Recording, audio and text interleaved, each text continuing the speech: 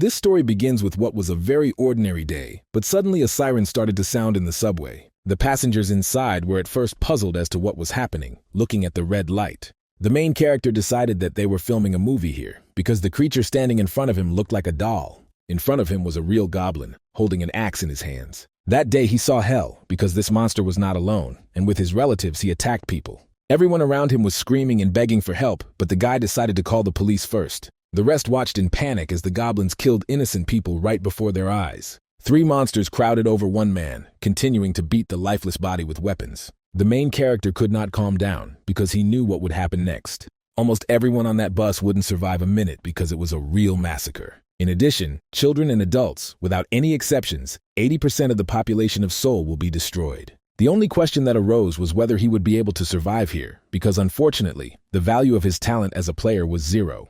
People like him were called mediocre players because in such a situation he was powerless. All his life this guy was a very ordinary person who was most worried about exams. Even his friends were in no hurry to encourage him and advised him to forget about training and look for a job. This guy's name is Kim Hyuk-jin. He is 30 years old and has been trying to pass the civil service exam for 7 years. He is an ordinary man with no talent as a player. 10 years ago, when the gates opened in Seoul, terrible events swept through the city. A handful of survivors awakened and became known as players. He also had a dream of becoming a player, but he gave it up. While eating lunch in the dining room, Hyuk-jin listened to the conversations of other people who were discussing God Tae-woong's next battle. They would be the same if they had talent, but all they can do is take the civil service exam. Suddenly, they noticed Hyuk-jin, who had taken the test in the past and collected 67 talent panels. This became a Korean record, but at the moment everyone calls him a dead genius. They discovered his talents too late, which was a great misfortune for the guy. Usually talent panels close at around 20 years old, and he's already 30, so you could say he's lost his future. Hyuk-jin learned that he had no chance of becoming a player 7 years ago. As a last chance, he took the test again. These are government-sponsored tests that determine whether or not one has talent. During the passage, you can see the total number of talents and evaluate the open ones, and he only has one left. For him, this result was worse than a complete lack of talent, but then he did not understand anything. That time, the head of the Players Association's Human Resources Department came to see him personally. At that time, Hyuk-jin didn't understand why he came to personally hand over the results to him and wished him good luck on the exam. The guy graduated from high school and wasn't good at anything in particular, but he hoped to become a civil servant player. But failure after failure awaited him. The life of talented players is very different from the life of an ordinary person. He had one talent bar, but he wasn't awakened, so it was obvious he had little left to do. Therefore, empty hopes of becoming a player are too great a luxury for him. While in his house, the guy heard loud conversations of his neighbors, but this did not distract him. On April 27, 2018, a cataclysm began in Jongno, Seoul, and now he was watching a video discussion of the beginning of the cataclysm. The lesson begins with the primordial fog in Seoul, which resulted in 145,000 deaths out of 150,000 affected. In fact, the entire area was close to total destruction because it was difficult even to stand on your feet. The person who spoke about this was Ma Sang-hyun. He played a big role in the beginning of the cataclysm, becoming a world-famous player. Whether it was then or now, he could say one thing with absolute certainty: effort was more important than talent. Ma Sang-hyun is a living example there, and he encouraged everyone to become even stronger. However, Hyuk-jin decided not to think about such useless things, because he didn't want to get stuck on something that couldn't be changed. If he had talents, he could awaken as a player, receive an offer from a guardian, and make his life worth living. He often has the thought that he is the only one to blame for everything, and now he is paying for it. His mother died of illness, and his older sister wanted to escape poverty and got a job at a semiconductor factory. But she only managed to get leukemia, so Hyuk-jin decided to succeed for the sake of his family. He has no talent, no money, no connections, and on top of that, he failed the exam 3 times. But he began to often remember the words that they discovered his talents too late. The guy thought he had tried his best, but it didn't seem like it, and it's unclear whether his tomorrow would be any different if he tried harder. If his life doesn't change until the very end, then is there any point in trying? He was feeling very lonely now, which is why such thoughts were increasingly creeping into his head. The next morning, when he woke up, he remembered that there would be a midterm assessment today. Hyuk-jin went to bed early but still overslept, so he decided to take a quick shower and go to the academy. Sometime later, he was sitting at the bus stop, waiting for the right bus, and all his thoughts were occupied with the exam. An announcement was made over the loudspeaker that 2 buses were due to arrive soon. At that time, Hyuk-jin still didn't know why that day seemed strange to him. As he approached his bus, the boy felt as if something was different from a normal morning. Whether it was his mood that was the problem, he felt like everything looked different that day. As he walked to his seat, he heard that a new Pink Velvet song had come out. Hyuk-jin didn't pay any attention to it, but was surprised that this old idol group was popular again. During the trip, he decided to review his notes again, stopping at the cataclysm. While studying the notes, the guy tried not to be distracted by the chatter of other passengers. When he reached the chapter with the primordial fog, Hyuk-jin was distracted by the surprised voices of people. Everyone was discussing with interest the thick fog that appeared literally out of nowhere. The forecast didn't say anything about it, and at that very moment a stench spread throughout the entire bus. It was obvious that something was wrong, and in addition to the foul smell, everyone received an emergency message on their phone. A very thick fog has appeared in the city, which could cause accidents on the roads. Hyuk-jin initially thought that this couldn't be happening, but then he realized that this was an event that happened 10 years ago. Remembering everything that had happened to him that morning, the guy realized that now was the day the cataclysm began. The mind refused to acknowledge this until the very end, because right now it was in the epicenter of the coming horror. A thick and eerie fog has enveloped the entire Jongno area, including Gwanghwamun. In addition, there was a stench everywhere, which was almost impossible to escape. Hyuk-jin looked down at his notes again, comparing them with what was happening outside. If this is true and he is taking the bus to Jongno, then 145 out of 150,000 people will soon die. He was willing to bet 97% that he would die, since the chances of survival were catastrophically small. The guy tried to soberly realize that he had returned to the past and knew what would happen next. But suddenly a notification appeared in front of him, asking all players to wait for the training to begin. It was 10 years ago that the first training of players began in Jongno, Seoul. Monsters suddenly poured out of the dungeons, leading to a brutal war with no chance of resistance. The week-long cataclysm was later called a training or open beta and killed nearly 150,000 people. The chance of survival was about 3%. It was one of the worst days in human history. However, later people appeared who were called players, and they quickly suppressed the monsters. Guides for specific locations began to appear, and virtual dungeons were created to practice strategies. The world began to recover from the cataclysm, and Hyuk-jin remembered many raid records and went through virtual dungeons hundreds of times. He couldn't become a real player, but he still continued to memorize raid tactics because that's where he could be the best. After the cataclysm began, notifications appeared. The guy knew about them only in theory, but now he sees them personally. Now he was almost certain that he had returned to the past, when suddenly he felt the bus crash into something. People began to panic more, not understanding what was happening outside. But the one who was most worried was Hyuk-jin, who tried to calm himself down, because this had happened in the past. It seems that the others did not receive the notification, which means that he is the only player here, and he needs to use all the information to survive. Suddenly, another notification appeared, in which the hidden observer wanted to give him an open beta bonus. Hyuk-jin was genuinely surprised because he had done nothing, and bonuses were only given to famous players. Guardians are creatures that watch over players, and each player's fate is decided by what bonuses or privileges the guards decide to bestow. They are in a dimension that is one level above the players, so they use nicknames to communicate with them. The open beta bonus that Hyuk-jin received was the eyes of a cold-blooded observer. At that very moment, it was as if he himself became an outside observer of what was happening and was watching everything from a third-person perspective. The quest training was supposed to start in 10 seconds, but the rest of the people didn't even know about it. The driver asked the passengers to get there themselves because the fog was too thick, and Hyuk-jin asked everyone to lie down on the floor. Suddenly he noticed that the unknown observer was interested in him, which was quite unusual. As the countdown reached 0, mid-level administrators began to appear. People watched in shock and surprise as the girl emerged from the gate and looked like an angel. Her name was Sinya, and she was now addressing the players who were now entering training. They need to survive in the training zone for 7 days. They cannot leave the zone, and the number of survivors will determine the further difficulty. Hyuk-jin was sure that he had returned to the beginning of the cataclysm, while the others asked Senya to explain what was happening here. People who were overcome with panic were not in the mood for such jokes. However, the girl only explained that during training, they need to use all their strength to survive. This explanation was not enough for them when suddenly a man hit the windshield of the bus, splattering it with blood. While the others tried to call the police, Hyuk-jin realized that this was a strategy of the monsters to cause fear. The system announced that screams and movements had been detected. The goblin army was becoming agitated. The first group of goblins approaches. The goblin troops begin to invade the Jongno region. One of the passengers noticed with horror a monster that was watching him from the other side of the window. Others had already climbed onto the roof of the bus, and people wanted to get out as quickly as possible, asking to open the door.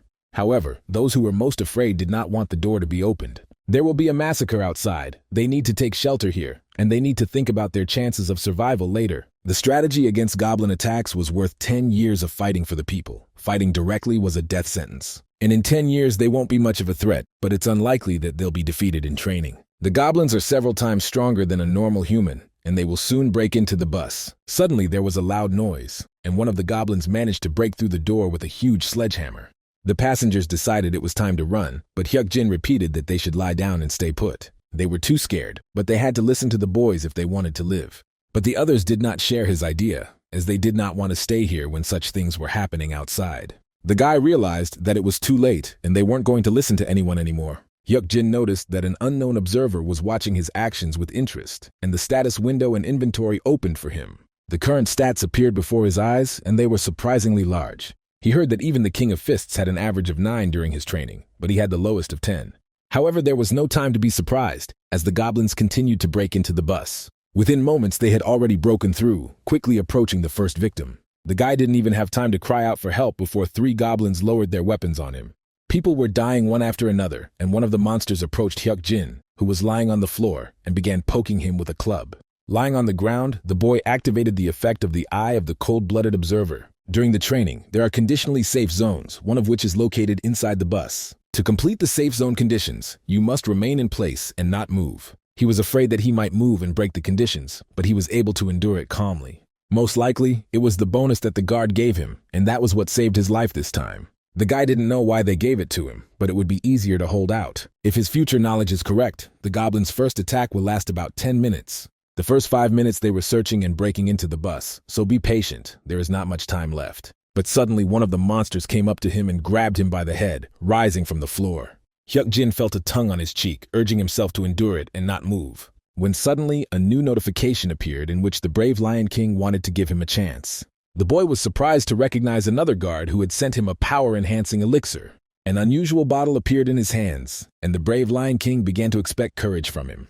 Strength boost. Elixir, a gift from the Lion King, an open beta perk, lasts 10 minutes, temporarily increasing strength by 6.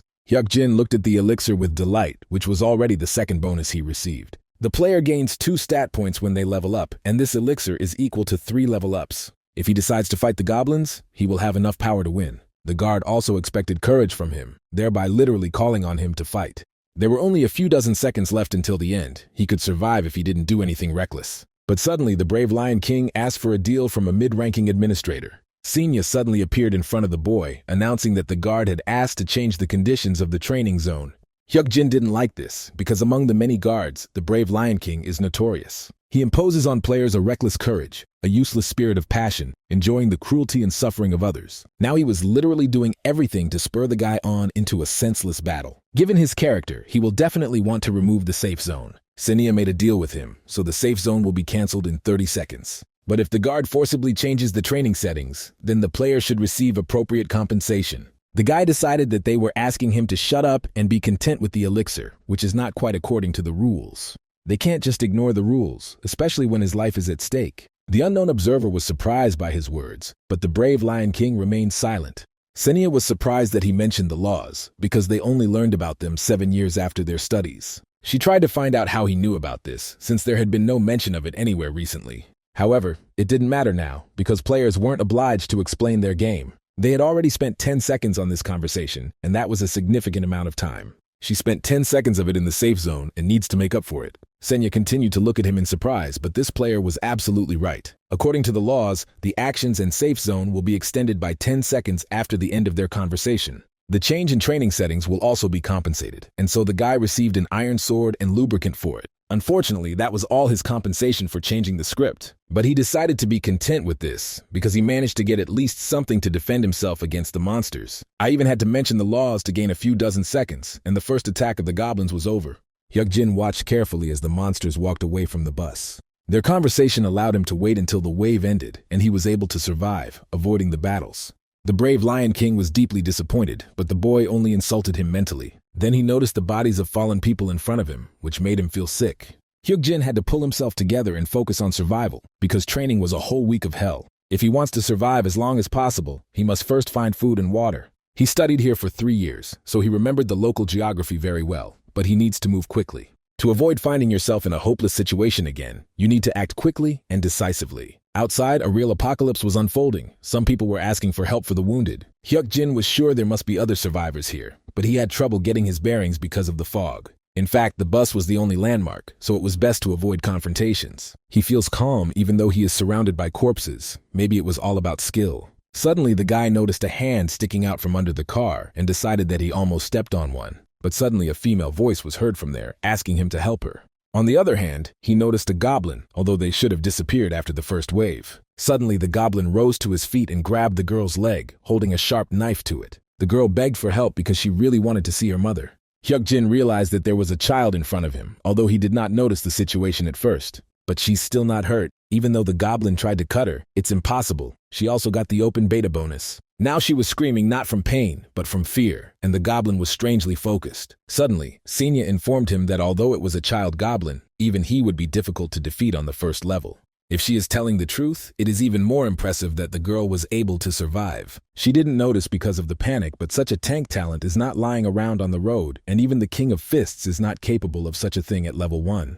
If he leaves her here, other goblins will come and eventually kill her. Without wasting any time, the guy opens the inventory wing, finding an elixir, lubricant, and a sword there. He is more familiar with the learning environment than many because he can compare theory and experience in virtual dungeons. Senya said that it would be difficult for a level 1 to defeat a child goblin, but that only applies to direct confrontations. However, if he does not notice it, he will not be able to respond. It is enough to aim at the center of the weak point. Then Hyuk-jin swung with all his might and hit the goblin in the back, causing significant damage. The guy managed to do it in one hit and killed the goblin child, gaining experience. Turning his gaze to the girl, he asked her to get up, but she had not yet recovered from the shock. She had to pull herself together, because if she didn't stick around, the guy would leave her behind. Having caught up with him, she trudged after him, trying to stay as close to him as possible. When he reached a certain place, Hyuk-jin asked her to fill out that this door should not be opened no matter what happened. However, he needed confirmation, and the frightened girl immediately promised that she would not open it. She was completely overcome with fear, although it would be strange not to be afraid of this hellish training. No matter who or what she heard outside, opening the door was forbidden. Suddenly, a notification appeared about the approaching second goblin attack, after which the safe zones began to be set up. The guy immediately started asking her if she saw the notification and what was written there. The girl immediately began to read everything out loud, noticing that safe zones were established at the school, store, and hospital. Hearing this, Hyuk-jin realized that he was not mistaken and that she was a player with extraordinary talent. Usually before the second attack, you can only see the safe zone setting in the product. But players with talent can see the safe zone in the hospital, and it was interesting that he could see it too. The second notification about the additional safe zone is even more mysterious. The guy reminded her about the door, and if she was not sure that she could not open it, then she should sit with her back to it. The safe zone setup was complete, and the primordial fog appeared immediately after. Looking out the window, Hyuk-jin noticed goblins wandering around the area. The people who had managed to survive until then armed themselves with bats, trying to keep the monsters away. However, the goblins were much more agile and immediately attacked the frightened people. The players immediately noticed a 24-hour store, which was a safe zone. They immediately rushed to the door, but noticed that it was closed, and they loudly asked Hyuk-jin to open it. Holding the sword in front of him, the guy cursed mentally because he still didn't feel anything. Suddenly, the goblins caught up with the people and began to cut them down one by one. There is no way to force your way into this safe zone, so players will not be able to open the door from the outside. Unfortunately, it is enough to open the door from the inside for the zone to disappear completely. They would die too if they did this, so all that was left was to watch others die. He will imprint it in his memory, the system that created this situation, and the guards who watch everything as if it were a game. Hyuk-jin promised himself that one day they would pay for this, even though he didn't know who was behind it. 6 hours later, after the second goblin attack, Hyuk-jin and his partner were still sitting in the store. Suddenly, the girl spoke up and hesitantly thanked him for saving her. She then introduced herself as Kang Song-hwa. She was only 14 years old and was very happy to meet him in the morning. However, he helped me just like that, and he can guarantee that she will survive what is happening. She could become mere bait if need be, but Song-hwa begged him not to abandon her to her fate. Hyuk-jin wanted to say that he couldn't promise to protect her until the end of her training, because he wasn't sure that he could even save himself. He won't drive her away unless it threatens his own life, and now she can sleep. They were supposed to set off tomorrow, and the girl became interested in where they were going. The guy remembered about the additional security zones in D Tower, the parking lot, and the second floor. She doesn't seem to see the extra safe zone, and he hasn't heard of it either. But he knows for sure that Tower D is located in Gwangwamun because it is the key point of all training. When the next day arrived, Hyuk-jin packed his backpack with the bare necessities. After that, they left the safe zone, looking at the lifeless bodies lying all over the street. It's too horrible a sight even for Hyuk-jin's age, and Song-hwa tries to pretend that she's okay. This is exactly what a destroyed city looks like. There are only corpses everywhere, and they never met any survivors. Suddenly, the guy asked his companion to watch her steps carefully, which noticeably surprised her. She was to report immediately if she saw anything jelly-like on the ground. It didn't take long before the girl pointed to the slime, which was located a few meters away from them. Hyuk-jin didn't think they would find it so quickly. It's a neutral monster, so its level isn't displayed. But this is the safest prey, which even a child can handle. The guy immediately attacked her and received experience and 3 coins for the victory, but he was surprised by her easy sword control. Slimes are the weakest monsters. They will often appear on the way, so they must be killed. However, Hyuk-jin was more interested in why he could wield the sword so easily, even though it was his first time holding one. He only used swords in virtual dungeons, and even this one didn't have much power. But there was a very familiar feeling, as if he had used it very often. Sometime later, he defeated the 5th slime, not noticing that MANHUA notices monsters better than him. He managed to level up, gaining 2 bonus points and 1 random stat bonus point. The girl was surprised that his companion's body began to glow, and he explained that he had raised the level. Killing monsters increases the level, and thus makes the player stronger. MANHUA hesitantly stated that she would also try to lift him, although the guy himself was doing it for the first time. But for some reason, the sword still felt very familiar to him, as if he had been fighting with it all his life. Thanks to killing slimes, it took very little time to level up to level 3. Hyuk-jin noticed that he was leveling up too quickly, and that he was also receiving a random stat point for the 2nd time.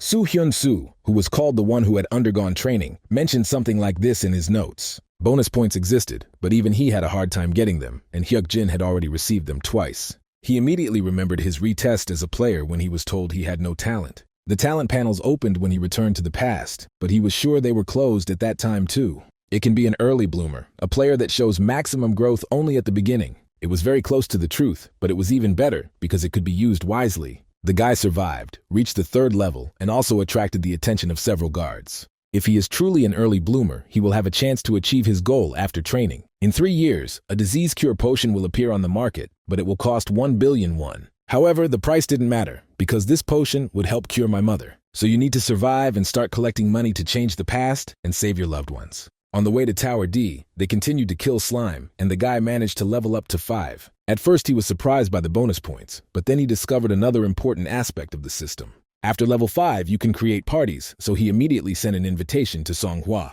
Thanks to this, she will also become stronger, and the unknown observer has shown interest again. The girl thanked him, promising to try to help, but again asked him not to abandon her. Of course, he felt sorry for her, but he was already busy taking care of himself, but he tried not to show it.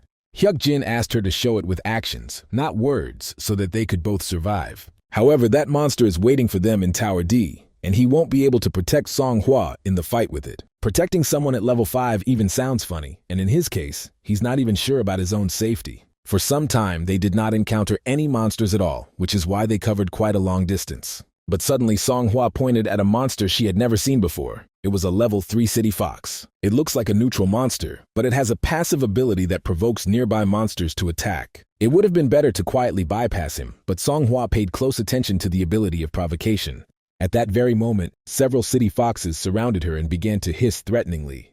The monsters immediately attacked her, and Hyuk-jin was surprised by her area aggro ability. MANHUA takes almost no damage, but the foxes will only become more numerous. You need to aim for the neck and kill everyone quickly, and while the girl was provoking them, the guy was chopping them with a sword. After this battle, Hyuk-jin leveled up to 8, and MANHUA looked very battered. Suddenly, Senya appeared next to the guy, asking about his level. At first, when I told her the number, I didn't believe the administrator, but the guy suggested scanning it and finding out. An unknown observer was surprised by his growth rate, and several anonymous guards were impressed. The speed was really high. Hyuk-jin himself thinks it's strange. Opening the status window, he confirmed that the stats of the 8th level should not look like this. His height is unusual, but it's a good opportunity that he's going to give me. Then the guy suggested to his companion to go to that building, wanting to go to the dungeon of Tower D. He decided to explain the whole plan to her once they were inside, and if she didn't obey, he would die. She only needs to follow his commands to survive, so there is nothing to fear as long as she is around. It was on the way that they came across another group of city foxes, which they easily dealt with.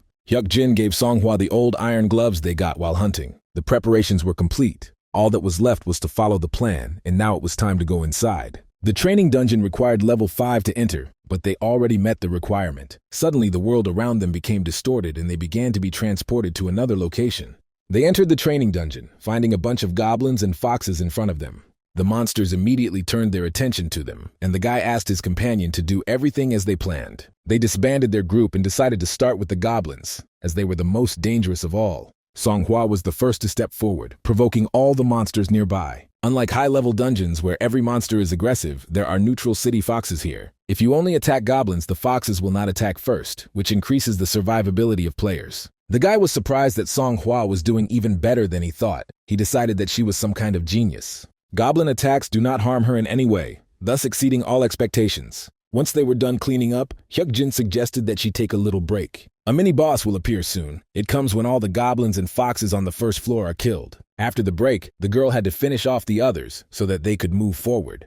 Once she was done, she needed to go back, but now she headed towards the foxes. But suddenly the pause effect was activated. The unknown observer showed deep curiosity. Hyukjin was surprised by the temporary cessation of all activities in a particular area, and Senya addressed him. She only asked him if he was crazy, since she, the administrator, was the one who could use this effect. The guy heard that it was very expensive, and she used it on him. Senya noticed that he acted as if he knew what was coming, and that this was also part of his plans. Hyukjin answered in the affirmative, but that would be unwise. The mini-boss he tries to summon is a level 13 goblin soldier. Since it is a mini-boss, it has increased stats, making it very dangerous. This is not an opponent he can beat at his level, and not with just one person. She didn't understand why she would start a battle she couldn't win, but it sounded like she didn't want him dead. Senya tried to convince him otherwise, but the guy was sure that he had become the one who attracted a lot of attention. She said he was a player who seemed to know the future, which in theory is true. But in fact, he has become a rare figure who can put on a show and attract the attention of more guards. It is in her interest that he survive, especially since he will never hear from her in the future.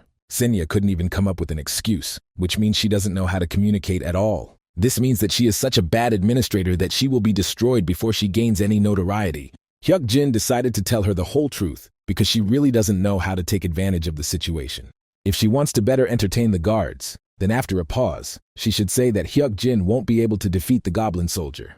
But in fact, he will survive and bring victory, which the administrator began to doubt. The guardians will go crazy if they see that the 8th level was able to defeat the boss, and she will immediately become a competent mid-ranking administrator, which is beneficial for both of them. And in exchange, since he would help her little show, the guy decided to offer a deal. But suddenly Senya became angry because his arrogance had gone too far, and her patience was not limitless. She would have killed him long ago if she wanted, but now Hyukjin has all the aces up his sleeve. Senya has too much to lose after using the pause. There is only benefit from the deal with him. While there was no talk of a deal, MANHUA continued to level up by killing city foxes. When she announced that she had killed everyone, the guy immediately called her over to him. All monsters on the floor have been destroyed, and the conditions for the mini-boss to appear have been met. After this notification, a goblin soldier appeared, and a boss monster zone began to be created. Without wasting any time, Hyukjin and MANHUA hid from their sight by crouching as low as possible. In real life, this monster looked even bigger, but now they couldn't give in to fear. Sensing where their enemies were hiding, the goblin swung his spear, throwing it towards where the boy and girl were hiding. Hyukjin hugged his companion close because he knew the most effective way to defeat the goblin soldier. They needed to avoid the most dangerous skill, the spear throw, so they first hid behind the ATM. They then came out of hiding, and MANHUA rejoined the group. The guy turned to Senya, asking her to watch carefully as a weak level 8 player defeated a mini-boss. The goblin himself grabbed the spear more tightly, but did not intend to throw it, but used it for close combat. This is exactly what you would expect from a mini-boss. It's much more frightening than the others. Once we have performed our deadly spear throw, we will immediately rush at the survivors. He has 2 attack options in his arsenal, a simple thrust or a swing, and now he will use the second. The monster swung and tried to attack, but Hyukjin calmly dodged the attack. Without wasting any time, the boy counterattacked, slashing horizontally at the goblin's side. However, it was a light cut and could not cause much damage. The next second, the goblin decided to use a stab, which was quite expected. The monster's movements were very fast, but it was still possible to predict its movements. Meanwhile, MANHUA used provocation to draw the rest of the goblins and foxes towards herself. However, she did not have time to defend herself from all of them at once, which is why the animals immediately began to bite her. Goblins were attacking her from below, but they had to stick to their original plan. Now their channel was filled with a large number of anonymous guards who were watching what was happening. They were confused whether the guy was really level 8, and how such a player was trying to defeat the training mini-boss. Senya herself found it hard to believe because his movements didn't look like those of a level 8 person. Hyukjin may be hiding his true level because his movements are different from normal players. But with such success, he won't be able to win even if he gives it his all. Weak attacks won't kill the mini-boss, but they will drain the guy and he won't be able to do anything. But when the buyer swung at him again, Hyuk-jin loudly signaled to Song-hwa. The girl instantly waved her hand, after which she killed an ordinary goblin, receiving experience for it. She then began to deal with the rest of the monsters to raise her level. Some of the experience also reached Hyuk-jin, causing his level to now be 9. Thanks to this, he regained his strength, but the durability of the rusty iron sword began to decrease. Leveling up not only gives you stat points, but also restores your health, removing all negative effects. He can use this trick due to his low zone level and his own levels growing quickly. If Song-hwa shares his experience while the goblin is distracted by him, they will have a chance. The guy will be able to stop stronger, heal wounds, and replenish stamina. And now there was a chance to exploit the goblin's weakness, a blow to the back of the neck. Hyuk-jin opened the status window, deciding to take a look at his current amount of experience. As Song-hwa dealt with the monsters, the experience bar quickly filled up, predicting a level up. But suddenly the guy noticed that the goblin had something that he had to accept with his body. As soon as he fell to one knee, his level reached 10, allowing him to regain his strength. The guy managed to get to his feet, after which he made a sharp jerk, attacking the goblin in the neck. It wasn't over yet, as Hyuk-jin turned around abruptly, plunging his rusty blade into his opponent's neck. After this attack, the rusty sword finally broke, but the notification reported the death of the mini-boss. They immediately began to gain experience, but a limitation appeared for the training zone. The recommended number of players for a mini-boss raid is 5, so the system rated his victory as a solo run. The learning zone level limit has been removed, and leveling up is now possible again. They fulfilled one of the hidden figures conditions, causing Hyuk-jin to guess that there was a hidden boss here. At this time, in the Gwangwaman area, angry wolves were roaming the streets. One of the players decided to face them directly, fighting with his bare hands and winning. The people who watched him were delighted because the beasts were level 8. Everyone was surprised that the guy killed them with one blow and asked him not to be modest. It was already clear to them that Soo Hyun-soo was the strongest in the training area, which made the boy feel embarrassed. Suddenly he noticed a guy and a girl who were some distance away from them. Hyun-soo was surprised by the other survivors, and then decided to call them over to him by waving his hands. A little while ago, one thought kept popping into Hyuk-jin's head. Did he really have no talent? But he immediately threw it away because taking into account the fact that he defeated the mini-boss, this is impossible. He knows some of the events of the future, but even this was no guarantee that the dungeon would be easy. The unknown observer was amazed by his concentration, and the guy didn't really raise what his limits were. In addition, he received the attention of the guardian of the woman with the scales, who also showed interest. A woman with Libra is a guardian whose character is close to absolute goodness. Unlike the Lion King, it puts the safety and well-being of its players first, generously sponsoring them. She always provides reasonable support and compensation, a guardian who has earned the love of many players. But it's unclear why she showed interest in him. Maybe traveling with Song-hwa Nim looks like he saved an abandoned child. Suddenly, Senya appeared in front of the guy and opened a small portal in front of her. After that, she turned to Hyuk-jin and presented him with the reward for defeating the mini-boss. It was an iron sword. It was twice as good as the rusty one, and at that very moment, Song-hwa decided to ask where they were going to go now.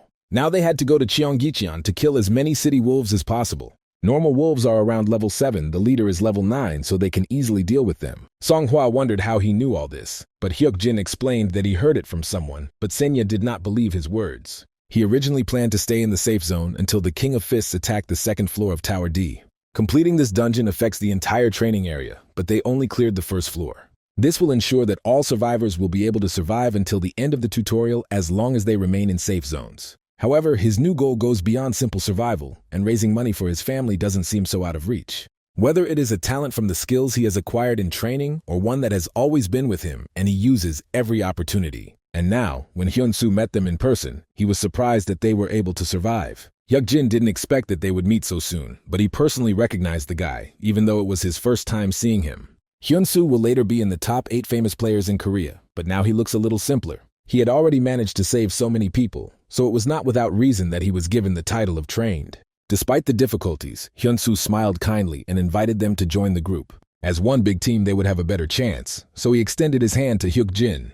But to everyone's surprise, the guy refused, which surprised everyone present. They all only need to last 7 days, so they can handle it together. Hyun-soo was sorry to hear this, but he understood everything and wished them luck. The others thought he was arrogant because he didn't see Hyun-soo's strength, and it would be much easier to survive with them. But suddenly Hyuk-jin decided to give the King of Fists advice. If he meets a strong monster, he should aim for the left eye. Hyun-soo was at first confused, but then thanked the guy for his concern.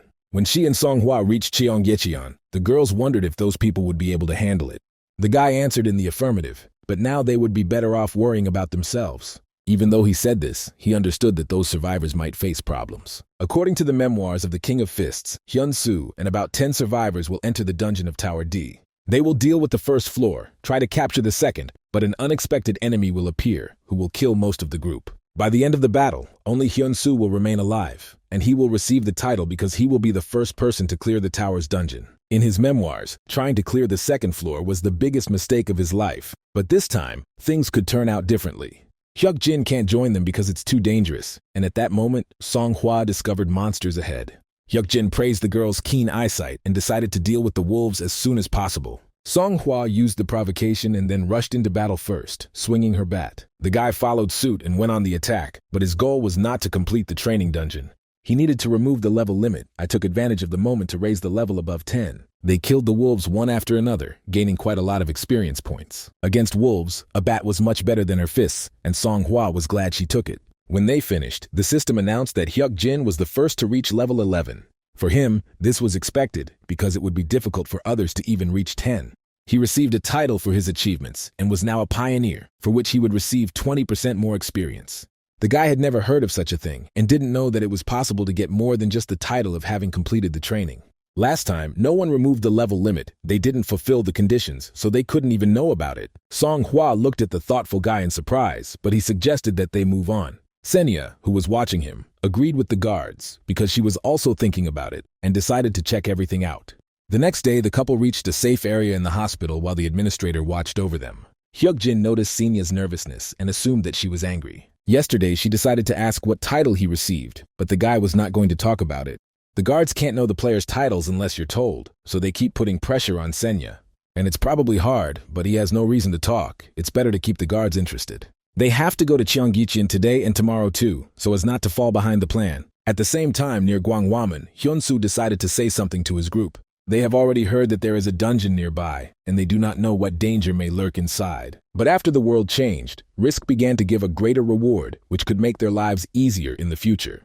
If they agree, they can go together, but he cannot make this decision for everyone. One of the men immediately decided to go with him. He had already helped him a lot. The others agreed with him, because together it would definitely be better. Then the King of Fists loudly announced that they would start tomorrow, and now they must prepare for the raid. Meanwhile, in Cheonggyecheon, Hyuk-jin and Song-hwa continued to deal with the city wolves. Using his new sword, the boy destroyed the beasts one after another, gaining even more experience. The girl noticed that they began to cope faster. This is because they repeated it many times. They've been hunting wolves for the second day now, and Hyuk-jin reached level 12 without even blinking an eye. Now they kill them faster than they appear, and besides, they got a lot of items and coins. Turning her head, Song-hwa noticed with surprise that a wolf had appeared on the other side. Heading towards him, Hyuk-jin assumed that this was the last one in this area. He dealt with it with ease, but suddenly a notification appeared about the fulfillment of all the conditions of the hidden figure. The guy cursed because he tried to avoid any danger, but now something new was brewing. Suddenly, a portal appeared in front of him, from which the Wolf King, a lycanthrope, began to emerge. Hyuk-jin became visibly nervous and then loudly ordered Song-hwa to run away. While they were running away, the girl wanted to question the guy, but he didn't have time to explain. A lycanthrope had already emerged from the portal, who was many times stronger than the wolves they had defeated. The monster immediately howled, but this was no ordinary fight in one of his abilities. The enemy's bodies were inflicted with a howl effect, causing their bodies to instantly become paralyzed. Song-hwa immediately fell to the floor, but Hyuk-jin, who remained standing, ordered her to hide behind the car. He had guessed that there might be a hidden figure in the training, but he never thought he would meet a lycanthrope. If we compare only physical abilities, he is on par with the second-floor monsters, but perhaps even stronger. Hyuk-jin can't see his level because his is too low. Usually the level of such a monster is between 20, 25. This is not the enemy that should appear in the tutorial. Now the guy didn't know what to do because the difference in levels was too big. It was also too late to run away, so he decided to drink a potion to increase his strength, taking a great risk. We'll have to use the strategy of the great adventurer Jackson. As soon as the bottle was empty, Hyuk-jin ordered the lycanthrope to attack, and he immediately rushed forward. Song-hwa hid behind the car as ordered but was worried about Hyuk-jin. But this monster had no visible level, and it was definitely different from the ones they were hunting. The guy understood that if the level was not displayed, it meant that he would not be able to defeat it. This is exactly what the system was saying, showing the huge difference between their strength. There are about 10 levels between them. It is literally impossible to destroy these monsters in battle. He remembered being told in one of the videos that they wouldn't encounter anything like that at a low level. The best they can do at their level is to stay away or run away. If a fight is inevitable, there is only one solution left to survive against the lycanthrope. It was a method worth trying even at the risk of life. Hyuk-jin took out some good quality lubricant from the inventory to use for sharpening the blades. He knew in advance that the lycanthrope's first attack was a jump, which he now used. Without wasting time, the guy deftly dodged, opening a bottle of lubricant in the process. After landing, there will be an almost instant attack that is difficult to dodge. When the muscles tense up, you need to pour oil into the point where a shadow appears under your feet. The wolf staggered as he placed his paw on the grease, and Hyuk-jin took advantage of the moment to pounce on him. His strength increased due to the elixir, causing her to decide to attack the monster's chest with her fist. Jackson advised in his video to use size against him. By any means and effort, it was necessary to throw him into the water, if there was any nearby. Hyuk-jin did just that, throwing the lycanthrope into the river they were fighting next to. Songhwa was surprised to see that the monster had become smaller, not understanding how that was possible. Water always acts on them in a similar way, and now its strength has become less. The girl decided that the guy was studying some martial arts, but in fact he didn't have time for it. If he were really strong in fights, he would have managed without tricks, but now this is not the most important thing. Then Hyuk-jin himself entered the water, raising his sword above his head, pointing the blade at the wolf. With one movement, he pierced the monster's chest, and the system announced the lycanthrope's death. It turned out to be easier to deal with him than the guy expected, and his level rose to 13. He was so strong that Hyuk-jin immediately leveled up, but the system didn't stop there. His level continued to rise, reaching 15, as he defeated the hidden figure. He also received the title of Excellent Hunter, in addition to 3 levels in a row. Some of the guards were impressed by his actions and decided to sponsor him with coins. However, the brave Lion King mocked his dirty methods, but Hyuk-jin did not pay attention to it. Having reached the shore, the guy called Senya to him to try something. The administrator immediately appeared in front of him, as if she had been waiting for his call. Looking at him, the woman personally confirmed that he was currently level 15. So now he will start explaining the item store, and Hyuk-jin only confirmed his guess. In the item shop, you can spend coins to buy special items. Since it is in the training zone, the store will be set to training, and only 4 items will be available. It was still training, but even 4 would be quite enough. During all this time, he managed to collect 7,942 coins, so he can make a stock of different potions. Suddenly, Senya decided to ask if he had a real name. The guy didn't understand why he had to answer such a personal question. The administrator turned her head away and trembled, trying to justify herself by saying that she was not curious. Then she decided to find out if he would check another award, but he decided to check everything personally, and she did not need to know about it. Senya thought he would open the status window and show her, but Hyuk-jin decided to keep the mystical atmosphere. The title of Excellent Hunter gave him additional damage, movement speed, and also the Hunter Strike skill.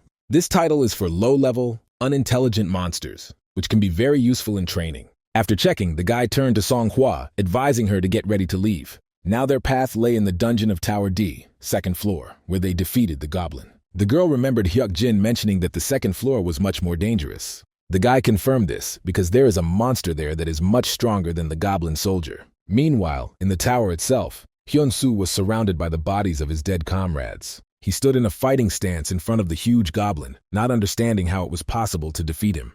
He knew it would be all over if he fell, so he had to attack again. The boy tried to put all his strength into his fist, but the goblin easily blocked the attack. However, this was not the end. The monster swung his hand and hit the guy in the chest, throwing him back. Hyun-soo couldn't believe that the monster was still intact after so many attacks, and it was like he was fighting a wall. They will definitely die if he does nothing, but it feels like he is impossible to defeat. The guy began to think, to look for a way out of this situation, when suddenly a picture appeared in his memory.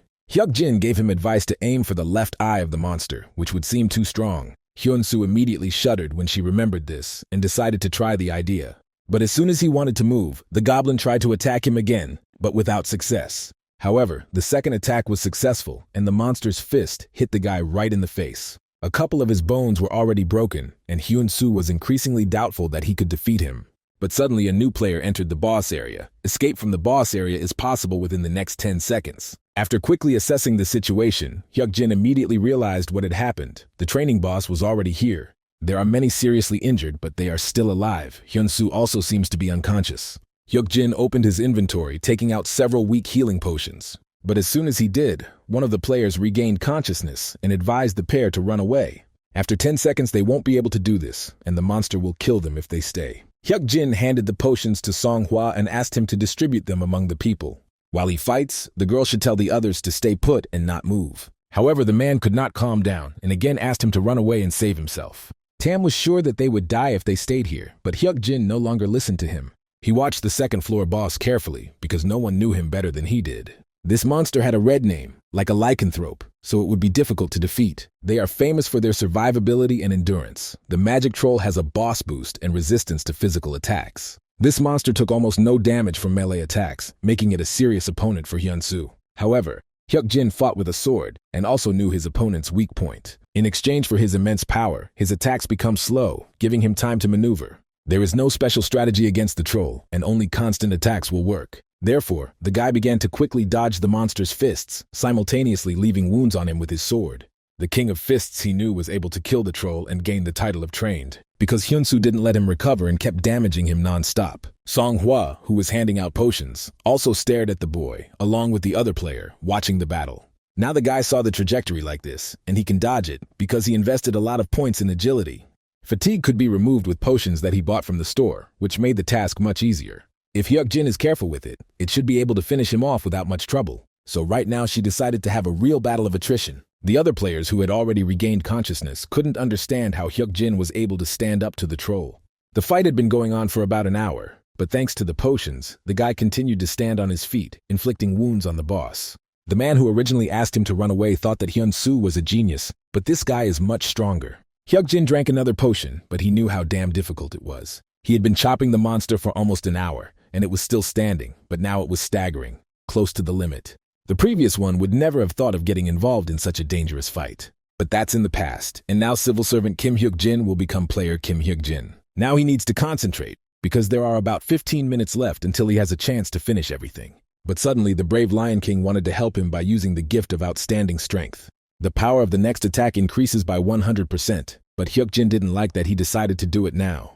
It was too late, but the guy still tried to aim for his left eye. Now the damage counting became useless, and the Lion King ruined his entire plan. The troll grabbed his eye and howled in pain while the boy mentally insulted the Lion King. Unable to bear the pain, the troll fell to his knees and howled even louder. The other players couldn't believe that he managed it alone and almost killed the monster. However, Hyuk-jin was dissatisfied, thinking that the Lion King definitely did this on purpose. If he gets a chance to kill the guard, he will be first on the list. His plan failed, and the troll was already on his feet, radiating dangerous energy. They would most likely have to run now, and Hyun-soo, who had just woken up, noticed a girl next to him. The guy stood up and decided to ask about the monsters, but the girl pointed in the other direction. Hyun-soo looked at the troll in shock, noticing a completely different aura, and didn't understand what happened. At that very moment, someone fired a bow, hitting the monster right in the forehead, causing it to stagger. Hyuk-jin didn't respond, and the hunter assumed that everything worked and he was able to kill him. The guy smiled, because he couldn't let them steal his loot, since they came for him first. He turned to Hyuk-jin, thinking that he was going to take away their achievements, but he only ordered the hunter to run. The smile on the boy's face immediately disappeared as the magical troll lost his mind. The boss went into a berserk state, and Hyuk-jin ran towards Songhwa, ordering her to run. Since the boss lost his mind, the boss area disappears, so they had to go to the escalator. This was an escape route to the first floor, which could accommodate 15 people. The hunter who shot the troll began to ask for help, but the monster was already behind him. However, he had no chance to escape, as the monster grabbed his head and smashed it to the ground. After that, the boss turned his head towards Hyun-soo, who was standing behind him. When Hyuk-jin and Songhwa came downstairs, the guy realized that it was his mistake. Events that occur for the entertainment of the guards and are caused by the greed of other players. It's his own fault that he didn't have scientists in his plan. Because of the berserker state, the boss area disappeared. Now they are limited to the second floor. There are no safe places left in the dungeon, except for the parking lot. Trying to catch his breath, Hyuk-jin announced that they had to go down now. They will use the fire escape and reach the second underground floor. There is a safe area on the second floor of the parking lot where they can catch their breath. But as soon as the guy opened the first door, he heard Songhwa's frightened sigh. The troll was already here and noticed them, slowly heading towards them. Hyuk-jin realized that everyone on the second floor was dead, and the boss started running towards them. Without wasting any time, the boy grabbed Songhwa's hand and pulled her towards him, jumping back further. They couldn't panic now, because if the troll touched them even once, they would be finished. Then they ran down the stairs, wondering why the safe zone was so far away. They were almost there, and all we had to do was walk through the door. But suddenly the system detected a critical situation, after which various conditions began to be checked. Hyuk-jin has a forced awakening and a unique ability. He does not turn around, but sees the fist that the boss raised. It was his new unique ability, a sixth sense, but it wouldn't save him from being hit. The boy was sure that he would die, but suddenly Songhwa stood in front of him, putting up a shield in front of the monster's fist. A few seconds ago, the girl watched in horror as the troll swung at Hyuk-jin. He certainly wouldn't be able to block the attack, but she couldn't let him die. The woman with the scales admired her courage and gave MANHUA the Platinum Shield skill. However, the Platinum Shield detected through peaceful physical force, evenly distributing the damage. The shield broke from the first blow. The girl started bleeding, but Hyuk-jin immediately caught her. Holding her in his arms, the guy remembered that he had already heard this sound, but did not realize that she was using a platinum shield. But now she was definitely unconscious, so he had to run away, carrying her in his arms. The troll was still slow, and the pair were almost there, and they just needed to cross the line. They needed to get through a glass door, so Hyuk-jin used a jump, breaking the glass with his body. They managed to do it after all, and now they were in an additional safe zone. The troll cannot pass here, although there are monsters that can ignore safe zones. The boss began to beat against the barrier, but even the berserker state would not help him. Hyuk-jin took out the potion, noticing that Songhwa's hands were mangled, and he couldn't believe that she tried to stop the attack with them.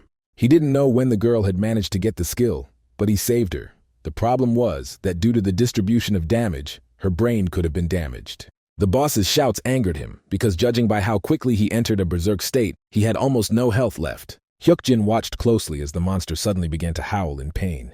A few seconds later, his body literally exploded and no longer posed a danger. The magical troll was killed, and the kill was credited to a player below level 20 who was close to the monster.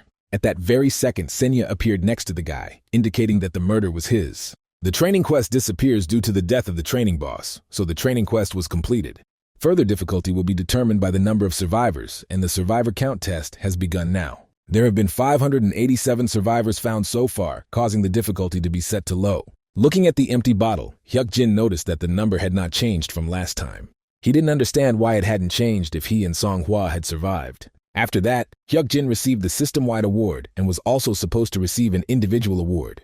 And the title of completed training was given to the player Hyun-soo, who remained on the second floor of the D-Tower dungeon. Hyun-soo is the only survivor on the second floor, and that hasn't changed either. However, something else was important now, so Hyuk-jin decided to turn to Senya.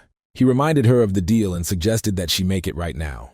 He needs to do everything to save Songhwa, so he wants to raise the rank of the item shop. However, the store rank will rise after some time after completing the training, and you just need to wait. She didn't understand whether an exclusive contract was really necessary for this. Hyuk-jin purchased 10 healing potions, spending 4,000 coins. Once an exclusive contract has been concluded, the guards will only be able to view the player through the relevant administrator. The more attention a player attracts, the more the administrator gets. Hyuk-jin must be famous for being a troublemaker, so he must be highly regarded. Opening a new bottle of potion, the boy concluded that Songhwa didn't have that much time. He doesn't need other reasons, because without it he would have died long ago. He owes her his life, so he will do everything to save her, no matter what. Hyuk-jin gave her quite a lot of healing potions to drink, but she was still unconscious. But after a couple of minutes, the girl suddenly opened her eyes, not believing that she was still alive. The guy smiled when he saw Songhwa in good health and then praised her. Noticing several empty potion bottles, the girl remembered that Hyuk-jin was supposed to leave her if she caused trouble. The guy explained that she barely managed to survive, and it would be a shame to just abandon her. Songhwa cried loudly, glad that she had not been abandoned to certain death after all. Meanwhile, Hyuk-jin asked Senya to start counting the individual awards. The administrator was about to get to work, but the guy stopped her for a moment. He reminded her with a smile about the store's rank increase, since they hadn't signed anything. Senya was angry because to confirm the system, you need to sign a document, which was a rookie mistake. It was her own fault that she had not prepared the contract, but now she had to issue individual awards. The administrator humbly agreed, deciding to give out the reward to Hyuk-jin first. Suddenly, 2 windows appeared in front of the guy, and his eyes widened in surprise. Players who survived received rewards that matched their achievements. The same goes for Hyuk-jin. It is impossible to repeat this without knowing the fighting strategy. Because of his influence, the teaching had changed greatly, and he hoped that the reward would also be different. His delight knew no bounds when he discovered 3 additional skill points. The guy immediately decided to distribute them, simultaneously checking his status window. Suddenly, he discovered that the title had changed slightly, and he was now a great player. Senya explained that the excellent hunter had an increased rank and suggested looking at the effects. But he agreed, but decided to watch it himself, which the administrator didn't like very much. Excellent player is a special title that can only be obtained in the training area after defeating the boss. Even excellent hunter was a good title, but this was way cooler, and it was very strange to receive this in training. Then Hyuk-jin decided to check the conditions for obtaining such a title. This title was awarded to the player who defeated the lycanthrope immediately after reaching level 10. These conditions were almost impossible to fulfill, and it is difficult to imagine that such an amazing title could be obtained here. Although even that doesn't compare to the last reward, Hyuk-jin overcame a deadly situation with the help of his sixth sense. These were the conditions for merging bonuses and abilities into a pair of powerful skills. The guy overcame a deadly situation with the help of his sixth sense and fulfilled all the conditions of the merger. There were few records of this, and those that did were of little use, so it was a rare method of amplification. Hyuk-jin realized that he also knew little about teaching, but now he had to make a choice. He had access to the sixth sense fusion, which he received from the troll, and also the eye of a cold-blooded observer here is a beta test, or a training bonus, an excellent player. The guy accepted the request to conduct a fusion of the sixth sense and the eye of a cold-blooded observer. For a few seconds nothing happened, but suddenly his heart was ready to explode. Hyuk-jin was taken aback by the sudden pain that swept through his entire body and showed no sign of going away. Songhwa immediately rushed towards Hyuk-jin with concern, not understanding what was going on. However, the guy could not answer, since the fusion process was accompanied by severe pain. He could die if he couldn't bear it, which left him dumbfounded. Blood started coming out of his mouth as he thought about what he should have said right away. Hyuk-jin collapsed on the floor and began to lose consciousness, while Songhwa didn't know what to do. Before he completely passed out, the guy noticed that the merger was successful and he received the eyes of perception. Sometime later he woke up, noticing that he was lying on a soft bed. Suddenly it seemed to him that he heard some kind of alarm signal. Then the boy flinched when he noticed Kim Ayan, his sister, next to him, and next to her a full description of her. This was his new ability that showed his full stats. At that age, she was the same as she had been then, and now she was indignant that he had gone off to study and returned a week later. The girl began to scold him because Hyuk-jin did not think about how he and his mother would react. There was indignation written on her face, but in fact she was glad that her brother was alive. The guy realized that she wouldn't change in 10 years, being just as rude.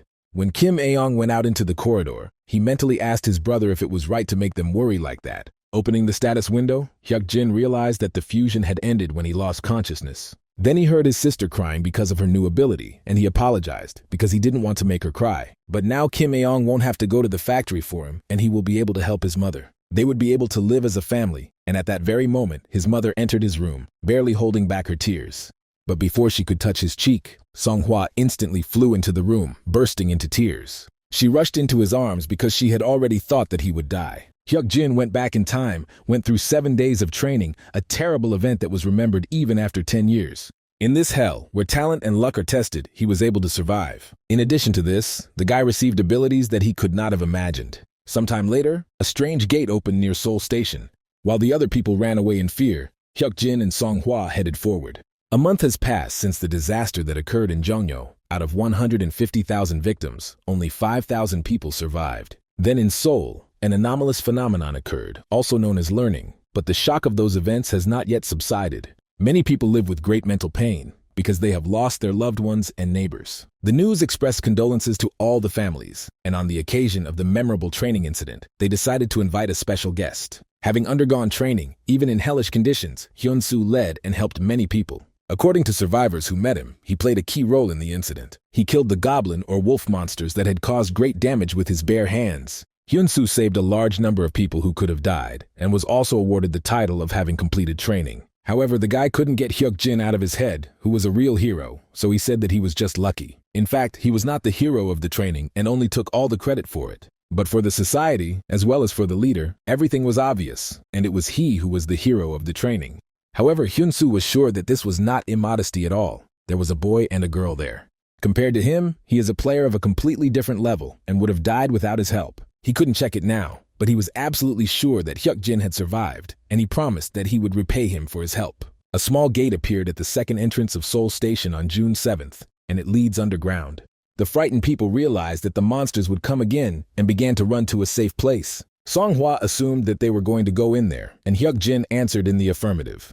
When they entered the dungeon, the channel was opened and the guards began watching. Many players entered here in the future to level up. If you know how to clear it, it becomes even easier than Tower D. You could say that the dungeon is also a training one.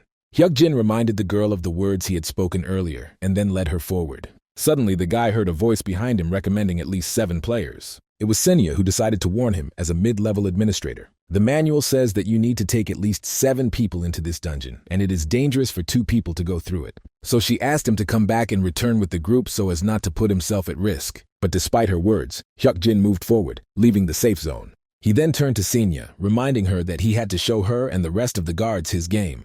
Meanwhile, in the Uedo district, an elderly man couldn't believe that Hyun-soo just wanted to leave. The guy apologized because he decided that he was planning to go a different way.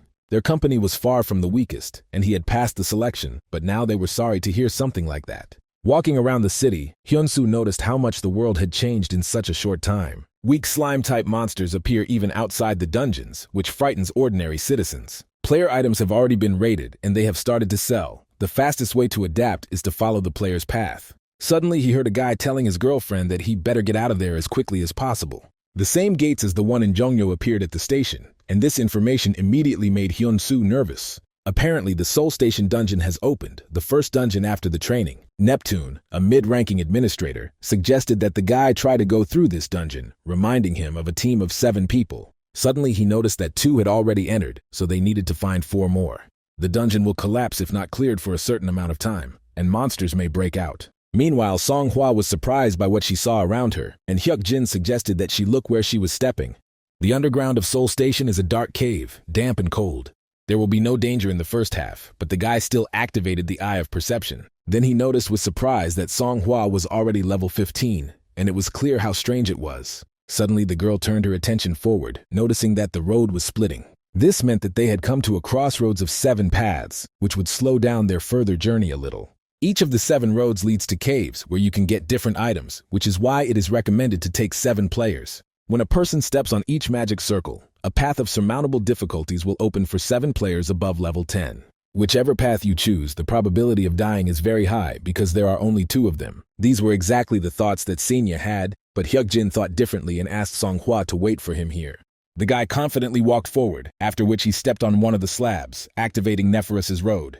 As the slab beneath him lit up, Hyuk-jin smiled, deciding to begin his dungeon exploration. There is a fork in the 7 tracks at Seoul Station. You need to clear each of them if you want to pass the dungeon. Each path contains a different reward. The main problem is that all 7 rewards are required to clear the dungeon. When a player enters one of the paths, the difficulty is automatically set to 7 people. The 2 of them were supposed to complete a task that was designed for 7, but this was not necessary. The strategy for completing the dungeon was quite well known, as it was one of the first to open. Even some secret strategies have become public knowledge. And in such a situation, a way of cleaning with fewer people appeared. It is enough to take advantage of the fact that the activation of the path sets the difficulty. There are 7 paths. The difficulty is 7 people, so the difficulty will decrease with each activated circle. If you activate 7 circles at the same time, the difficulty of each will be equal to 1. In the conditions of clearing, there is no task to pass all the paths simultaneously, so such a strategy is possible. After activating all 7 plates, Hyuk-jin decided to start from the very first one and go from there. Meanwhile, quite a lot of people had gathered near the gates, wanting to know what was going on. The police had already cordoned off the area, and the military asked people to follow the police instructions and evacuate calmly. The civilians were unhappy with this state of affairs, but there was nowhere to go. Hyun-soo also arrived there and immediately realized that there was a dungeon gate inside. Suddenly, a voice was heard from behind the military complaining about the noise. The guy, whose body was red, asked why they were interfering with his broadcast. Everyone present was shocked that he was literally walking on air. However, the military did not back down and began asking who he was, asking him to state his name. As it turned out, it was the mid-ranking administrator Chris. Hyun-soo had already seen him in the training area. And if he is here, then that player must be nearby. The military immediately warned that they would open fire if he did not comply, and he was forbidden to approach. In the blink of an eye, the administrator was next to the commander, firmly grabbing his face. He then grabbed him by the throat and raised him in front of him, ordering him to risk doing something. The others asked to let him go, but Chris immediately turned his head 180 degrees, suggesting that they try. Realizing that words were useless, the military opened fire, but the administrator defended himself with an impenetrable barrier. This seemed not enough to him, so he released drops of blood from his fingers, making projectiles out of them. He then released them forward in front of him, and the soldiers who were hit by these drops instantly caught fire. They decided to retreat immediately while Chris laughed at their efforts. He then turned to Hyun-soo, as he had cleared the way for the players, and it was high time for them to start the game. After all, it seemed to him that a rather interesting bug had appeared here. Then another guy came forward and greeted Hyun-soo, who came here for the first time since training. The King of Fists recognized him immediately, although they had seen each other about a month ago. So Ju Hwan, along with his team, smiled, because he didn't think that he would cross paths with a former student here. Hyun-soo greeted him in return and guessed that he would survive. He hadn't seen it since the goblin attack, but he couldn't forget it because the picture was so terrifying. There was a whole bunch of monsters, covered in blood, and while the others ran away, he enjoyed the carnage. This player is scary, but he definitely has strong skills, and you have to be careful. Ju Huan noticed that Hyun-soo also decided to go through the station's underground. A player of his level has probably already noticed significant changes in this world. These gates will continue to appear. Their reality will become more and more familiar to me. There are opportunities ahead that they never dreamed of, and the players must not miss them. It looks like they need 7 people to get through the dungeon. That's what the administrator said. There were only 6 people under Ju Huan's command, so it would be very convenient if Hyun-soo joined them. Meanwhile, Hyuk-jin and Song-hwa wandered along the first fork and came across level 12 black yaks. Some of the animals didn't even have time to react before they fell from the guy's sword. They still had a lot to do, so they had to finish the hunt quickly and move on. There were quite a lot of animals, but they quickly dealt with each one. Hyuk-jin deftly dodged every blow, not seeing the yaks as dangerous opponents. A few minutes later, he finished off the last one, and in total, he destroyed about 30. Suddenly, Song-hwa turned to him with an expression that was too surprised. She began to copy his movements, after which the yaks fell down dead. She wondered if everyone could do this, because she had met other players, but this was the first time she had seen such movements. Hyuk-jin noticed that Sinya also pricked up her ears and then did not give any direct answer. He couldn't say anything when they had so many guardian spectators, so he suggested that the girl practice. Some of the guards liked his answer, but the woman with the scales was pleased. Song-hwa should train like she doesn't want to regret anything. If she gives it her all, she can do the same. The girl didn't quite understand the meaning of his words, but if he said so, then it must be true. Suddenly, she shifted her gaze, informing Hyuk-jin that there was something flying near them. The guy also noticed the ring, because he had been waiting for it to appear for a long time. He realized that they had cleared this path, so it was time for them to go to Fork 2. Song-hwa was surprised that they wouldn't kill the remaining monsters, but they wouldn't get much experience from them. She thought they would kill everyone like wolves, but the guy explained that it was better to abandon this idea this time. Meanwhile, Ju Huan's team is in the dungeon, with wide smiles on their faces. It was their first time seeing the underground of Seoul Station, which was very different from D-Tower. However, it still reminded me of the dungeon training, which made me feel nostalgic. Hyun-soo remembered that dungeon, but nothing good came to mind. Then more than 10 people were killed. He did not have enough strength to defeat the monster because of his own mistake. Ju Huan suggested that they move on, since it would be safer to quickly clean everything up and leave. Suddenly, one of the subordinates noticed that there were several passages ahead. At first, they decided that they needed to go through here in some special order, and also noticed glowing circles in front of the entrances. The leader suggested first checking the closest one, which led to the first fork. Next to the slab was a system message that suggested going to the Road of Nephorus. Meanwhile, Hyuk-jin received Dugo's necklace, which signified the completion of clearing the fork. On top of that, it appeared faster than the ring, which made their task easier, and now they had to go to the third path. Song-hwa began to understand the concept of key items. Getting them is much more important than killing all the monsters. Suddenly, the girl became worried because it seemed to her that she was too slow. She saw Hyuk-jin fight while she broke the horn of one yak, during which time he managed to kill several. He is strong enough to handle it alone, so Song-hwa began to wonder what was stopping him. The guy asked her not to talk nonsense, because she had never seen him do anything useless. He doesn't care about her just because she's a child, and she needs to understand that as soon as possible. Sometime later, they came to the third fork, where they were met by level 14 purple yaks. As soon as they noticed the unexpected guests, they immediately attacked, releasing their horns like projectiles. Song-hwa didn't expect something like this, and one of the horns flew at her head, but it didn't hurt her much. Hyuk-jin explained that the purple yak could shoot them, and it could be considered a long-range attack. Putting his hand on her shoulder, the guy encouraged her and promised that everything would be fine. But immediately after that, he decided to leave them to her, which made the girl noticeably nervous. The girl began to beat off the horns with her bare hands, and Hyuk-jin noticed that she was very good at blocking. She asked not to say such things only because she could not be hurt, and she was still scared. However, the yak could not harm her, so she could safely use provocation.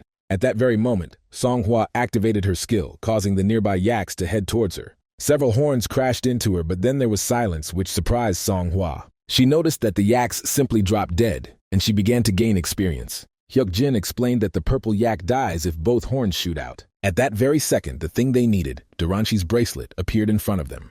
The girl didn't want to leave this time, because these yaks give more experience, and it would be great to hunt. However, Hyuk-jin had already explained that there might be other players here, and it was better to leave the monsters to the others. Then they will spend more time catching up with them while they are busy fighting. At this time, Jeo Hwan's group could barely cope with even one yak. However, Hyun-soo came to their aid and was able to defeat the bull with one blow. The leader decided that they had poor efficiency and that these yaks were hard and heavy prey. However, they only found their weak point, the horns, thanks to corpses that didn't have them. They also didn't give much experience. Oddly bad dungeon reward. Then Zhu Huan noticed Hyunsu's thoughtful face and decided to ask his opinion on the matter. He agreed with him because they still hadn't come across anything worthwhile. Even for defeating all the yaks, they were given nothing, so the leader began to suspect something was wrong. But then he pushed those thoughts aside and smiled, deciding that there was no point in standing there any longer. They decided to try a different route, heading to Junction 2, towards Dugo Road. There they again found black yaks, who looked angrily at the intruders. However, Zhu Huan's attention was drawn to the dead monsters, which also had no horns. The rest of the group decided to deal with the remaining monsters. The leader thought it was strange. There were many rewards and titles in the training dungeon. Perhaps the reward was waiting for them far ahead. But then he assumed that someone had taken her, although that was unlikely. They were the only group that entered after Chris cleared the way, so there shouldn't be any other players here. However, the thought that someone had gotten ahead of them and was already in the middle of the cleanup did not leave his head. Zhu Huan pulled out his blade, suggesting that they deal with the yaks and try another way. He suggested out loud that they were missing something and needed to check it out for himself. Meanwhile, Hyuk-jin and Songhua were already at the sixth fork and had managed to deal with the yaks. They received experience, as well as the Victoria Shield, which they were given for winning. The guy hoped to give the key item, the shield, to his tank, but its durability is not that great.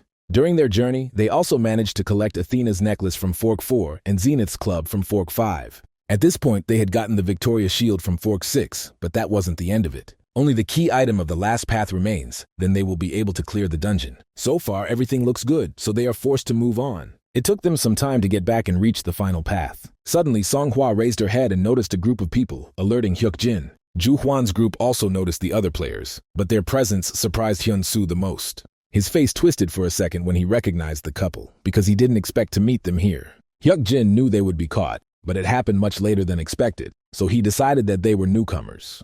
Zhu Huan, seeing them, immediately smiled, realizing who exactly had taken their loot. Hyuk-jin immediately realized that this was the group that entered after them, and surprisingly, Hyun-su was somehow connected to them. Looking at him, the guy decided to open the status window to check his information. The guy didn't expect to see contradictions because someone had a broad and limited outlook at the same time. However, this was more important now because Zhu Huan was heading towards them. He smiled as he called Hyuk-jin and Songhua his new friends. They had already passed by the monsters they had killed and decided that it was their work. Hyuk-jin nodded. He went back 10 years, so Huang looks a little younger, but it's not hard to recognize him. Later, an organization of evil players will emerge that will be known as the Nightmare. The Demon King's army, they had enough strength to compete with the 8 heroes. The evil they committed was often beyond description, and there were always notorious ringleaders at the forefront. Zhu Huan is the self-proclaimed leader of the names who is famous for his evilness. Hyuk-jin expected to meet one of them, but not so soon, and he noticed how quickly they were moving. The smiling guy was surprised that they cleared this entire area together. There were quite enough of them, and the results speak for themselves because they had time to see their work. Zhu Huan reminded that this dungeon is recommended for teams of 7 players, so they need more people. However, he will know if they cannot advance further, so there is no need to talk about it. One of Zhu Huan's subordinates started to complain, but the leader had a good suggestion. This team is all pretty experienced players compared to the other survivors from the training. They can clear the dungeon together since they've already met. This will be faster and safer for Hyuk-jin and his companion. Then they could share the reward for completing the mission and thus help each other. But the dungeon didn't belong to anyone anyway, so Zhu Huan hoped for a wise decision. He was surprised when he heard Hyuk-jin's consent, but he had one condition. The key item of the 7th path must be sold to him, otherwise there is no point in it. Sometime later they all came to Junction 7, the Lakichula Road. They killed purple yaks and gained quite a lot of experience because absolutely everyone fought. Zhu Huan's subordinates worked very well as a team, luring the monsters one by one and killing them. Songhua noticed that they were doing things much faster together, but something was wrong. Hyuk-jin moves noticeably slower, and not as effectively as he did with her alone. He used to cope well on his own, but now he looks exhausted. Zhu Huan wondered what kind of trump card this guy was hiding to protect the paths so quickly. But everything looks simpler. Even if you forget about fatigue, his skills do not look special. Suddenly, Lakichula's earrings appeared next to them, the very key item the guy had spoken of. They were useless, provided almost nothing, and their strength was below the baseboard. The leader handed the earrings to Hyuk-jin, not understanding why he needed them. They are needed to complete the quest, which are received by the first players who enter the dungeon. They collected 7 items so he could complete it, and then the guy paid Zhu Huan. The leader was surprised to receive 500 coins, because to get that amount you need to kill about 40 black yaks. It looked like it would be a lot easier to clean them out than he thought, but he kept smiling. Then he offered to help him get through the dungeon, to which Hyuk-jin naively agreed. The leader turned to his subordinates while Songhua walked up to her partner. She decided to ask him directly if everything was okay, since he was currently not fighting at full strength. She felt like he was more tired than usual, but Hyuk-jin asked her not to worry. The guy opened the window of Ju Hwan's characteristics, not seeing anything good or kind there, and he can see his vile intentions with the eyes of perception. In the past, he was the same as he is after 10 years. Then the guy decided to see how long he could pretend and not show his rotten essence. Sometime later, the whole group came to Mandra Square, where they were met by a huge statue. At that very moment, the stone statue of Mandra began to open its eyes, emitting blue light.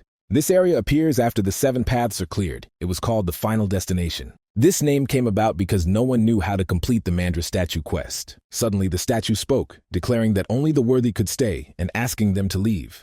But if they remain, they will not be able to escape the punishment that has been prepared for them. However, Hyuk-jin stepped forward to prove his worth because he had not come this far to give up. The statue looked at him, noticing that the aura in his heart was shining with white light, and asked him to prove it. At that very moment, a window opened in front of him, showing a statue with missing elements.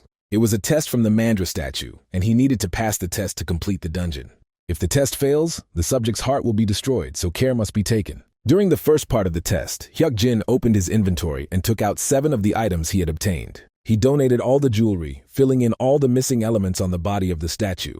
She spoke again because the guy was proving that he was worthy, and then asked him to answer the question of what his name was. Hyuk-jin remembered one video where it was said about Mandra, and this statue is the guard of the ranch. And his mission is simple. He is located near the pasture of 7 forks where yaks graze. The ranch owner hid something inside the dungeon. I am a guard waiting for his return. There is a hidden reward in this dungeon, so it's best to give a different name than your real name. So Hyuk-jin replied that he was his master, the one who gave him new life, and his name was Rancher. The statue visibly shuddered, while the others did not understand why the guy decided to say that.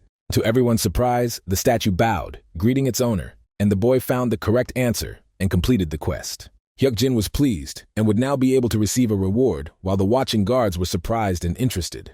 Songhwa smiled as she looked at her senior, while Ju Hwan's subordinates were genuinely surprised.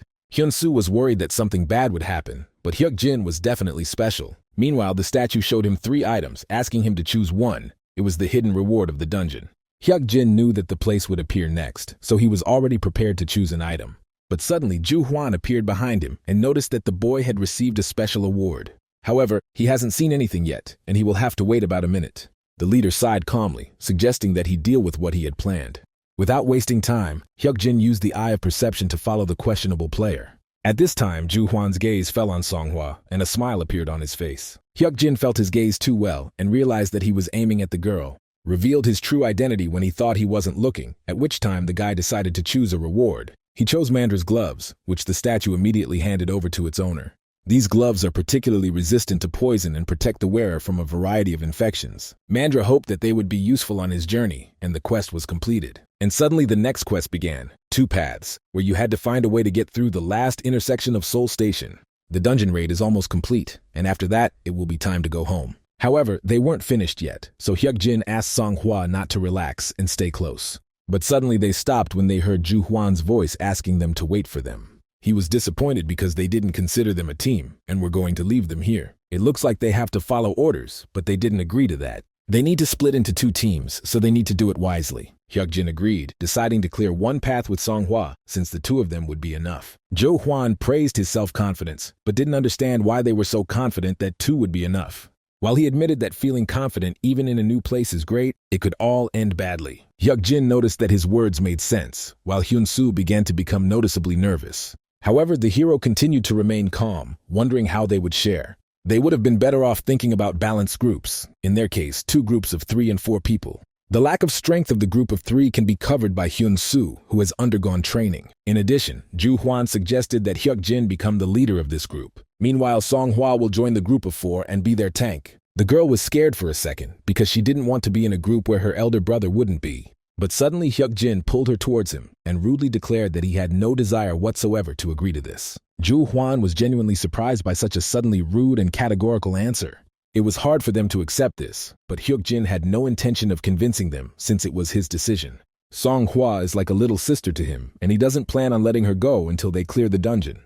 The leader continued to smile, surprised that they were going to be together until the very end. But now he wondered where all this confidence came from. Perhaps they got help from the Guardian. Senya was surprised when Hyuk-jin agreed with this, but he needed them to think that way. Some of the guards were interested in the source of his knowledge. and the guy only mentally insulted them. Ju Huan understood why Hyuk-jin was so confident, so he agreed not to take Song-hwa with him. He then invited Hyun-soo to go with them, explaining that it would be okay if they separated like that. Hyuk-jin had no objections to this, so the King of Fists had no reason to refuse. They were supposed to meet after the path was cleared, and before leaving, Ju Huan wished them luck.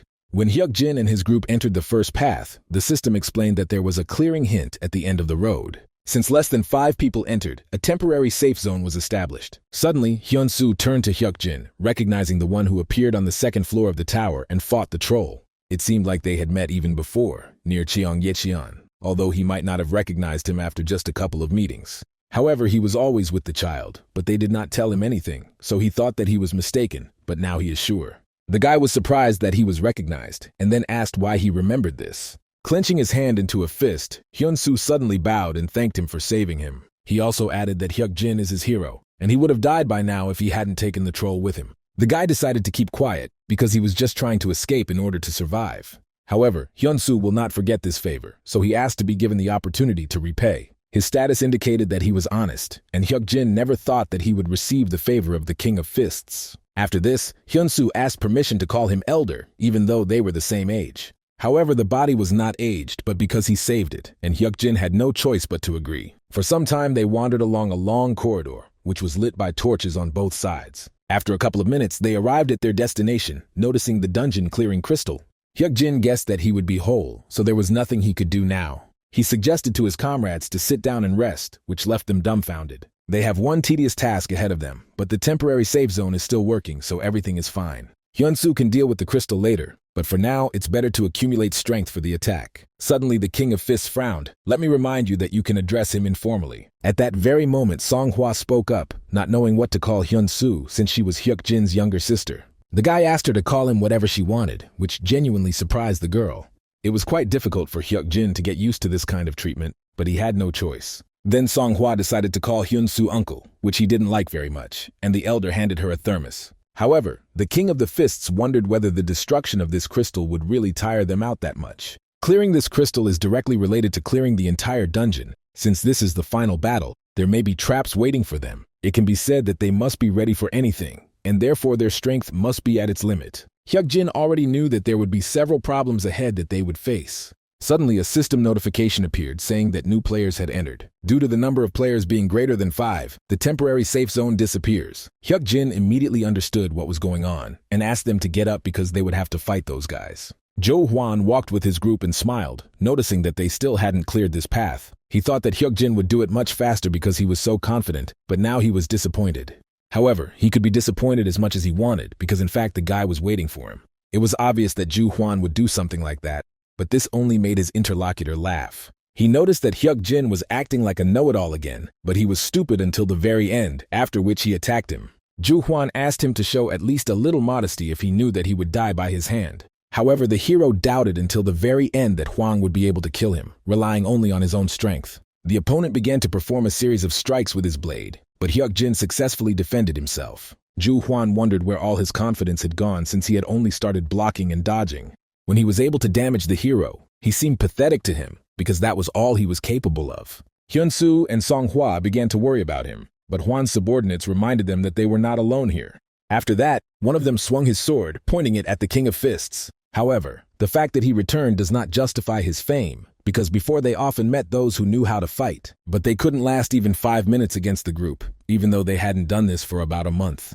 They then offered to spare Hyun-soo's life if he gave up the girl or could continue swinging his fists. Ju Hwan became bored because his opponent was only defending himself, and then asked if he had any more tricks left. Against monsters they are about the same level, but in battles with other players Hyuk-jin is useless. Meanwhile, the Whispering Devil was enjoying the insults the boy had just heard.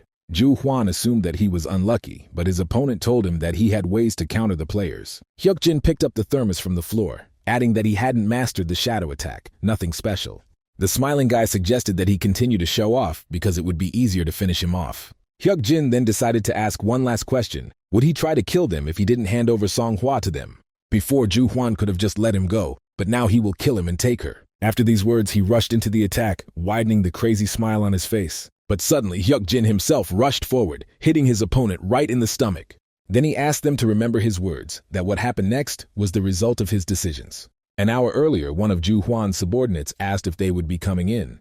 The administrator has blocked the entrance to the dungeon, so they need to clear it quickly. The leader asked him to understand that they could no longer continue this performance. Even then, he promised to rip that guy's head off and take the child. They decided to attack after you were finished. If it takes too long, they will go in and kill them. They didn't go on their way, so they will be less tired, and Hyuk Jin won't be able to do anything. Others noted that he knew how to fight, but Zhu Huan assured them that his yak hunting did not look dangerous. His stats weren't much better than theirs, and the only one to worry about was Hyun Soo. However, the smile disappeared from Huang's face as Hyuk Jin began to go on the attack.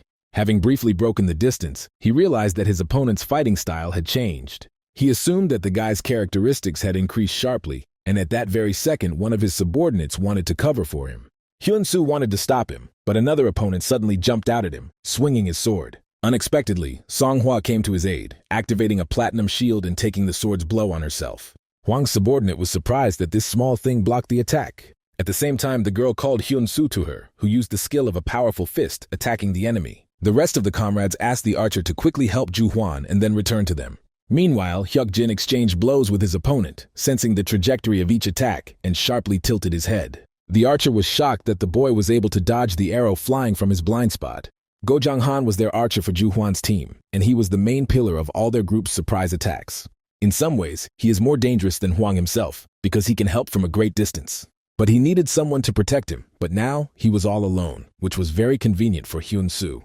Jan Han was frightened when he saw the king of the fists behind him and then insulted him. Flexing his fists, Hyun Soo replied that it was not he who was here trying to kidnap the little girl. The archer loudly asked the leader for help, but the leader had his own problems right now. Looking at his defeated team, Zhu Huan couldn't believe that it would end like this. Their plan failed, although they should have won, but he did not understand where he had miscalculated. Looking at Hyuk Jin, he was sure that he wasn't that skilled and looked like his stats were around level 10. But now he is definitely even stronger than Hyun Soo, whom he considered the strongest until now. Zhu Huan tried to calm himself down and find an opportunity to counterattack. Hyuk Jin may be stronger in stats, but he doesn't know his skills, so he decided to test what his carelessness would lead to. But as soon as he decided to use his number, his opponent poured water from a thermos on him. Zhu Huan didn't understand anything at first and thought it was some kind of attack, but the water was room temperature. He looked at the guy. He couldn't believe he was holding the thermos just for this. Wang thought he was making fun of him at first, but Hyuk Jin smiled and asked him to look back. At the same second, someone's paws began to appear from the walls, and then huge bees crawled out towards them. There were quite a lot of them, but they were in no hurry to attack, circling around them. The other players didn't understand what these things were, pressing their backs against each other. These were bees and monsters that suddenly attacked the archer who was the first to be hit. They then began to circle around Zhu Huan, who Hyuk Jin poured honey water on.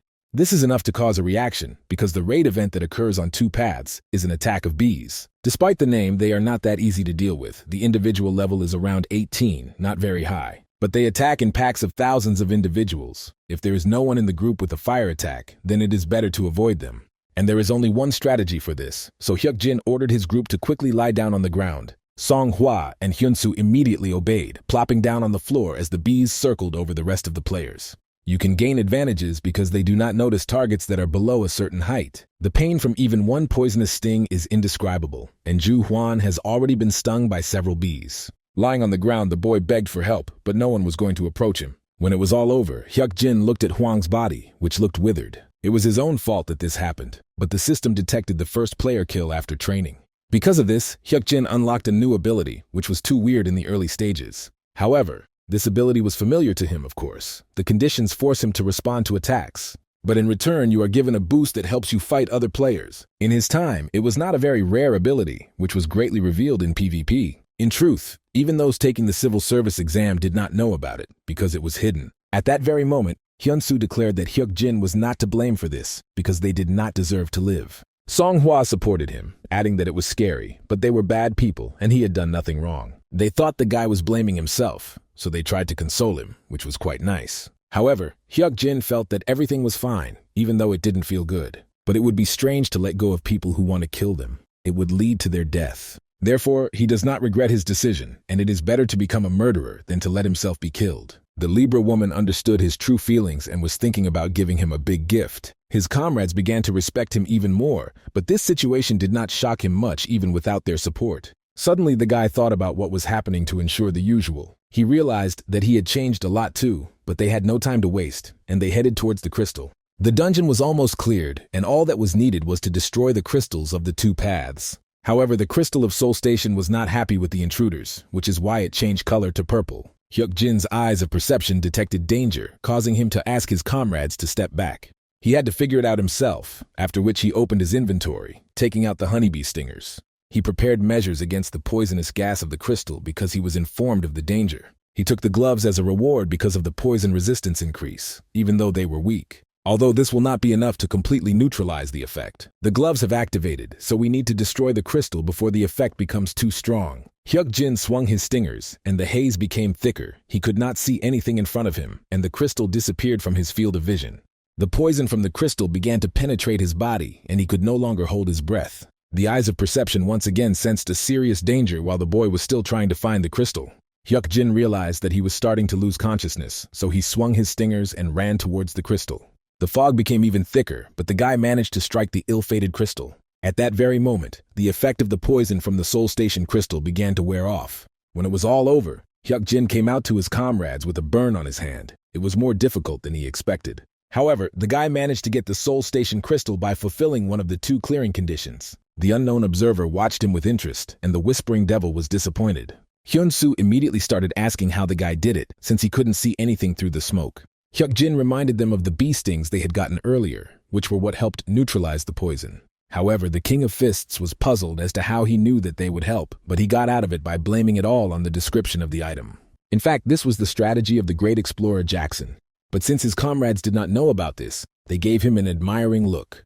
Hyuk-jin explained that the second one should be simpler, while Senya watched him closely. He not only used the bees to get rid of Ju Huan, but also obtained items that neutralized the poison. Their channel is filled with a large number of anonymous guardians, and the strategy is so obvious that it does not need any explanation. While Hyuk-jin was dealing with the second crystal, the true master of the Heavenly Demon Mountain entered the channel. In the end, the guy got the Soul Station crystal, and the conditions for clearing the dungeon were met. The dungeon was successfully cleared, and the breach was immediately sealed. At that very moment, Senya, who was supposed to receive the award, came down to the group.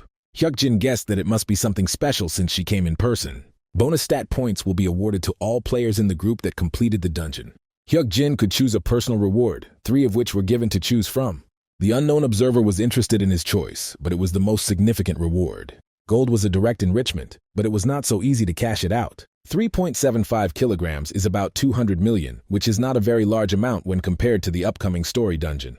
An ordinary person would choose gold without any doubts. It is money he could not even dream of. But in the early stages, players' rights were not protected by law, so players had to give a significant portion to the state. Even the gold was confiscated because it was an item from an unknown world that could be dangerous. And he will be very lucky if the state does not take everything away when he tries to cash in the gold. In the end, Hyuk-jin chose the Type B recovery elixir. The unknown observer became curious. The woman with the scales doubted his choice, and the Whispering Devil was pleased. The dungeon breakthrough was sealed, so they were forced to leave this place. Sometime later, Hyuk-jin asked his sister what she thought about moving. She wondered where he got the money from, but he explained that he had been putting aside a little, about 100 million. The guy could understand her doubts. 100 million is not just a lot. Their entire family had never had that much. The elixir he chose is very effective against a specific disease. He took it and went to meet one person, just like Ju Huan did in the original past. The man was rich enough to pay a large sum for the item. In addition, he suffered from diseases that this elixir could cure. The buyer met 2 conditions. Last time, Ju Huan received about 1 billion won, which brought him great success. If everything goes as it did last time, the deal will be successful. This will not only give him money, but also connections with influential people, which Hyuk-jin is really counting on. Suddenly, Kim Aeong noticed Chairman Sung-shin on the news, which attracted her brother's attention. She thought that Seung Gi-yeol was a bald old man, but in reality he looked completely different. She assumed he was wearing a wig, but Hyuk-jin knew it was real hair. He personally saw how they grew after taking the elixir, and the disease disappeared. Another name is an effective remedy against baldness. Although it talks about restoration, it is simply a cure for hair loss. However, the man who built the giant Songshin Corporation from scratch saw potential for investment. Hyuk-jin asked for 100 million in cash for a special request for housing, and he also agreed to help with Songhwa's adoption.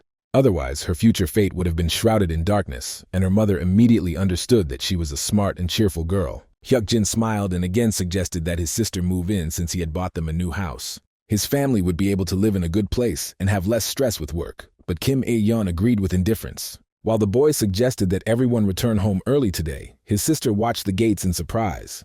Hyuk-jin wanted to add something else, but he immediately turned his gaze to the window, noticing the gate and the girl in front of it. This gate appeared almost immediately after the previous one opened, and next to it he recognized Shin Yeon-so. The guy immediately pressed the button and stopped the bus, and explained to his sister that he had urgent business. At this time, only one gate could appear near the Hongjae area, the first public clearing of the dungeon by the Sword Empress. It was described very briefly, and the records of it became dark, not because it was anything special. It was all because of Shin Yeon-seo, the Sword Empress, the strongest PvP player, who passed it first. Approaching her, Hyuk-jin asked if she was going to go in, and the girl was surprised that he also saw the gate. He explained that he was also a player, noting that this lively and sweet atmosphere was different from the two-faced killer that she was called. Yeon-seo wondered if he knew anything about this thing, and the guy complained again about the strange short description of its status. Hyuk-jin explained to her that this thing was called a gate, and monsters would come out of it if the dungeon was not cleared in time.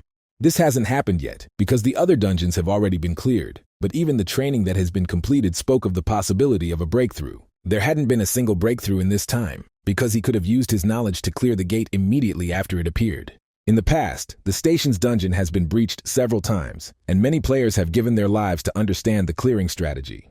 This time, everything changed because of his intervention, but soon there will be so many gates that he won't be able to clear them all by himself. Hyuk-jin asked if she was going to go in, but the girl still hesitated. Then the guy suggested that she create a group and try to clear the dungeon together. This proposal surprised Yeon-seo, and she became curious about his level. As it turned out, she was not the only one, because she was also level 19, which was growing quickly. Having agreed, the girl decided to try to send him an invitation herself. Then she decided to find out how old he was, but when she heard the answer, it seemed to her that he was older.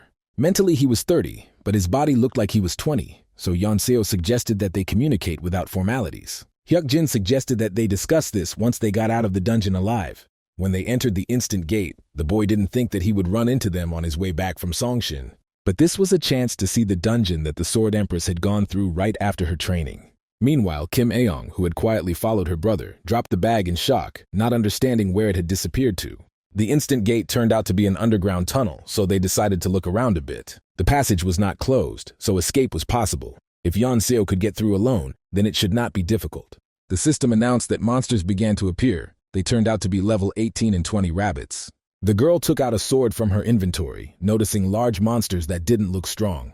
Unlike players, the threat level of monsters is easier to determine, and these rabbits pose almost no threat. Their main feature is to escape at high speed if they notice danger. They run away when they sense a threat, so it's best to kill them with one hit if possible. The girl was determined because she had just the right skill. Now looking at her, Hyuk-jin was sure that she was that very Sword Empress. At that very moment, Yeon-seo suddenly rushed into attack, swinging her sword at the nearest rabbit.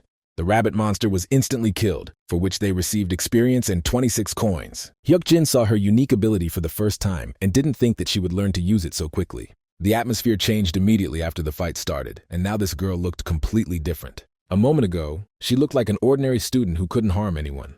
But now she looks like the fighting fanatic she will become in 10 years. Having cut down one monster, the guy did not think that there would be rabbits behind these gates. It is hard to kill because of its speed, but its attack and defense are weak. Monsters that are known among players for one feature. He might be able to get that item if he's lucky, but these rabbits didn't drop anything. Yeon-seo assumed that he had already been here, but he answered in the negative. She felt like he had done it too quickly, even though she had killed them with one blow.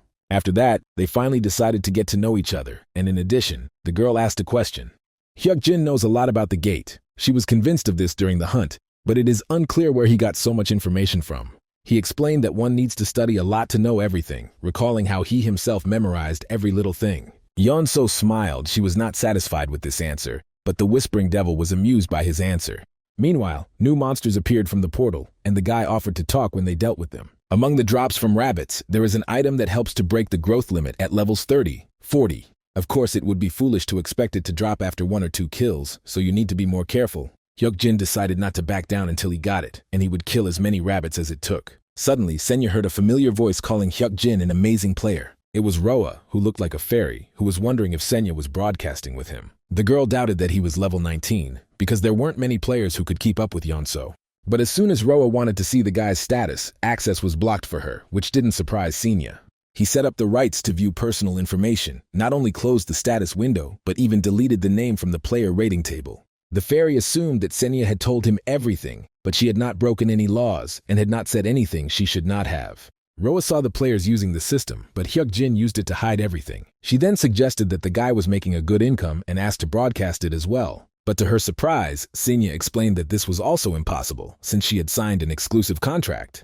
This can be done 3 times, and she has already spent 1 attempt so quickly. Senya simply replied that it was none of her business, while the guy continued to deal with the rabbits. One of them dropped a high-quality iron sword, which he immediately gave to Yeon-so. She had to use this sword if it was better than her previous one. The girl was surprised that he was giving it to her so easily. Hyuk-jin knew that she treated them better, so Yeon-seo immediately accepted the gift. Then she promised that the next item would go to him, to which the guy agreed. However, he doesn't need weapons. He has a general idea of the monsters that will appear in 10 years. His weapons are still sufficient, so a quality iron sword can be given away. When more monsters appeared, Hyuk-jin was annoyed that the item he needed hadn't dropped yet. Suddenly, after one of the kills, he received an item, the best reward that can be obtained from this dungeon. It was Legolas's ring, made from smelting topaz with mystical powers, a ring of health absorption. As soon as he received it, his gaze immediately turned to the clearing crystal that appeared unexpectedly quickly.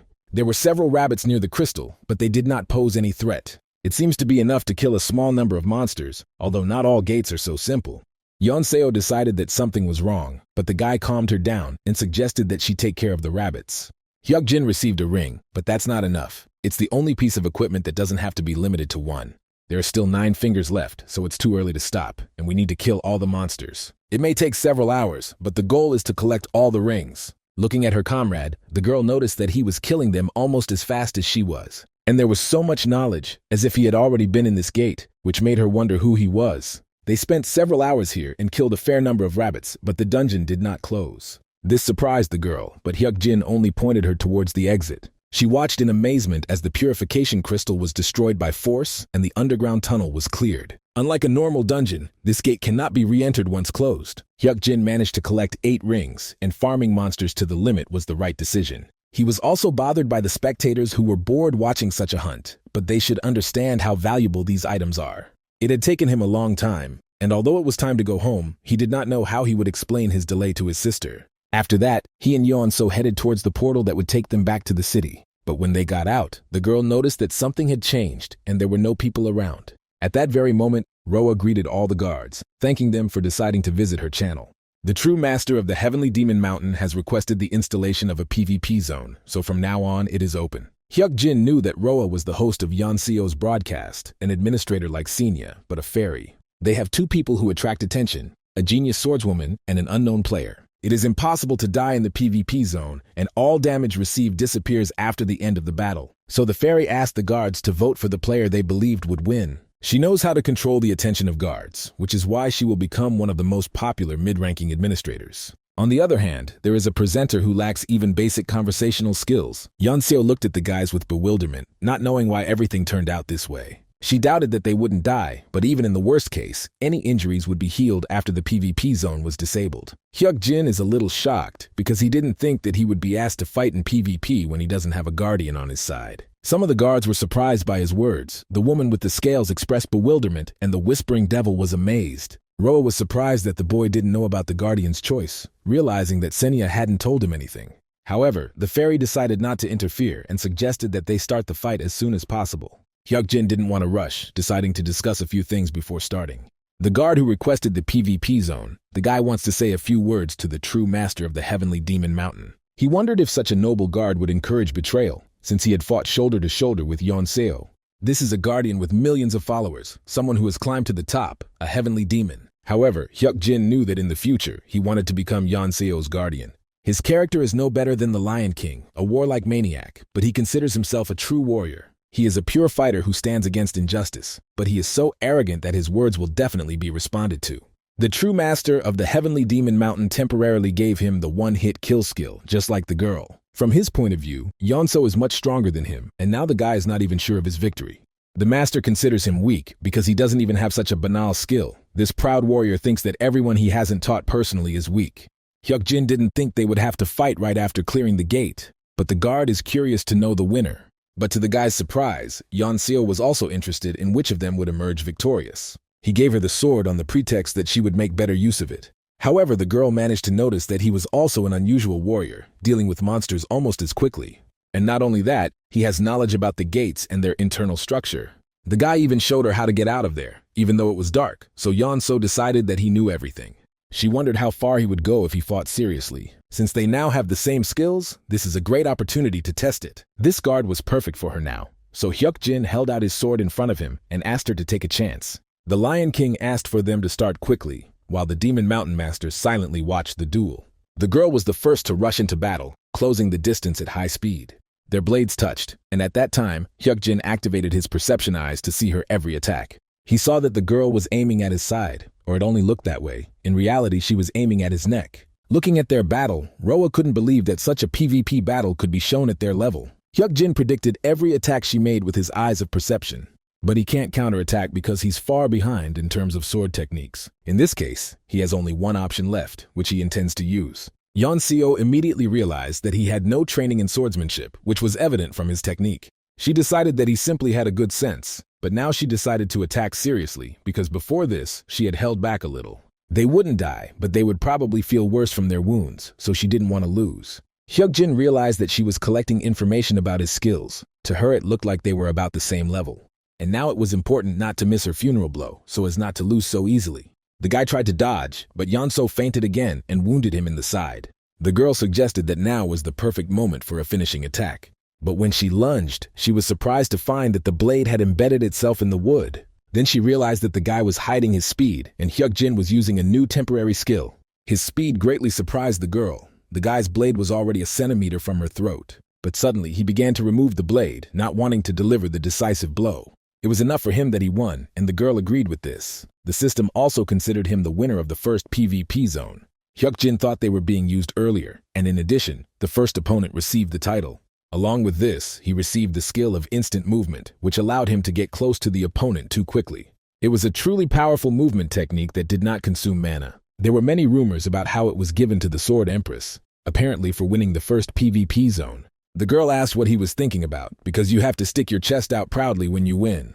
However, it could be called stealing her skill, but it all happened by accident and he won it fairly. The guards were surprised by his victory, and 4 of them watched with genuine interest. However, the Lion King ridiculed his pathetic tricks and continued to hate him, but for some reason still visits the channel. At the same second, the PvP zone was disabled, returning everything to its previous state. The wound on Hyuk-jin's side healed in an instant, which made the boy very happy. Yeon-seo suggested that he not leave so quickly, after which she took her phone out of her pocket. She suggested that he write down her number so that they could meet up sometime for a trip to the dungeon.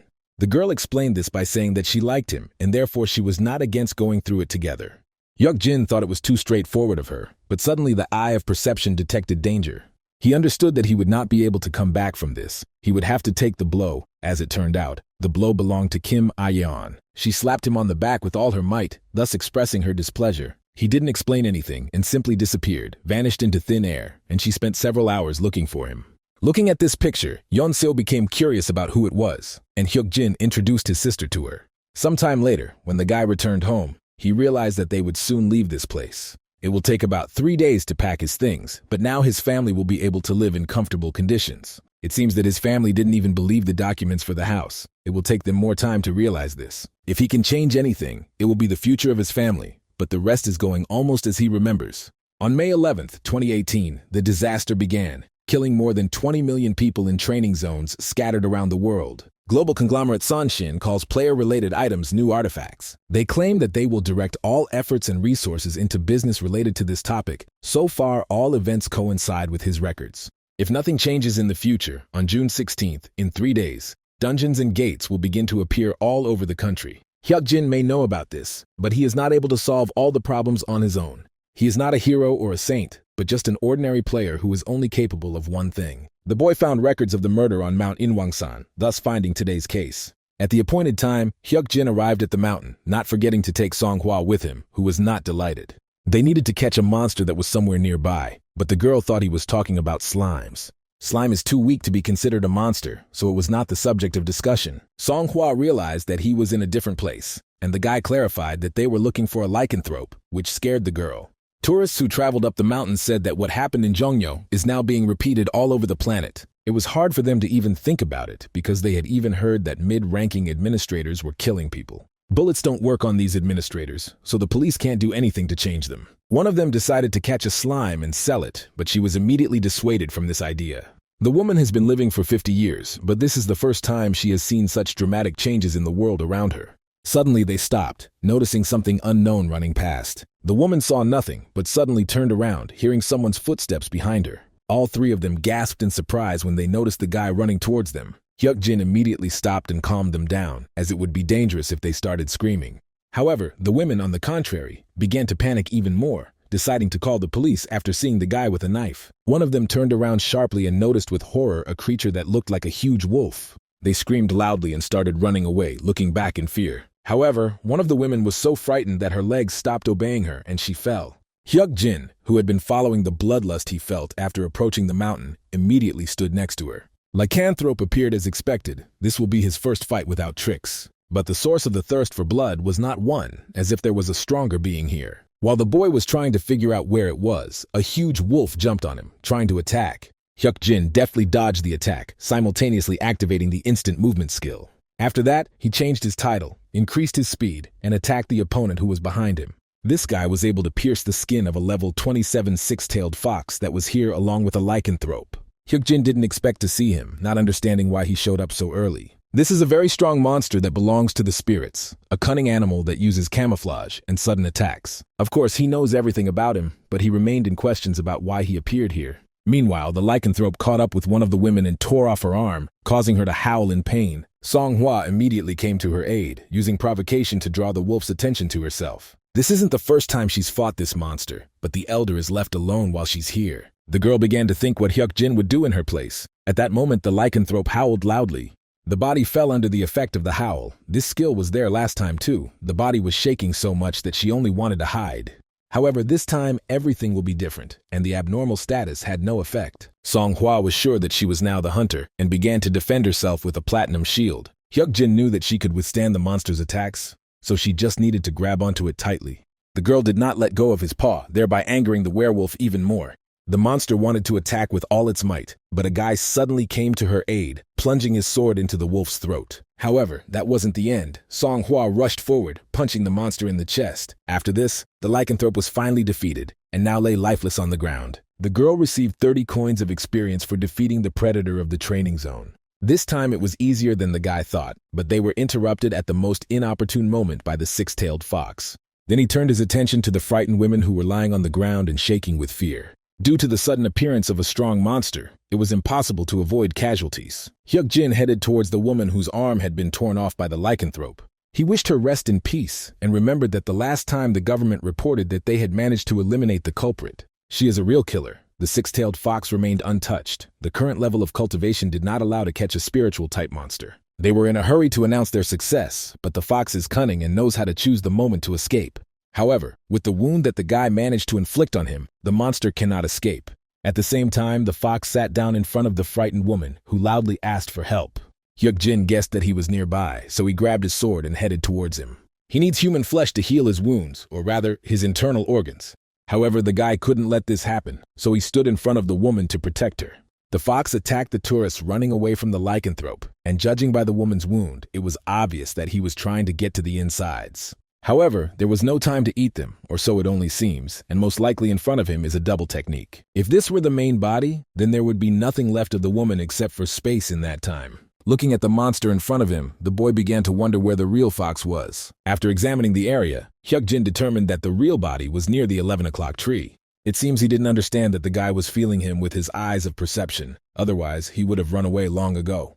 He'll have to pretend he doesn't know anything if he wants to catch the real body. He then asked MANHUA to use provocation by using it on the double. As she walked forward, the girl slowed down slightly, noticing that the provocation had not worked completely.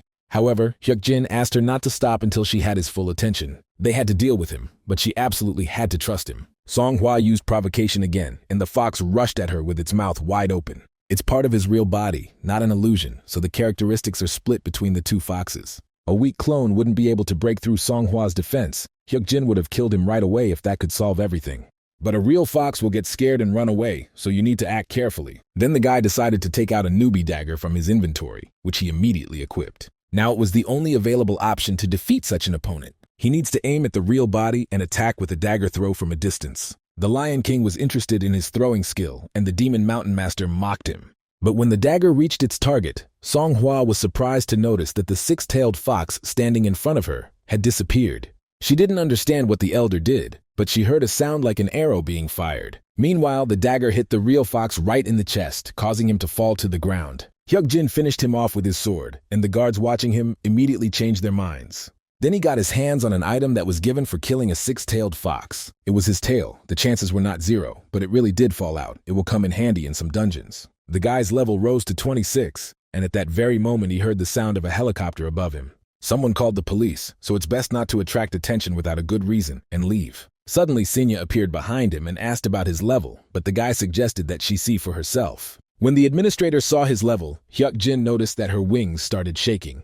It was obvious that she was excited, but on top of that, there was a pause effect. The woman with the scales used the pause, but there are also notifications from other guards that the guy had to check. Several windows with offers from various guards appeared in front of Hyuk-jin. He decided to check the notification from the Lion King first, wondering why he suddenly started liking him. Next is a woman with scales and a whispering devil, 2 guards with opposing values. A rare rank weapon that was previously equipped by Typhoon, Cho Sung-hyun, the Eton sword. A consumable that accelerates growth but changes one's inclinations towards evil, a devil fruit. The last sentence he noticed was from the master of the demonic mountain, who decided to pass on the heavenly demonic art to him. The unknown observer did not suggest anything. He first observes the training, but does not take any steps. The other guards have made serious offers. They are trying to influence him to choose one of them in the future. They want to demonstrate that they can give a lot, including the power of pause, and it is understandable why Senya is shaking so much. She had to notify the guards that he had reached level 25, because the guards would want to make contact. By now, she's probably being inundated with messages that she should have warned everyone earlier. She can't even put 2 words together, even though she wants to. So Hyuk-jin decided to approach her himself. Now he understands what is happening to me in general terms, and she is in a difficult situation because of this announcement. She saw the proposal for him, and she won't be able to work properly if she angers all the guards. Turning her head away, the administrator asked who he was and what he wanted.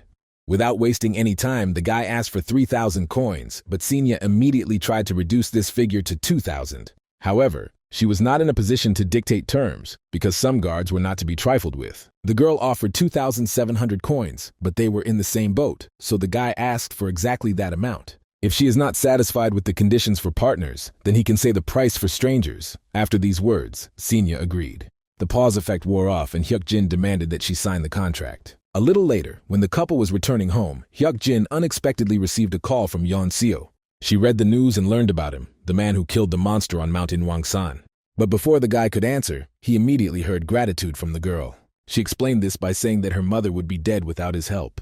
It's all thanks to him, so Yeon-seo will never forget about it and will do anything. So she decided that she could take care of Hyuk-jin, which surprised him a little. However, he was still going to call her, because he wanted to ask if she wanted to go somewhere with him in a few days. The next day, Hyuk-jin gathered Songhua, Yeon-seo, and Hyun-soo at a cafe, suggesting that they go to Japan the next day. This is not just a journey, but a raid he offers to clear the gates that appeared in Osaka. Yeon-seo is on business. What he says is that very thing where they hunted for 5 hours straight. But they will have to go inside to see what the new gates are like. But there may be a breakthrough. Countries around the world have begun preparing for training and gate openings following what happened in Korea. Preparation cannot protect people from sudden gates. The victims will be in the hundreds and thousands. As for the gate Hyuk-jin is targeting, the breakthrough will happen so soon that he is not sure if they will make it in time. The monsters will pour out and there will be about 100 victims, including awakened ones. If a trained team gets there early, they can reduce the number of casualties, as they did in Inwangsan. They can refuse, and the guy will not force them to do so, since they will not be going there to have fun at all. But he is ready to take on all the costs of tickets and other expenses, and they just need to take their passport, clothes, and come to the airport tomorrow. Yeon-seo just sighed because she couldn't believe that the call was about work. She should have guessed when the guy suddenly invited her on a trip, and not just for one day. Then the girl looked at him carefully and asked where he got this information. Hyuk-jin stated that this was a prophetic dream. He can learn about some important events through dreams. He never talked about it because it was much more profitable to hide this information. Yeon-seo was surprised and doubted that such a thing was even possible, but the guy assured her that anything was possible now. Brother, dungeon, monsters, things appear in their world that never existed. Of course, whether to believe it or not is their decision, but he knows what they are talking about, so he will leave in any situation, even alone. These words surprised his comrades, but Hyuk-jin looked too serious. Yeon-seo knew she would get bad grades if she skipped class, but she decided to treat it as a date. Hyun-soo also supported this idea because he owes his life to the guy, so he is ready to help. Only Songhua remained. The guy was ready to take care of the formalities, but if she didn't want to go, she had to say so. However, the girl only beamed with happiness because she had never flown on an airplane before. Hyukjin thought that at least one person would refuse, but with a team like this, there would be nothing to worry about. The King of Fists, the Empress of the Sword, and a tank with a lot of potential. This is the strongest team if you choose among the newcomers. So tomorrow they will fly to Osaka to deal with the impending disaster. The next day, the pilot greeted guests on board a flight headed to Kansai International Airport. They were asked to fasten their seatbelts and switch their electronic devices to airplane mode. Songhua and Yonseo were in high spirits, so they laughed and joked with each other. Hyukjin watched them with a serious expression, as this trip was work for him. There shouldn't be a problem with the road, but he doesn't know the exact time the gate will appear. The only information available is that training began in Tokyo shortly before the breakthrough, with a survival rate of about 33%. Soon after, gates with weak monsters began to appear, but sometimes there were inadequately strong ones. But this time, the breach of the gate brought a large number of casualties among the awakened. Either the gate appeared during training when people were not ready, or that very exception to the rule occurred. He won't know about it until he checks it himself, and all that's left is to get to Osaka and wait. Songhua, although it was late, still decided to ask if they could be away for such a long time. Hyukjin immediately understood what she was asking, but she could see for herself how much his family liked the new house. As soon as Kim Ayan entered the apartment, she immediately asked her brother with suspicion what he had managed to do. Of course, at first glance they didn't like it, but in their hearts they were happy. Songhua immediately felt relieved, deciding to take his word for it. At this point, the pilot announced that the plane was about to take off, and everyone needed to make sure their seatbelts were fastened. Sometime later, they were already walking around Dotonbori, which is in Japan. This is where the gate will appear. Last time they were not cleared, after which a breakthrough occurred. Hyukjin would like to find them right away to avoid a breakthrough, but it would be good to arrive at the scene even after the monsters have appeared to minimize the damage. However, the question remained as to how many days it would take, since he did not know the exact figures. Suddenly, at that very second, a gate appeared in front of him, but only Senya came out of it. The other comrades were surprised to see her, and the administrator said that only they could see her now. So if they don't want to attract unnecessary attention, they should only let Hyukjin speak. The girl decided to ask him directly why he came to Japan, and the guy decided to justify himself by saying he was on vacation. It was too strange a combination of people for a simple vacation, and Senya felt like he had another goal. The guy asked if there would be any events related to the players here, but the girl was forbidden to talk about it. However, the exception is when guardians convey their intentions through quests. Many guards requested the quest, including guards who prefer not to give their names. Following their will, Senya creates this quest. They needed to find traces of suspicious gates and destroy the turtle's nest. It was a personal trip, but if he was given a quest, then he had no choice. But the others were surprised by his words. If they need to complete a quest before returning to Korea, there shouldn't be any problems. The guy then turned to Songhua, offering her something to eat. Senya watched Hyukjin, thinking that at first glance he was playing with the safest methods. But now it looks more like he's trying to get the maximum benefit. It's hard to believe, but he even uses guards, knowing all the workarounds. When he slew the six-tailed fox, he thanked all the guards who had made the best offers. He knew he didn't deserve such high attention, but he still had to say it. He does not intend to accept any of the proposals received. He wouldn't dare choose one guard, but he wouldn't dare choose all of them either. The only thing he can accept is their support, which has helped him so far. The guy promised to try hard in the future and show the game that they expect from him. Senya tried to understand what he got with one bow, 3,000 coins from the contract with her, and good impressions from the guards. However, the result was today's competition of guardians as sponsors of the quest. If this was his plan from the start, he better think about what kind of fire the guy is trying to play with. A few minutes later, Hyukjin noticed a small restaurant where he suggested stopping. But suddenly they heard loud screams, and then a crowd of people running towards them. The entire group immediately frowned when they noticed the gate they were looking for nearby. Hyunsu asked if they would go inside, but Hyukjin suggested that Songhua go first. The others probably feel uncomfortable letting their child go first. But despite her appearance, she is the strongest of them all. The whole group immediately followed her and entered the turtle's nest. It was quite dark here, an area of water and swamp, and there was mud everywhere underfoot. This gate has not been cleared, so the guy has no information even about the environment inside. At first he wanted to explore the surrounding area, but suddenly froze, sensing someone nearby. A strange flying leprechaun appeared in front of them, wondering who they were. Her stomach felt strange, which meant they might be interesting. Hyukjin had the same feeling as when he saw Senya. He sees her with his normal vision, but not with the eyes of perception. The eyes of perception cannot detect creatures that are greatly superior to the user. This being was also a mid-ranking administrator, the fairy Celine, who sensed something strange about the boy. Her belly says that he is somehow unusual. He looks younger than his age and resembles an experienced player. In the past, she was known as a prospect hunter. If Celine was here, there had to be a player nearby with her broadcast, and she had a feeling they would meet again. Perhaps there were players in Japan who came to the gates immediately after completing their training.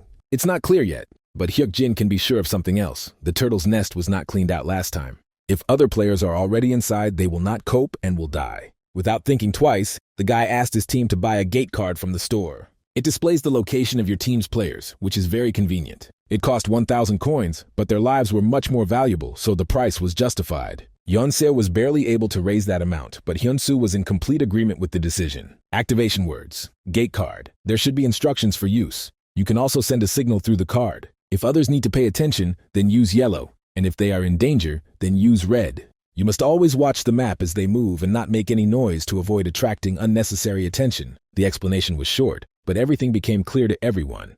All that remained was to discuss the plan. They will split into 2 groups and search for any useful information. Hyunsu will go with Yeonso. Hyuk-jin and Songhwa head in the other direction. The rest are to report via map if anything happens. The most important thing is to always watch your step, because in such places there are quagmires. Yeonseo was happy with the situation and asked the muscular guy to take care of her. Meanwhile, Neptune noticed something strange in his channel. The guards started to leave, and not just 1 or 2, but a whole bunch, which was very strange. His channel shows Hyunsu himself, who has completed the training. And in his group there is even Yeonso, who is of interest to the master of the demonic mountain. Turning my head, the administrator noticed that all the guards had gone to Senya. He's definitely losing the content battle as far as how obsessed you can be with this man. This guy is moving forward in unknown ways, although this can also be used. The fact that almost nothing is known about him from the exclusive contract may seem strange to the guards. It's as if he knew about many events on the Korean server in advance, and now he's teaching others how to use the map. Then Neptune began to ask if they were interested, and if they wanted to know if the guy was using illegal methods. Meanwhile, Yeonseo stepped into a puddle and made a noise. It really is easy to fall through if you don't watch your step. Suddenly, Hyunsu turned his head and noticed a monster in the swamp, which was a level 11 turtle. The girl suggested killing her, but her friend decided that it would be better to notify the senior first. They gave a signal when they suddenly noticed that the turtle had hidden in its shell. Then Yeonseo pointed her finger in the direction where the stranger was walking, carrying other turtles in a bag. Hyunsu approached him and began asking in English if he was a player and if he was hunting here. The guy explained in broken language that these turtles have high protection. It turns out he can't kill the turtles because of his high defense, so he just collects them for now. It is quite possible that he will first pull them out of the water and then try to finish them off. They decided to wait for the elder because they themselves had not yet figured out the situation, but the signal had already been given. And literally a second later they heard a wild scream that belonged to that guy. He ran fearfully through the swamp, screaming for help because a monster was chasing him. Something grabbed him from the water, causing the boy to fall, continuing to scream that he didn't want to die. Out of desperation, he grabbed Yeonseo's leg, since she was closest to him. She couldn't pull her leg out of his grip, and at that moment she noticed a huge crocodile behind the guy. Hyunsu noticed that the swamp was starting to widen, and the girl was worried that this guy would drag her along with him. While she was trying to figure out what to do in this situation, Hyuk-jin came to the rescue, cutting off the player's hand. The girl was glad to see him, but the elder was unhappy with her behavior and indecision. A swamp crocodile appeared in front of them, a level 17 monster. It usually does not have strong skills. However, in the swamp area, its strength is comparable to level 25 monsters. It is much more difficult to defeat him here. The swamp serves as his protection, so it is impossible to hunt without strong penetrating ability. Hyuk-jin gave the command to Songhwa. He would go ahead, and she should carefully follow him. Using his eyes of perception, the boy noticed that Yeonseo was in trouble. Her leg was grabbed right in the swamp. And although she holds only one hand, she cannot escape. Meanwhile, the guards began to have fun. But when Hyuk-jin came to her aid, her mind was clouded. If she had been there, she would have definitely died. However, it was not about fear. She was confused and did not know what to do next. The girl understood what would have happened if Hyuk-jin hadn't cut off her hand, so she apologized to him. However, she must know that in such a situation, there may not be a second chance. Now they had to start hunting, but many did not understand how to hunt crocodiles. This particular monster has already had a snack, and soon he will want to take a nap, so he will crawl out onto dry land. Hyuk-jin explained that he had seen something similar to this in his dreams, so they would just wait for now. Celine, who joined Senia, could not expect that he was a player with prophetic dreams. It doesn't seem like he foresaw that guy's death, but even an imperfect prophetic dream is enough. If you sign an exclusive contract with someone, it's better to sign it with him. As soon as the crocodile got to the shore, Hyunsu was the first to decide to go and finish off the monster. His fists were already filled with magical power, and the nickname King of Fists was not given to him for nothing. But suddenly Yonseo declared that she would kill him herself, and the guy noticed that she had also moved one step forward. Cold-blooded and murderous, this incident took her beyond the bounds of an ordinary person. Hyuk-jin gave her advice that beast-type monsters often have a weakness in the head area, which is where the girl aimed. During the attack, she clearly merged with the sword, which helped her defeat the swamp crocodile. She reached this level without the eyes of perception and is developing even faster than Yonseo from his future. For her victory, she received a quest item, a swamp crocodile claw, with which you can get a quest from the administrator. A little later, Senya gave the quest to Hyuk-jin since he was the one who handed over the item. Yonseo gave the quest to him, but it's impossible that she didn't know about the benefits of completing it. They needed to catch 5 crocodiles. There were 4 of the same left, but they don't really know the hunting methods. Hyuk-jin wasn't upset about this for a second and then opened an item shop. Fighting in the swamp is suicide, so you need to deal with the monsters on dry land. The first one came out of the water when it ate the player, and that helped to come up with something. First of all, Hyuk-jin acquired a newbie spear, but for some reason his comrades were afraid. There's no way they thought he would use them as bait, like some kind of monster. He then took out a huge piece of black yak meat and impaled it on the blade of his spear. He got it in the dungeon of Seoul Station, but he didn't think he would need the meat so soon. Hyun-soo immediately guessed that it was crocodile bait, although it was his first time hunting them. Yonseo doubted that they would be able to lure him out with this, but Hyuk-jin only asked him not to relax. One of the crocodiles took the bait and pounced on the meat, opening its mouth wide. The description of the meat indicated its special feature, effectively filling even from a small portion. A couple of pieces would be more connected than a whole person, which was only to their advantage. They should take advantage of their habit of crawling out onto dry land after eating. Once it emerges from the water, the swamp effect will disappear, and this crocodile will become a normal level 18 monster. All that remains is to aim and attack, which in this case I took advantage of Hyun-soo. It is not difficult to kill the creatures that crawled out, so the girls also took part in the battle. Even with knowledge of the future, Hyuk-jin has little information about the turtle's nest. He is only sure that the cleanup failed and a breakthrough occurred, but even without a strategy, they are coping quite easily. When the last monster disappeared, the boy turned to Senya, announcing that they had collected the claws of the swamp crocodile. The administrator understood everything, and Hyuk-jin decided that there was some problem, but that was not the case. The quest was completed without any problems, and the reward for it began to be given out. The guy received a map of the turtle's nest, which indicated key places in the dungeon. Now they know almost everything, and in order to complete the clearing of the nest, they first had to complete the hunting quest. At that moment, Hyuk-jin pointed to a certain part of the map, realizing that he had found the turtle's nest itself. A few minutes later, they entered the turtle's nest, but there was not a single one in sight. Hyuk-jin guessed that the Japanese man was the first to find this place. Now it's clear where he got so many golden turtles from. He couldn't finish them off because of the shells, so he just collected them.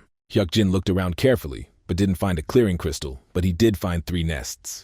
They needed to check them all, to which the comrades immediately agreed. Upon entering the first nest, they immediately encountered several golden turtles on their way. Hyun-soo and Yeon-soo had to be on guard and not let the turtles crawl into the water, otherwise they wouldn't be able to catch them. They understood everything and have already begun to attack. I wish them to give it their all. And each turtle drops a lot of coins. If you're lucky, you might get a box with a random number of coins. The most famous strategy related to golden turtles, hidden fragment, golden turtles collection. A few hours later, they noticed that the 2 nests had formed a whole pile. Yeon-seo didn't understand why she couldn't just kill them on the spot, but hunting them all at once was much better. In the future, it would be an exaggeration to call this trick hidden, because they will know everything. Conditions: collect more than 40 golden turtles in one place. After some time, a farm from a slaughterhouse for these turtles will appear. Suddenly, Hyuk-jin noticed that he was the first to discover the Golden Turtle Collection, for which he received 2 titles. Now he will be able to start the scenario associated with it by linking the 3 fragments. During the scenario, a hidden boss will appear, a poisonous golden turtle whose level is over 30. He can't cope without high poison resistance, even though he has Mandra's gloves. This task is not mandatory. Meanwhile, Yeon-seo reported that she received a notification about the increased drop rate. She is pleased with the experience she has gained, but she will not be greedy about the gold, dividing it among everyone. The girl still continued to consider it a date, which seemed a little strange to Hyuk-jin. Hyun-soo also came to help him and was not seeking a reward. Songhwa was of the same opinion. After listening to them, the guy decided to ask if anyone had a big blunt weapon. Hyun-soo gave him a huge hammer. It was too heavy. You can't hit moving monsters. But it's easy to hit someone chained to the ground, so now they'll be collecting coins, and Hyuk-jin will only take 70,000. The team had to split the rest equally between themselves, and this left them stunned. Yeon-seo thanked him as she watched the boy begin to take the turtles out of the bag. Hyuk-jin didn't plan to take everything from the start, so they need to be motivated too. He thought that he would have to keep this team for a while, and then he swung his hammer. The turtle's shell cracked and the boy won, receiving experience points and 241 coins. He started to destroy the turtles one by one when suddenly he got a box with a random amount of coins. While drinking the recovery potion, Hyukjin decided to open the next hidden fragment if he found 7 boxes. It will be hard, but you have to try to collect them before the turtles run out. So the guy swung the hammer again and with renewed vigor began to crush the shells. Yeonseo was surprised that the elder was faster than her, and his strength stat was clearly higher than Hyunsu. If his strength is higher than his, then his agility may also be higher than Yeonseo's. He definitely surpasses them in level. After a long period of time, Hyukjin was finally able to obtain the 7th box of coins. Only 20,000 coins dropped from the golden turtles, but there are 50,000 left to reach the goal. The first 2 boxes yielded a total of 7,800 coins, which wasn't very much. The guy didn't expect a huge amount to fall out right away. He then decided to open the 3rd box, but only 70 coins fell out, and Hyukjin called himself unlucky. He had only 4 boxes of coins left, and he asked for everything to be the same as before. 3 boxes yielded 11,700 coins, which is far from ideal. He opened 7 boxes of coins in a row and the hidden piece of the jackpot quest was fulfilled.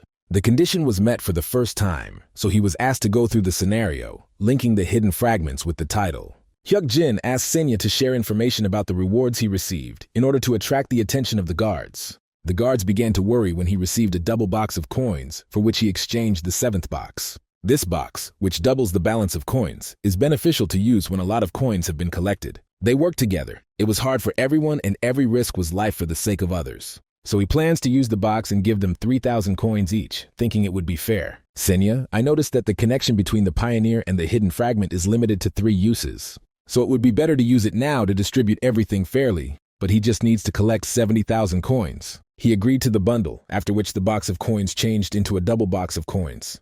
The current balance of coins is 43,219, and then this amount doubled to 86,438 coins. Hyukjin even exceeded the planned amount, so he sent 3,000 to each of the team without any problems. The woman with the scales donated 500 coins to him, which seemed a bit small to the guy for such a prestigious constellation. After this, the elder gave the order to Hyunsu to destroy the clearing crystal to close the dungeon. The turtle nest gate was cleared, after which the reward for clearing the gate began to be given out. And all players received 500 coins, as well as a scroll to return to the Tower of Beginners. While they were in the Japanese gate, a rookie tower was created, which was good because they might run into the police on the way out. Meanwhile, Senya decided to give him the reward for cleaning out the turtle's nest, asking him to check it out. Hyukjin remembered that it was because of this task that they were here. It was given to them by the guard who did not reveal his name. There were 7,000 coins inside, which made the guy look closely at the administrator. The guardian paid this amount for clearing the entry-level gate without revealing his name and handing over the reward through Senya. A woman with scales could give such a task publicly, and a cowboy from Las Vegas should be in the northern United States. Hyukjin doubted that he would be able to find out any details about this now, so they decided to leave here quickly by using the scroll to return to the newbie tower. When the group returned to Korea, they immediately recognized Tower D, but did not recognize the people. There are no players here, only NPCs, entities with artificial intelligence that appear only in special spaces. If you look closely, this place looks like Tower D, but its appearance was different from the original. They wanted to leave, but Hyukjin asked Hyunsu and Yeonseo to clear the Soul Station dungeon 25 times. They can do more if they want. This is one of the conditions for rapid development. They know the strategy, so it won't take long and they should figure it out quickly. Songhua asked what she should do, because if she was good there, she would also be able to pass the dungeon. However, the guy sent her home, and he promised that he would return at night. The girl immediately began to worry about her weak brother. But as soon as he said that he would buy her ice cream on the way back, Songhua immediately blossomed. Then she turned around and headed towards the exit, thinking only about ice cream. Hyukjin himself looked at the escalator leading to the 2nd floor, where he could go up. Senya thought that he was wasting coins since there was no one on the 2nd floor right now. The guy knew about it, but now all that mattered was that the floor was open. It's not that easy to get to the 2nd floor of the tower. It seems like someone did it before him. And all because of the Demon King, a player whose name was unknown 10 years ago, the leader of a demonic army called Nightmare. He was always involved in the disasters that occurred after the cataclysm, and he was the first to open the 2nd floor of the newcomer's tower. 3 people can get this advantage. Perhaps the Demon King got ahead of him and opened the 2nd floor. Suddenly he felt a powerful energy, and his eyes of perception became temporarily paralyzed. Hyukjin definitely saw someone, but now he couldn't open his eyes to make out who it was. The guy assumed it was the Demon King, and when the paralysis was lifted, he immediately used the eyes of perception. He didn't find anyone, but that was for the best, because Hyuk-jin wouldn't want to run into him. Without wasting any time, the guy asked Senya to open the hidden object shop right now. The administrator was surprised because he would need 50,000 coins to use it. However, Hyuk-jin was determined to spend it to gain access to the store. This method is not available to simple beginners, but the time to view it was 60 seconds. Not everyone has 50,000 coins, and no one will spend them to get access for 60 seconds. There was a sale as a perk, which is why he collected 70,000 coins. It took him exactly 20,000 to buy a high-level career change guide. Senya shuddered when she realized that he had collected the coins at a discount, deciding that prophetic dreams had helped him again.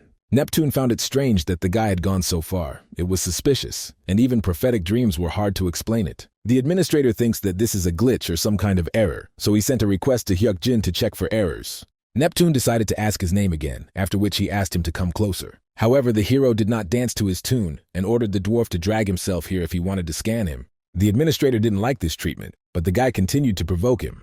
At that very moment, Neptune waved his hand, aiming it straight at Hyuk-jin's chest. He used the power of a mid-level administrator, forced submission. When the boy fell to his knees, Neptune promised to finish him off if he continued to snap. For him, this man was considered pathetic because he decided to joke, although he didn't even know the difference in strength. He decided that he was safe since he always had a calm administrator next to him. Hyuk-jin mentally suggested that he could be angry as much as he wanted, since he had many ways to resolve this issue. Rising to his feet, the boy concluded that he would not be able to kill him. Neptune decided that he knew nothing and would remain inactive, completely subordinate to him. However, he was the first to unfairly attack him, and the first to show disrespect, while Hyuk-jin only resisted. The administrator became even more angry because he had been watching him all the time, and now it was too late to pretend to be an innocent player. Neptune wanted to punish the guy, but the Libra woman used a special ability, the principle of the presumption of innocence. The effect of forced submission was cancelled, causing the boy to regain control of his body. The guards agreed with him, and the pressure on the body disappeared. The Demon Mountain Master despises cowards, and so he used a special ability, strength to the strong, weakness to the weak. Neptune has lost a lot of viewers, so he can't control himself. He is easily provoked by the word dwarf, like 10 years ago.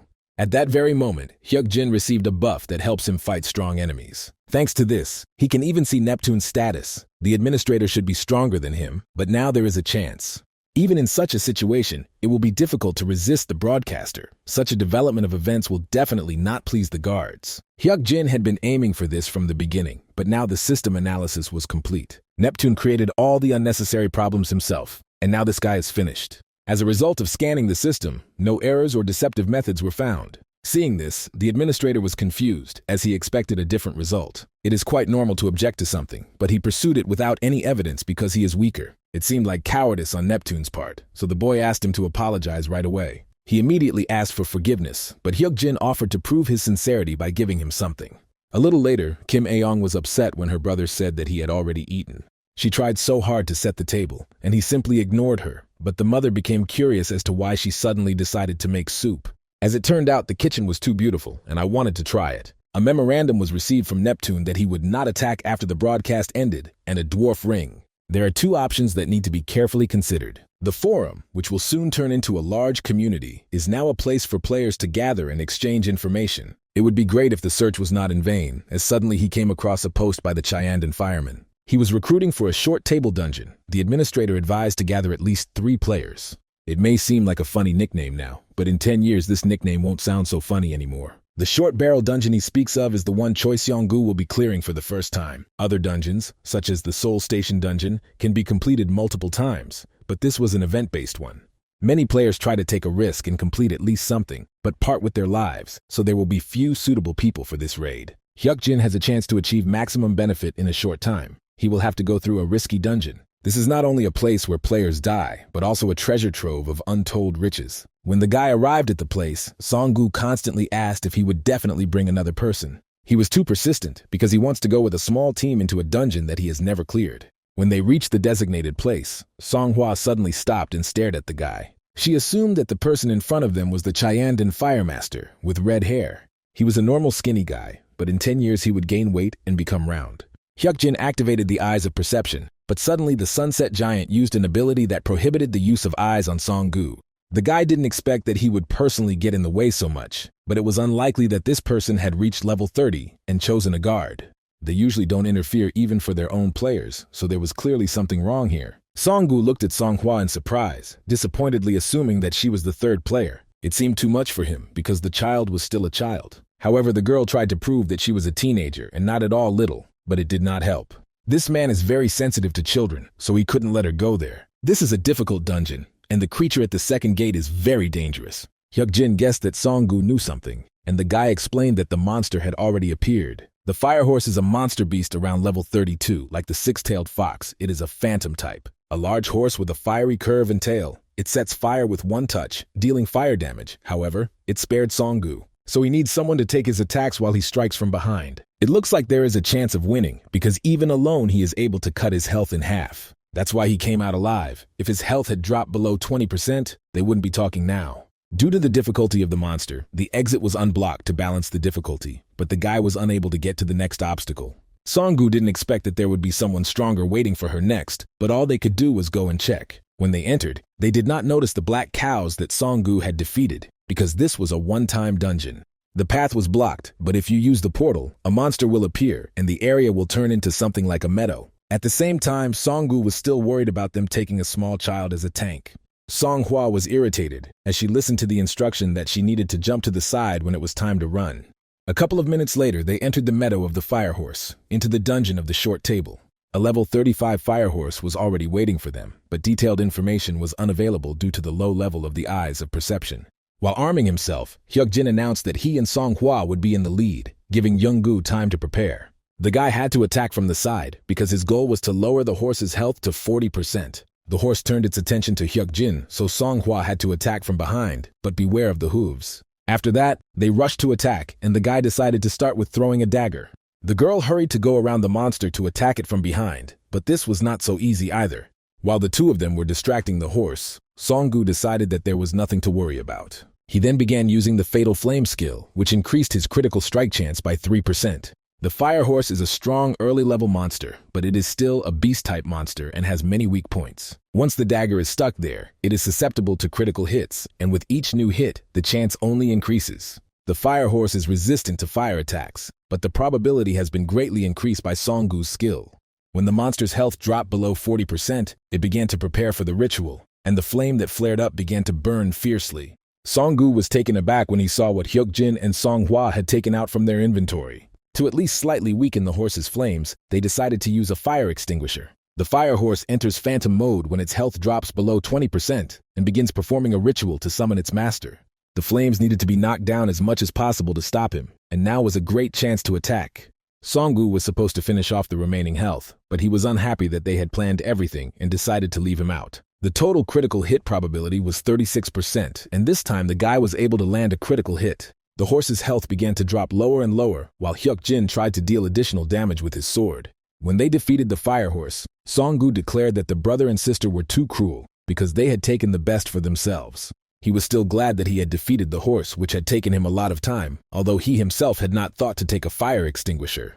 At that very moment, a joyful Song-hwa approached Hyuk-jin and announced that the monster had dropped an item. It was firewater, a stimulant that awakens the magical power of the fire attribute. It was unclear why it fell out of the horse, but the boy decided to give it to Song-gu. He was surprised by such an unexpected gift, and Hyuk-jin suggested that he read the description of the item. At first, Song-gu did not believe that he would receive an increase in his abilities, as well as the patronage of the Sunset Giant. Hyuk-jin had never heard of the Sunset Giant before, but this guardian had made his choice, so he better drink. However, without them, he would not have defeated the horse. They fought so hard, which began to torment his conscience. Then they decided that the rights to the next award would belong to Hyuk-jin, but they would still discuss this. Hearing the agreement, the boy realized with a smile that Song-gu was now in their debt. When he drank the firewater, his chest literally burned and he felt warm. The secret of this dungeon has been revealed. It was created by the Sunset Giant for the sake of awakening Song-gu. It probably cost a lot of coins, but Song-gu himself said he would hand over the rights. The Whispering Devil enjoyed Hyuk-jin's game while he wondered what item was hidden next. Sometime later, they passed the second obstacle of the short table dungeon, and a third one was waiting for them ahead. They entered the Valley of Fire, where escape was impossible without fulfilling the conditions. They had to cross this valley. There was lava and fire everywhere, making the place incredibly hot even for Song-gu. It seems the Sunset Giant wants only the one this dungeon was intended for to survive. The rivers of fire were about 7 m wide, which is too hot. You can burn in the middle. This path is created for the one who drank the firewater, and only Song-gu can pass it. This was clearly beyond Hyuk-jin and Song-hwa's capabilities, so the boy offered this task to his new comrade. However, he was categorically against it and wanted to go together. He was not going to leave the others to cross by himself. Hyuk-jin frowned, fully aware that by doing so, he would be signing their death warrant. However, Song-gu did not want to abandon his people, and he did not intend to go until they found a way to do it together. But in reality, they wouldn't be able to cope with Song-hwa. They would only die faster, and Hyuk-jin didn't mean to abandon them. Instead, he asked the guy to clean up the place before anything happened. The firewater gave him the protection of a special guard, so he will be able to clear this place. Suddenly, Song-gu's fighting spirit rose, and he asked to wait for him here until he finished quickly. He also thanked Hyuk-jin for assessing the situation so accurately and handing over the item to him. Song-hwa wondered if the elder was confident in his decision, but the boy decided to hope for the best. Hyuk-jin opened an item shop to buy the Whispering Stone. It allowed for a hidden conversation that was not audible to others for 3 minutes. The guy made a request to talk to Senya, and she immediately accepted it. He asked her to pause the broadcast and transfer it to other players, because they would just wait anyway. However, the administrator said that she would figure out how to conduct her broadcast herself. The guards are very interested in how he will cross the river, so she is not going to retreat. But even they will get bored if you show all the details, and you need to change the approach to the production. You can stop broadcasting now that they are in danger, and then continue with them escaping the fire, skipping the boring parts, making the performance more dramatic. Looking at him carefully, Senya assumed that he knew how to cross the river. Hyuk-jin simply asked him to stick to his plan and asked Song-hwa to climb on him if the fire spilled. Senya decided to end the broadcast after 30 seconds, not understanding how he could simultaneously respond with his voice and communicate through the stone. At the same time, the Valley of Fire began to move to devour living beings. As soon as their channel closed, Hyuk-jin grabbed Song-hwa's hand and pulled her towards him. Now the Sunset Giant can't see them, which allows the guy to use all his abilities. He decided to start with instant movement, even though it wasn't a warp skill. It could move from point to point, while instantaneous movement is a quick movement along a line. The only option was to endure the pain of the flames. Without any preparation, they would burn alive. However, the guy had Mandra armor, which was resistant to fire. He cleared the Soul Station dungeon several times and was mocked by the guards for his boring show. But he also had a dwarf ring, which he received as an apology from a mid-ranking administrator. It was also destroyed, but the guy still had the tail of the six-tailed fox. He was now under the influence of foxfire, which greatly increased his fire resistance. Hyuk-jin used absolutely every item and still managed to run to the shore. They successfully crossed the Valley of Fire, and those who pass through it receive a title.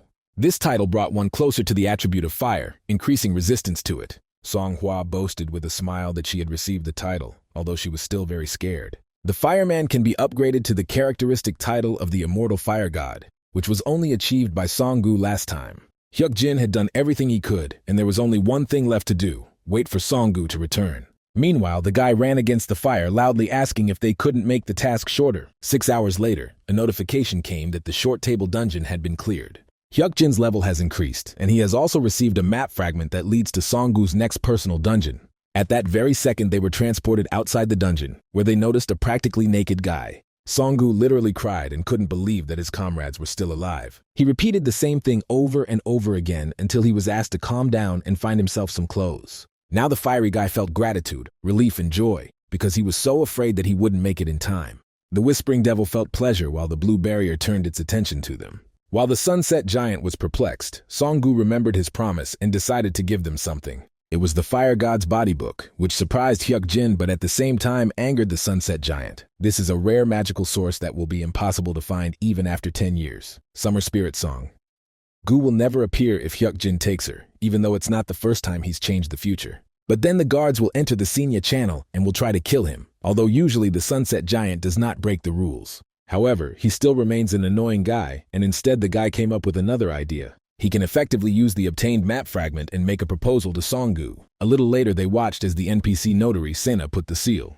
The contract was successfully registered in the system, and Song-gu, who paid the fee, was automatically registered. The guy noticed that Hyuk-jin liked to solve problems in such complicated ways. Song-gu seemed to have some attraction to him, because he agreed to work on a joint script for the book. This way, he can interfere with Song-gu's personal scenario and get not only a reward, but also information. Hyuk-jin knows how much he will make from this book, so 3% is the perfect amount to remove the Sunset Giant's suspicion. When they signed the contract, they decided to go their separate ways, but the guy knew that they would see each other in about 10 days. Song-hwa offered the eldest a snack, but he decided to first tell the family that they would return a little later.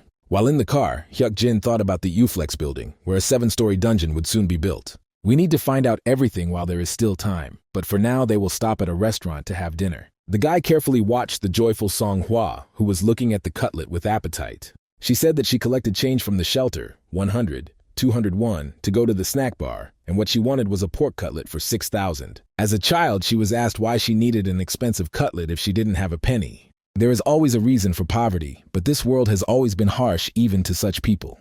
Songhua laughed and said that it was like she had a family, although that was not the case. She promised to try her best not to cause trouble, and Hyuk-jin asked her to relax. In 2 days, a dungeon will open in Paju City Peace Park, the most difficult entry-level dungeon. The other dungeons that had brought a large number of victims were nowhere near as bad, and in 5 days, Songgu would begin a personal scenario. Every day, Hyuk-jin makes plans for the future because his life must be built by him. It was necessary to clear the Peace Park. There weren't enough of them. At least level 30 was needed. On June 23rd, military personnel arrived at Seoul Station and cordoned off and guarded the cargo container. The Players Association, established by the Emergency Committee, officially began its activities on the 22nd. Sun Ki-young, who is the chairman of the Sungshin Group, was elected as the first representative of the association. When Hyuk-jin approached the container, the soldier stopped him and asked to show his ID. He made sure that the guy was a player and the girl next to him was a family member, Songhua. Some time ago, the police began to monitor the dungeons and keep records of visitors. It can be said that the Players Association has taken the matter seriously. They entered the station's dungeon, because the guy also needs to actively engage in obtaining rewards from the dungeons. When they passed the gate, one of the soldiers reported that Hyuk-jin had come here. The man who spoke to him on the phone asked to continue monitoring him. After that, he informed the chairman that the 2 players he asked to keep an eye on had entered the dungeon for the 30th time. The chairman wearily wondered if this number of purges was much different from other players. It was so fast that they can't even be compared. Most likely this guy has a special strategy. The assistant also collected information on his teammates, Hyun-soo, Yeon-seo, and Songhua. The older man remembered that it was this guy who asked for help with the adoption process. He came straight to Songshin to see him, a young guy who was not at a loss when meeting the company chairman. Some developed countries, including the United States and Japan, have allowed players to carry personal firearms. Although they were the first to encounter training, the advantage of carrying personal weapons helps other countries surpass them. If they don't keep up with the times, they will definitely be left behind. The Taeguk Guild they want to create needs people with initiative, so they need to get closer to Hyuk-jin. The assistant understood that it was about recruiting, but the chairman instructed to offer him the position of head of the guild. This is not an overly high position. On the contrary, it may not be enough, so you need to try to convey your intentions correctly. Everyone thinks that the leader should be the first grandson, Songjin Seok, and it will be a great honor for Hyuk-jin. The chairman still remembered the guy's piercing gaze, as if he could see right through everything. It can become their famous sword that will move Songshin 10 steps forward. The man mentally asked the boy to fight for Songshin because he would become his hunting dog. Meanwhile, Hyuk-jin cleared the dungeon for the 30th time, and the hidden task was completed. Now he has the opportunity to link the title with the achievement of the pioneer. And he was offered to go through this scenario, because in the future it will be widely known. But for him, a man with the title of pioneer, everything changes dramatically, with a significant increase in difficulty and reward. Songhua noticed that she also received a notification about the hidden section and wondered if they would be going through it. However, the guy refused. The hidden zone appears when the average level of players reaches 30. Their levels, considered to be among the best, barely exceeded 20, so it's better not to be greedy. They will refuse the offer. Come back tomorrow and aim for the 2nd floor. Hyun-soo and Yeon-seo, judging by their personalities, should have cleared the dungeon 25 times or a little more. The next day they arrived as a team, preparing to enter the 2nd basement level. Stronger monsters appear on the 2nd floor, so the whole team was assembled. There were also no safe zones, which are abundant on the 1st floor. There is a high probability that they will be attacked right at the entrance, which is exactly what happened. An arrow flew towards them at high speed, but Songhua deftly blocked it. The platinum shield is developing rapidly and has already taken shape, and Songhua is a natural-born genius. It is enough to warn about the approaching attack, and she will immediately block it. Their first sudden task was to deal with the orc archer who met them at the entrance. Many of the monsters that appeared immediately after training were vulnerable to simple weapons. But orcs have a resistance that protects them from firearms and regular blades. They are called true monsters. And here there was not just one, but a dozen of them, archers hiding behind the backs of ordinary orcs. At this time, Songhua blocked another arrow and Hyun-soo became worried about her. The monster has a growth on her, so there's no need to worry about it aiming at other people, but she can repel 2 more such attacks. While Songhua is blocking, Yeon-seo must follow Hyuk-jin, but can only move 3 steps away. The girl became interested in what he had in mind, but he didn't have time to explain. More precisely, there was no need for this, since he simply rushed into the thick of the enemies. From the second floor onwards, they must act as one, as a team in which everyone understands their role. Only then will they be able to clear everything without losses or any problems. Words will do more harm than good in this, and therefore they must act on instincts. Yeonseo was surprised to see the boy running into a blind spot to avoid being shot. In addition, the orc's reaction is twice as slow as his, which makes it easier for him to maneuver. The girl was so surprised that some attacks began to hit her. Then she used the Heavenly Demon's treasure movement technique and understood how to move. It was a technique that only reached 1 star, but it was enough to confuse the ogres. At that moment, Hyuk-jin noticed that the last arrow was the limit for Songhwa. However, she had already fulfilled her role, and the guy successfully approached the archers. Together with Yeonseo, they were able to defeat the orc archer, receiving experience and 31 coins. They went around all the orcs and killed the archer. The second floor seemed much easier to the girl. But at that very moment, Hyuk-jin loudly warned her, and she noticed an arrow flying towards her. The guy understood that she wouldn't make it in time, so he quickly ran up to her and kicked her away. He asked her to pull herself together because he doubted that she had decided to die after killing 1 orc. Meanwhile, Songhwa convinced herself that she could block another shot. The ogre archer had already drawn his bowstring, intending to pierce the tired girl's shield. Hyuk-jin and Yeonseo had already run towards the crowd of orcs to deal with the rest. When they entered the second floor of the dungeon, the guy did not want to explain in detail what needed to be done. Here's a demonstration that he knows the conditions of the dungeon very well. Nothing good will come of it. Besides, his team members are not the ones who need it, because they understood everything without explanation. After some time, the conditions for completing the first task were met. They needed to destroy the crystal of the first barrier. Destroying the crystal was the goal for Hyun-soo, who was skilled with her fists. He was breaking through these orcs, but suddenly one of them swung a club, and the guy put his left hand out. But Hyun-soo ignored his opponent and then purposefully ran towards the crystal, breaking it. The monsters that followed him were confused about what had just happened. But then they stopped abruptly, and Yeonseo let out a calm breath because she almost got hit. Then she turned to Hyuk-jin, apologizing for her stupid behavior earlier. The guy advised her to quit if she continued to do this. The girl must understand that her actions alone can endanger the entire team. During this time, Songhwa was actively drinking recovery potions to continue protecting her comrades. Looking at her and Hyun-soo, Yeonseo understood that the two of them were coping with the tasks, but she was not. But she immediately asked herself to pull herself together. She promised that she would protect her loved ones when her mother was hurt. She needed to pay Hyuk-jin and not cause trouble. The girl clearly wanted to become stronger, just like their leader, and the master of the Demon Mountain noticed this. Yeonseo, along with Hyuk-jin, noticed that the master was extending his hand to him. He offered them the title of Heavenly Demon, and the change of profession would happen automatically. This usually happens at level 30. After the conclusion, he tries to do it now through the title. Contains part of the Guardian's own name, a stunning title for a future Swordmaster, but he gives it to him. There may be great opportunities. Swordmaster Yeonseo was very strong, the Empress, the strongest PvP player. However, only the entire group of 8 heroes could resist the Demon King. This means that her class has limitations, and if he takes the title, he will set a limit for himself. Hyuk-jin returned to the past so he could try to surpass the Swordmaster, and now he is forced to refuse the offer.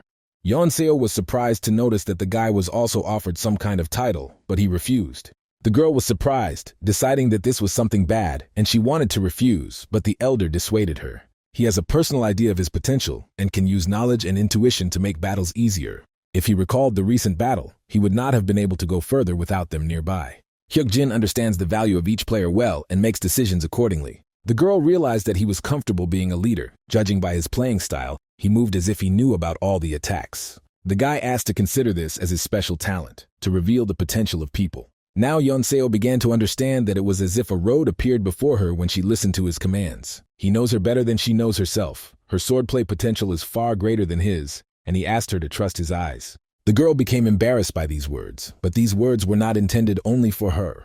The title that the Guardian offered has a special characteristic and can only be given to one person. Most likely Yeonseo was offered a title lower than this, but he can't allow that since they are comrades. Then the guy said that this title suited her much better than him. The master must have listened to him, because he was weak to praise and flattery. He had to understand who to choose. The Demon Mountain Master praised his insight and began to praise him. After that, he decided to offer Yeonseo the title of Heavenly Demon, which she accepted immediately. As soon as this happened, the girl was enveloped in a purple aura, and her profession changed by itself. Hyuk-jin asked not to tell anyone information about himself, not even him or his teammates. Experienced players should be able to hide the title and contract with the Guardian. These are important parts of the future strategy. While waiting, the first barrier was exceeded, so they were automatically transferred to the second barrier. They entered the village of orc warriors, which was located somewhere in the mountains. Hyun-soo assumed that they would have to fight them again. Suddenly it was reported that the content of the second barrier scenario was changing slightly. Orcs no longer turned to stone after destroying a clearing crystal. The leveling limit for orc warriors has also been removed, making the task more difficult. They also had to destroy 3 crystals within the allotted time, and this was not what Hyuk-jin remembered. At that very moment, they noticed 2 orcs heading towards them. Several monsters noticed them, so Yeon-seo asked the leader what they would do. The guy picked up an iron pipe from the ground, deciding to start with the basic method. They will search for crystals, trying not to interfere with their lessons, and must complete the task within 10 minutes. They won't be able to cope with the orc archer here, and they need to finish before he shows up. Then his gaze turned to the huge tent, which only increased his anxiety. The guy mentally asked why he, the great orc warrior, appeared here. Sometimes it happens that the scenario for players changes. Usually this happens when the player's level increases too quickly. Apparently the true master of the Heavenly Demon Mountain gave Yeon-seo the title of Heavenly Demon. If he had not broken the rules, changes to the scenario could only have come from the intervention of other players. The petrification when destroying the crystal has disappeared. Now getting rid of the orcs will not be so easy. It is a smashing monster that can become stronger over long battles. Now he does not reach the level of a great orc, otherwise their destruction would be guaranteed. But if he evaluates the situation and conditions of the second barrier, he can become a great orc warrior. In the current situation they won't cope, and if an orc archer is added, there will be no chance of clearing this place. We need to come up with some other way. If there is no petrification feature, then a battle with an orc warrior is inevitable. First you need to take the key item, the iron pond, which he picked up earlier, and prevent the archer from appearing. It's better not to show on the broadcast that he knows the location of the crystal. It would be much better to show the guards that the guy is using basic search methods. Yeon-seo moves to the point on the right side, and Sun-hwa and Hyun-soo will move together on the left point. If you use this method, they will definitely destroy 2 crystals in 10 minutes, and you will have to destroy the rest yourself. Without wasting any time, Hyuk-jin rushed forward, ignoring the orc, as he knew the location of the last crystal. It was located inside the orc warrior's tent, which made the task of destroying it much more difficult. A notification came that one of the 3 crystals was already insignificant, most likely the work of Yeon-seo. The treasure of the heavenly demon, obtained from the master of the demonic mountain. Slowly the orcs will not be able to catch up with it. It seems that the girl is now at the level of the first star, and she has already destroyed the first crystal. The guy praised her, and Yeon-seo couldn't believe that he really thought so. Then they slowly entered the tent, but were in no hurry to destroy the crystals so as not to wake the sleeping orcs. The petrification effect has disappeared, so they will definitely have to fight. In that case, Hyuk-jin was forced to tell Yeon-seo about the method to clear this place. Meanwhile, Song-hwa and Hyun-soo were running away from the armed monsters that were chasing them. Hyuk-jin immediately attracted the attention of his comrades, asking them to fight their way through the orcs and aggro them towards themselves. Yeon-seo must attack each monster while Sun-hwa acts as a distraction. The Sword Empress immediately rushed into battle to cover her fleeing friend.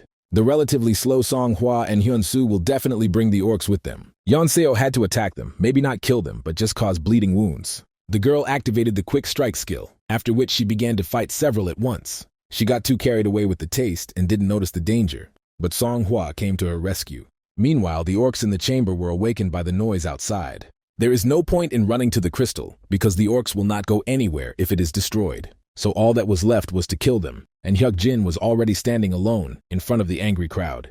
He had to deal with them one by one, inflicting wounds to the neck. You must not overdo it, hit and run, then chaos will reign inside the tent. When he had waited long enough, the whole team ran into the tent at the same time. When the orcs ran after them, they noticed that one of them began to kill his comrades. Hyuk-jin was right. The orc warrior was weak to blood, and that could be exploited. If you fill the entire tent with the smell, someone will get drunk and start killing his fellow tribesmen. The orc warrior's unique ability, Orc Fear, has been activated. This was an ability that most boss monsters had. It would restrict the player's movement, preventing them from escaping. But they will use it to prevent the orcs from escaping, who look much more appetizing than them, which is why they let their blood. Fear is a dangerous skill with a long cooldown, so it has now been rendered useless. Suddenly they noticed how the monster's body became even larger, and it became much stronger. In their situation, it is better not to confront a well-coordinated group led by an orc warrior. It will be easier to fight one advanced orc instead of hundreds of ordinary enemies. This is the way that will help them survive, so at the moment, this is their main rival. But suddenly an unexpected task appeared, the hunt for a great orc warrior. The creator of the quest was the Lion King, but Hyuk-jin can't remove it with his current skills. The reward for the quest was a new intimidation that increases resistance to mental attacks. Songhwa's defense is useless against this guy. The difference in strength is so great. For a creature whose level is shown with question marks, none of them will be able to block even one attack. Therefore, only Hyuk-jin can dodge with instant movement and get close to him. The plan to catch him will take some time, but it is quite possible to deal with him. Yeon-seo and Hyun-soo, who were watching the battle from the sidelines, were unsure if everything was okay. But the plan that the elders came up with must have some effect. Earlier, Hyuk-jin told the girl that the slow Songhwa and Hyun-soo would definitely bring the orcs with them. Yeon-seo should attack them. You don't have to kill them, just inflict bleeding wounds. Use this item on them. The girl didn't understand how she was supposed to do it, but everything was much simpler than she thought. The beast's fangs originally had a clear purpose, as they contained paralyzing poison. This is a trophy that was collected from a wolf pile in the training area, fangs that caused fatal paralysis in people. All this time, Yeon-seo was stabbing the orcs with her fangs as she attacked them. In other words, even now, their enemy, having devoured all of its bleeding relatives, swallowed about 70 fangs. Of course, it is not possible to completely paralyze the great orc warrior with just fangs, but now he became much slower, which made it easy to dodge his attacks. When Hyuk-jin gave the command, Yeon-seo entered the battle, swinging her sword. She aimed for his side, but he blocked the attack, his body too strong. The monster only slowed down, but the difference in attack and defense power remained the same, and not only players understand this. The orc also knows everything. Even though his body doesn't move the way he wants, he can definitely devour ordinary people. He knows perfectly well that he is a predator, and now he only wanted human flesh. Surely such thoughts visit him, but even an attempt to pierce the eyes will not be fatal. The only vital point to aim at is his mouth, so Hyuk-jin used a piece of iron to keep his jaws from closing and thrust his sword into it. Deal damage to the weak spot and insert an iron pond to prevent it from closing its mouth. Hyuk-jin asked Hyun-soo to be careful and not let the iron bar fall. He understood everything, after which he began to beat the orc with his fists without stopping for a second. Yeon-seo also didn't lag behind and continued to inflict slashing wounds with her sword. Alas, for killing the great orc they received only a molar, which can be cleaned and used to gain special power. But the reward for completing the task was the iron armor and leather shoes of a great orc warrior. Hyuk-jin received 2 useful items from the set, as well as a special intimidation skill. It was more powerful in suppression and would come in handy against fear bosses in the future. Not only him, but everyone who completed the task was not as happy as Hyuk-jin. Suddenly the guy noticed that the Las Vegas cowboy was starting to watch him. This is a guardian who places great importance on effective team play and combinations with his teammates. He is famous for contracting only one player, Michelle of the Golden Tower, which represents the pinnacle for many players. The cowboy decided not to lag behind and support the guy with the leather pants of the great orc warrior. A guard who was only interested in the American server decided to pay attention to it, which is why he received 3 items from the set. The conditions for completing the mission scenario had been met, and all they had to do was defeat the remaining orcs. They passed the second underground floor, receiving 300 coins and the title of ruler of the Soul Station dungeon.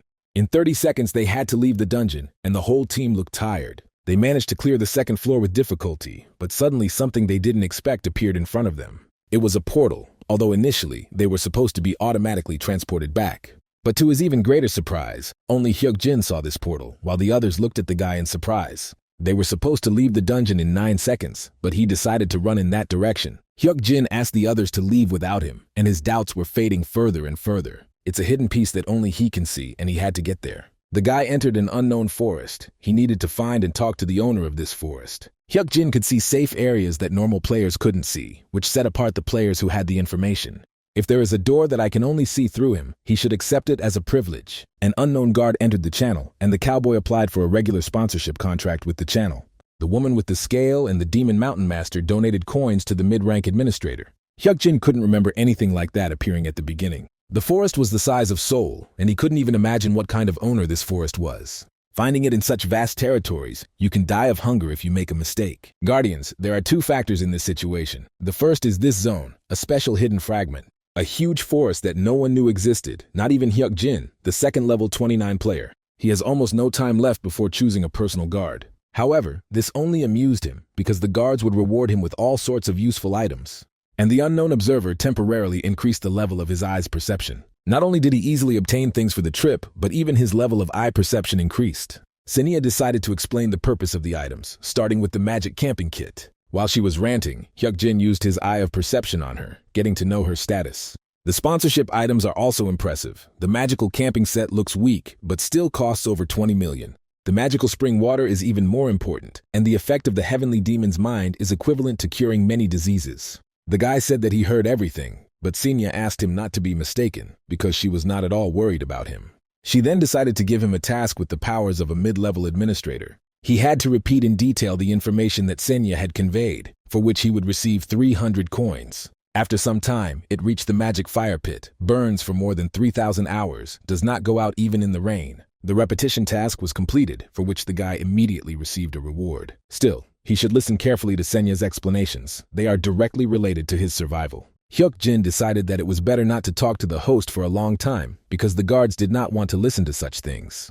However, he had not yet told her about raising the level of the eyes of perception, and the task was already completed. The guy then suggested that even his administrator didn't know about it. This forest is simply huge. He is worried that it will take a long time to clear it. He knows nothing about this place, and the only clue is the search for the owner of the forest. Evening was beginning to fall, but Hyuk-jin knew that this area was subject to the passage of time. They say it's better to go east if you don't know the way, but Jackson said that was not a rule, but experience. It's unlikely that this is a high-difficulty dungeon where directions change. However, Hyuk-jin decided to start his search from the tree where the claw marks were left. Having arranged a place to stay for the night, the guy set up a magical fire pit and a safe zone. Then Senya decided to turn to him and ask what he had learned from exploring this place.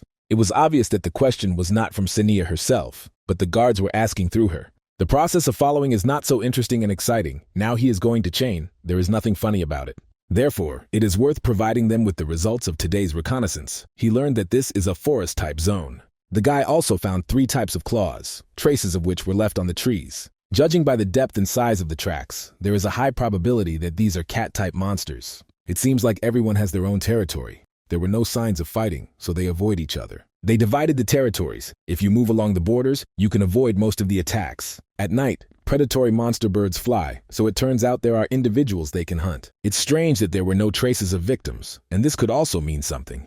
However, Senya remained silent while the guards had different opinions about his game. Then Hyuk-jin decided to relax and calm down a little, because today was only the first day. He himself decided to come to this godforsaken place. You can cope with everything. The main thing is not to panic. It's strange, but he sees this place for the first time and doesn't know the strategy for it, finding only traces of wild animals. Here one should be afraid, but he remains calm, and this game was much more interesting. In a dangerous passage, he is left with no choice. He has to constantly throw down challenges. But even the simplest things in these games give Hyuk-jin pleasure. Some call this ability talent, and the fact that he is a talented player is a fact. Now we can only hope that he doesn't remain someone who shines only at the beginning. They never grow above level 40, so you need to break that threshold to make sure he's not one of them. On the 4th day of exploration, Hyuk-jin walked around the burnt-out village of farmers, which was a safe zone. The houses were burnt out, but perhaps there were some clues left here. The guy noticed a house that wasn't badly damaged, so he decided to check it out first. He received a postcard from the headman of the peasants, which said that the owner of the forest was angry and brought his wrath upon them. Part of the letter was burnt, so Hyuk-jin couldn't read it completely, but he understood that the village was burned down by the anger of the forest master. This appears to be the western village of Dot. There is another settlement at the eastern end. This meant that he could meet the master of the forest, which was a completely feasible task. Suddenly the guy sensed something, although he knew for sure that a safe zone had been established here. His eyes of perception tell him that something is watching him right now. Hyuk-jin clearly felt some kind of ominous aura around him. He had a strange feeling, so he couldn't relax even in the safe zone. He wanted to leave the village, but he reached a barrier that made it impossible for him to move anymore. Hyuk-jin decided to check the westernmost part of the village, but the way is blocked by a transparent wall. This means that this must be the end of the zone, or special conditions must be met to move. The cowboy decided to give him something. Sometimes he lures players with sweet offers that are hard to refuse. The only person to survive the bet was Michelle, a cowboy who offered him 100,000 coins to clear the forest for 3 days. Such a sum is a real lottery for the player, but it is a reward for success. The price for failure is not written. Then the guy decided to ask Senya what would happen after the mission failed. Later, when it comes time to choose a guard, the contract will have to be signed with a cowboy, which surprises Hyuk-jin. He thought it would be something worse, but the administrator asked if he accepted the assignment. The guy refused without thinking, and the cowboy became interested in what he was thinking. He doesn't like gambling at all. Sometimes he bets on something with a small chance, but he won't play like that all the time. Clearing the zone in 3 days is pure luck. He needs at least some card up his sleeve to have a chance to win. That's why he refused to rely only on luck, like jumping into the mud, and the cowboy respected his decision. Refusing such an offer at level 29 made some guards laugh, but others were impressed. Now he is near the western village of Dot. Then he will follow the letter to the eastern village of Dante. It's a long way, so we need to find food again to last some more time. Sometime later, Hyukjin caught a stocky boar, gaining experience and 17 coins. He learned a few things while searching for food and walking along forest paths. This stocky boar is a strong monster of about level 25. It gives significantly less coins at its level, but it is possible to hunt it. There are a few differences though. They are usually alert to what is going on around them, especially when there are predators nearby. But these boars were not afraid of anything at all. Only one conclusion comes to mind. For some reason, they are not afraid of predators. Perhaps boars are not attacked in principle, but suddenly the guy received a basket of fruit that fell out of the boar. He didn't hear any fruit baskets falling out of them. Maybe it was a hidden fragment that took care of survival. And also constant surveillance, which provokes his eyes of perception.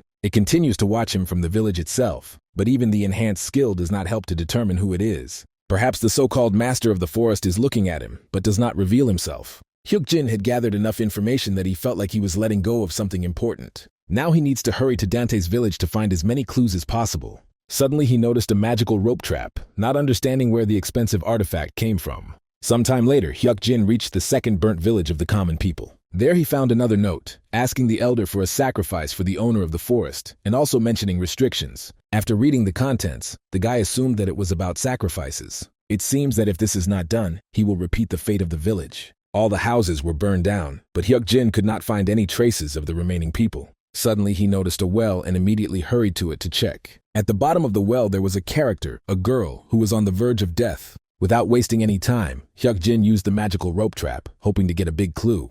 With a deft movement he was able to hook the girl, after which he began to pull her up. When he began to look at her more closely, he realized that this girl was an elf. More precisely, one of the elven races. They have excellent healing skills and recovery. The Oak Elf race was a tribe that espoused non-violence. Some used them for selfish purposes, such as the infamous Sojun. Hyukjin hurried to give her a healing potion so that the girl would come to her senses faster. She looked somewhat like a plant, as if she hadn't been rotting in the well a couple of minutes ago, but was immediately restored by the potion. The elf slowly rose up, opening her eyes, and then shuddered, noticing a guy next to her. She thanked him for saving her, but Hyukjin immediately reminded her of the wrath of the forest master. Lindia confirmed his words, because they were never able to offer the sacrifice on the altar. However, they still did not understand what kind of sacrifice was wanted from them. But if they had known, they would have brought the sacrifice to the southern altar. The elf thanked him again for saving her, adding that she would soon return to the embrace of nature. It was equivalent to human death, meaning the potion only revived her for a short time.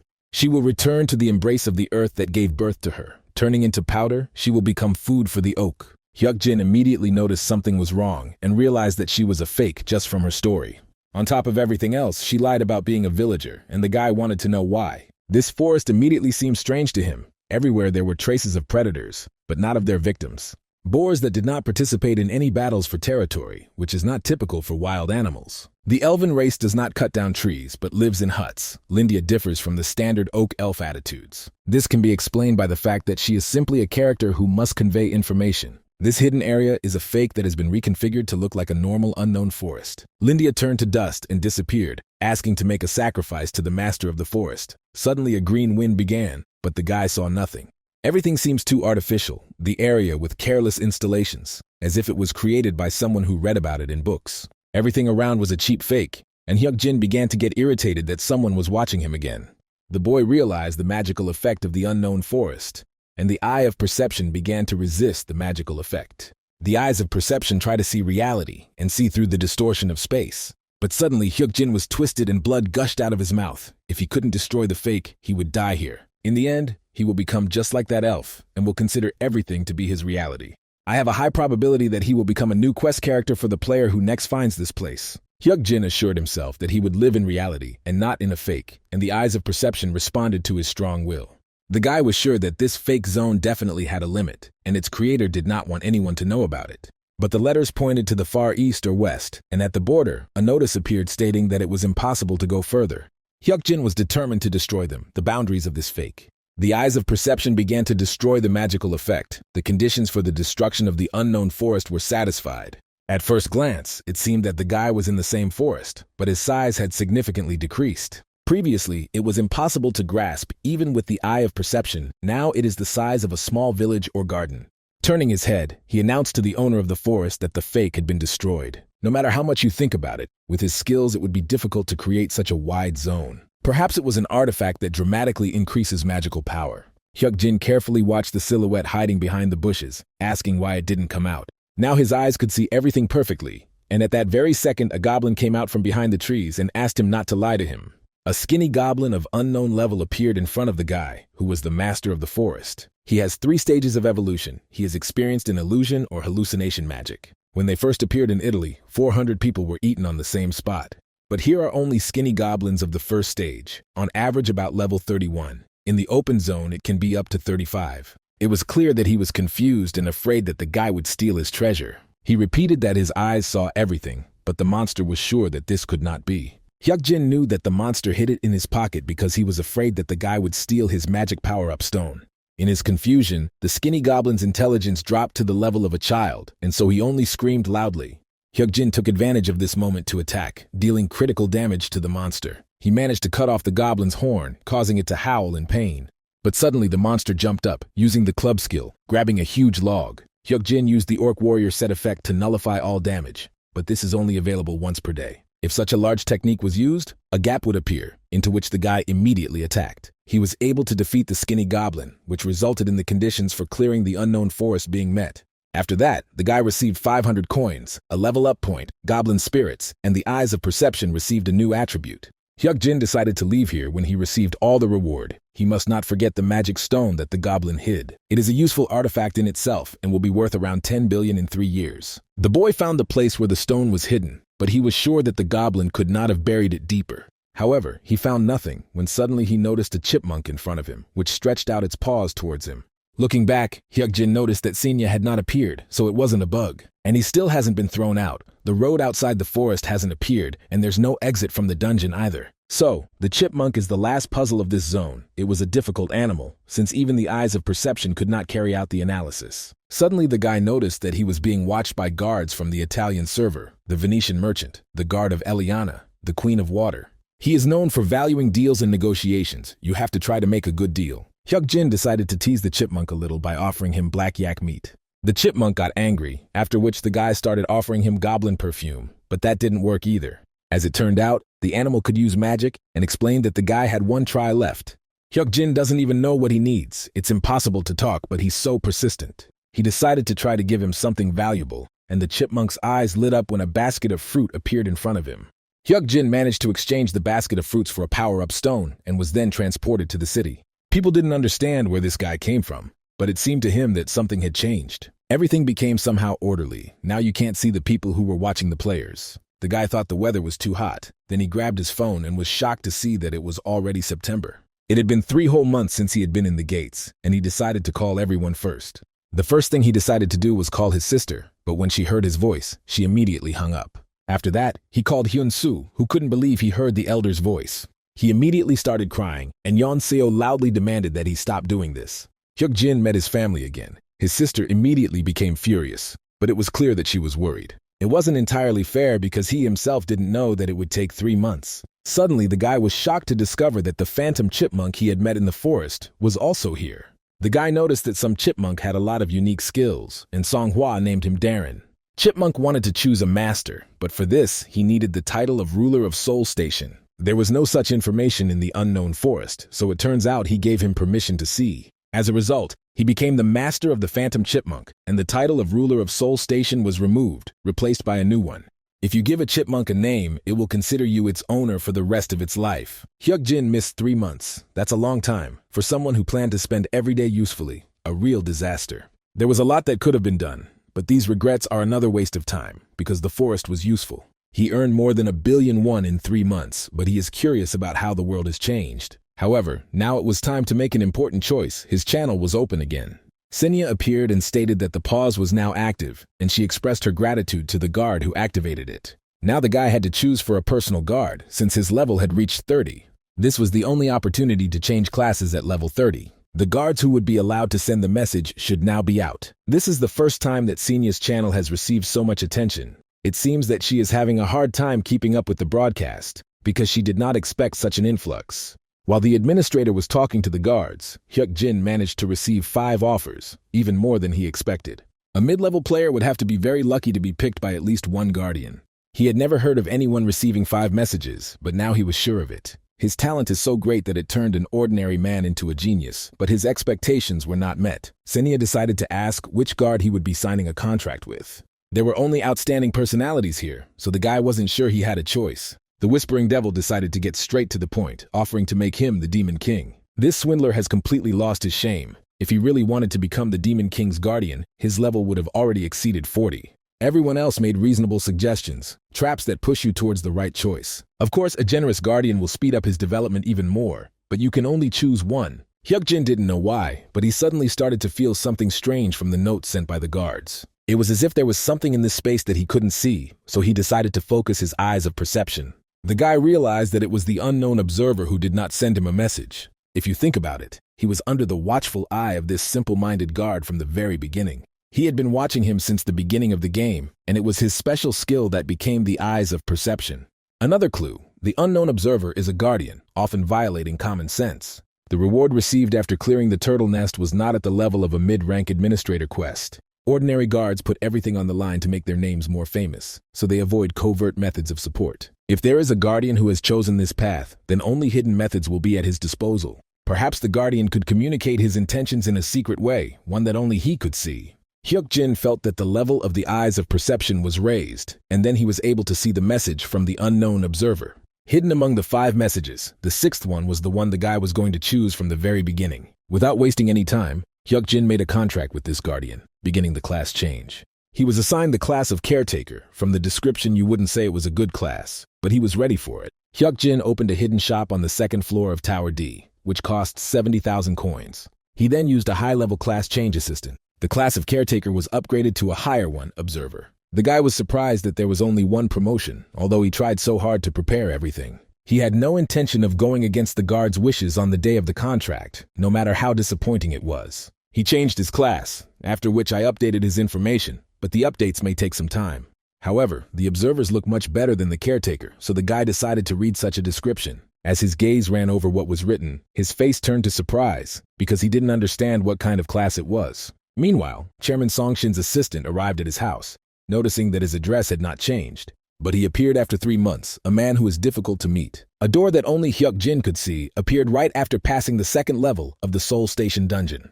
The guy realized that this was a hidden area, so he entered it and found himself in an unknown forest. While searching for the master of the forest to complete the task, he constantly felt a sense of discomfort. Hyukjin, using all the clues in his own knowledge, realized the essence of the forest. After a few days, he was able to break the illusion and eventually defeated the Goblin Master. The deal with the suddenly appearing unknown chipmunk also turned out to be successful.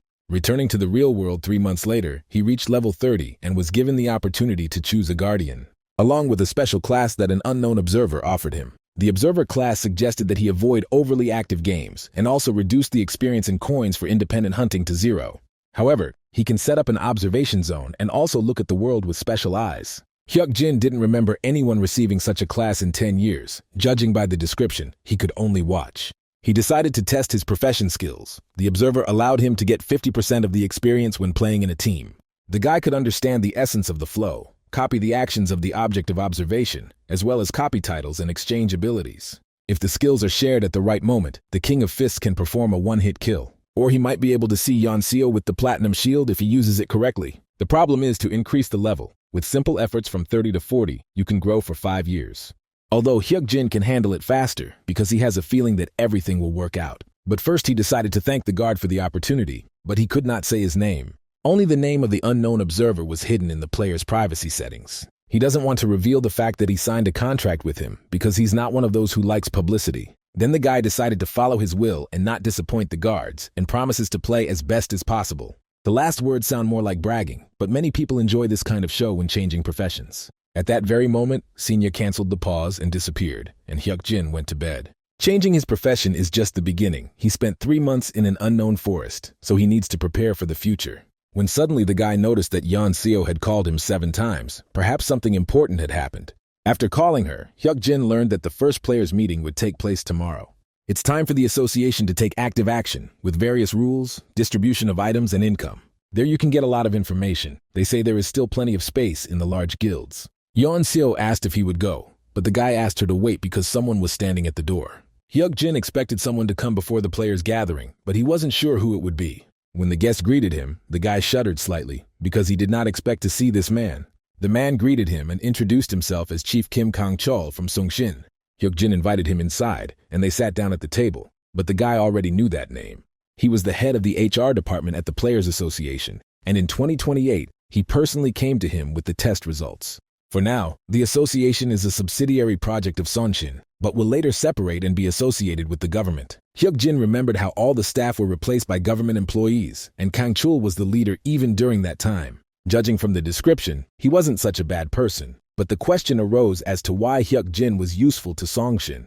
As it turns out, their chairman values the guy's strength very highly. Therefore, he offers him the position of the head of the Shield Taeguk Guild, which stunned Hyuk-jin. This guild was breaking up at a rapid pace while receiving support from Songshin, so this proposal was surprising. They offer an annual salary of 200 million won, additional benefits, and a high rate of salary increase. An answer is not required now, but it is better not to delay. Perhaps this is the first and last offer of this scale. Kang-chul decided to wait for good news from the guy, and he left his house to give the guy time to think. He was absolutely sure that the guy would agree, because for a common man you couldn't think of anything better. Ji-young, realizing the value of his revolutionary product, wants to give only 200 million. There is no malicious intent, but it seems humiliating since they are offering such a price.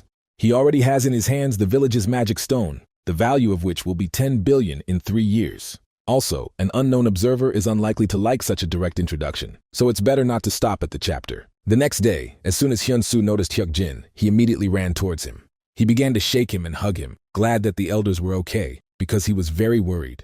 Hyuk-jin knew how much he had scared everyone with his absence, but hugging was a bit too much. Yeon-seo openly stated that they thought the guy had died, which made them anxious. It seemed like it wasn't just his family that cared about him, which was a surprisingly good feeling. In 3 months, Yeon-seo and Hyun-soo reached level 32, and Song-hwa reached level 31. Geniuses who were able to achieve this without much strategy. Hyuk-jin remembered that there was supposed to be a level measurement today, and decided to ask others about their assessments. Hyun-soo and Yeon-seo both had A grades, while Song-hwa guiltily admitted that she had a C.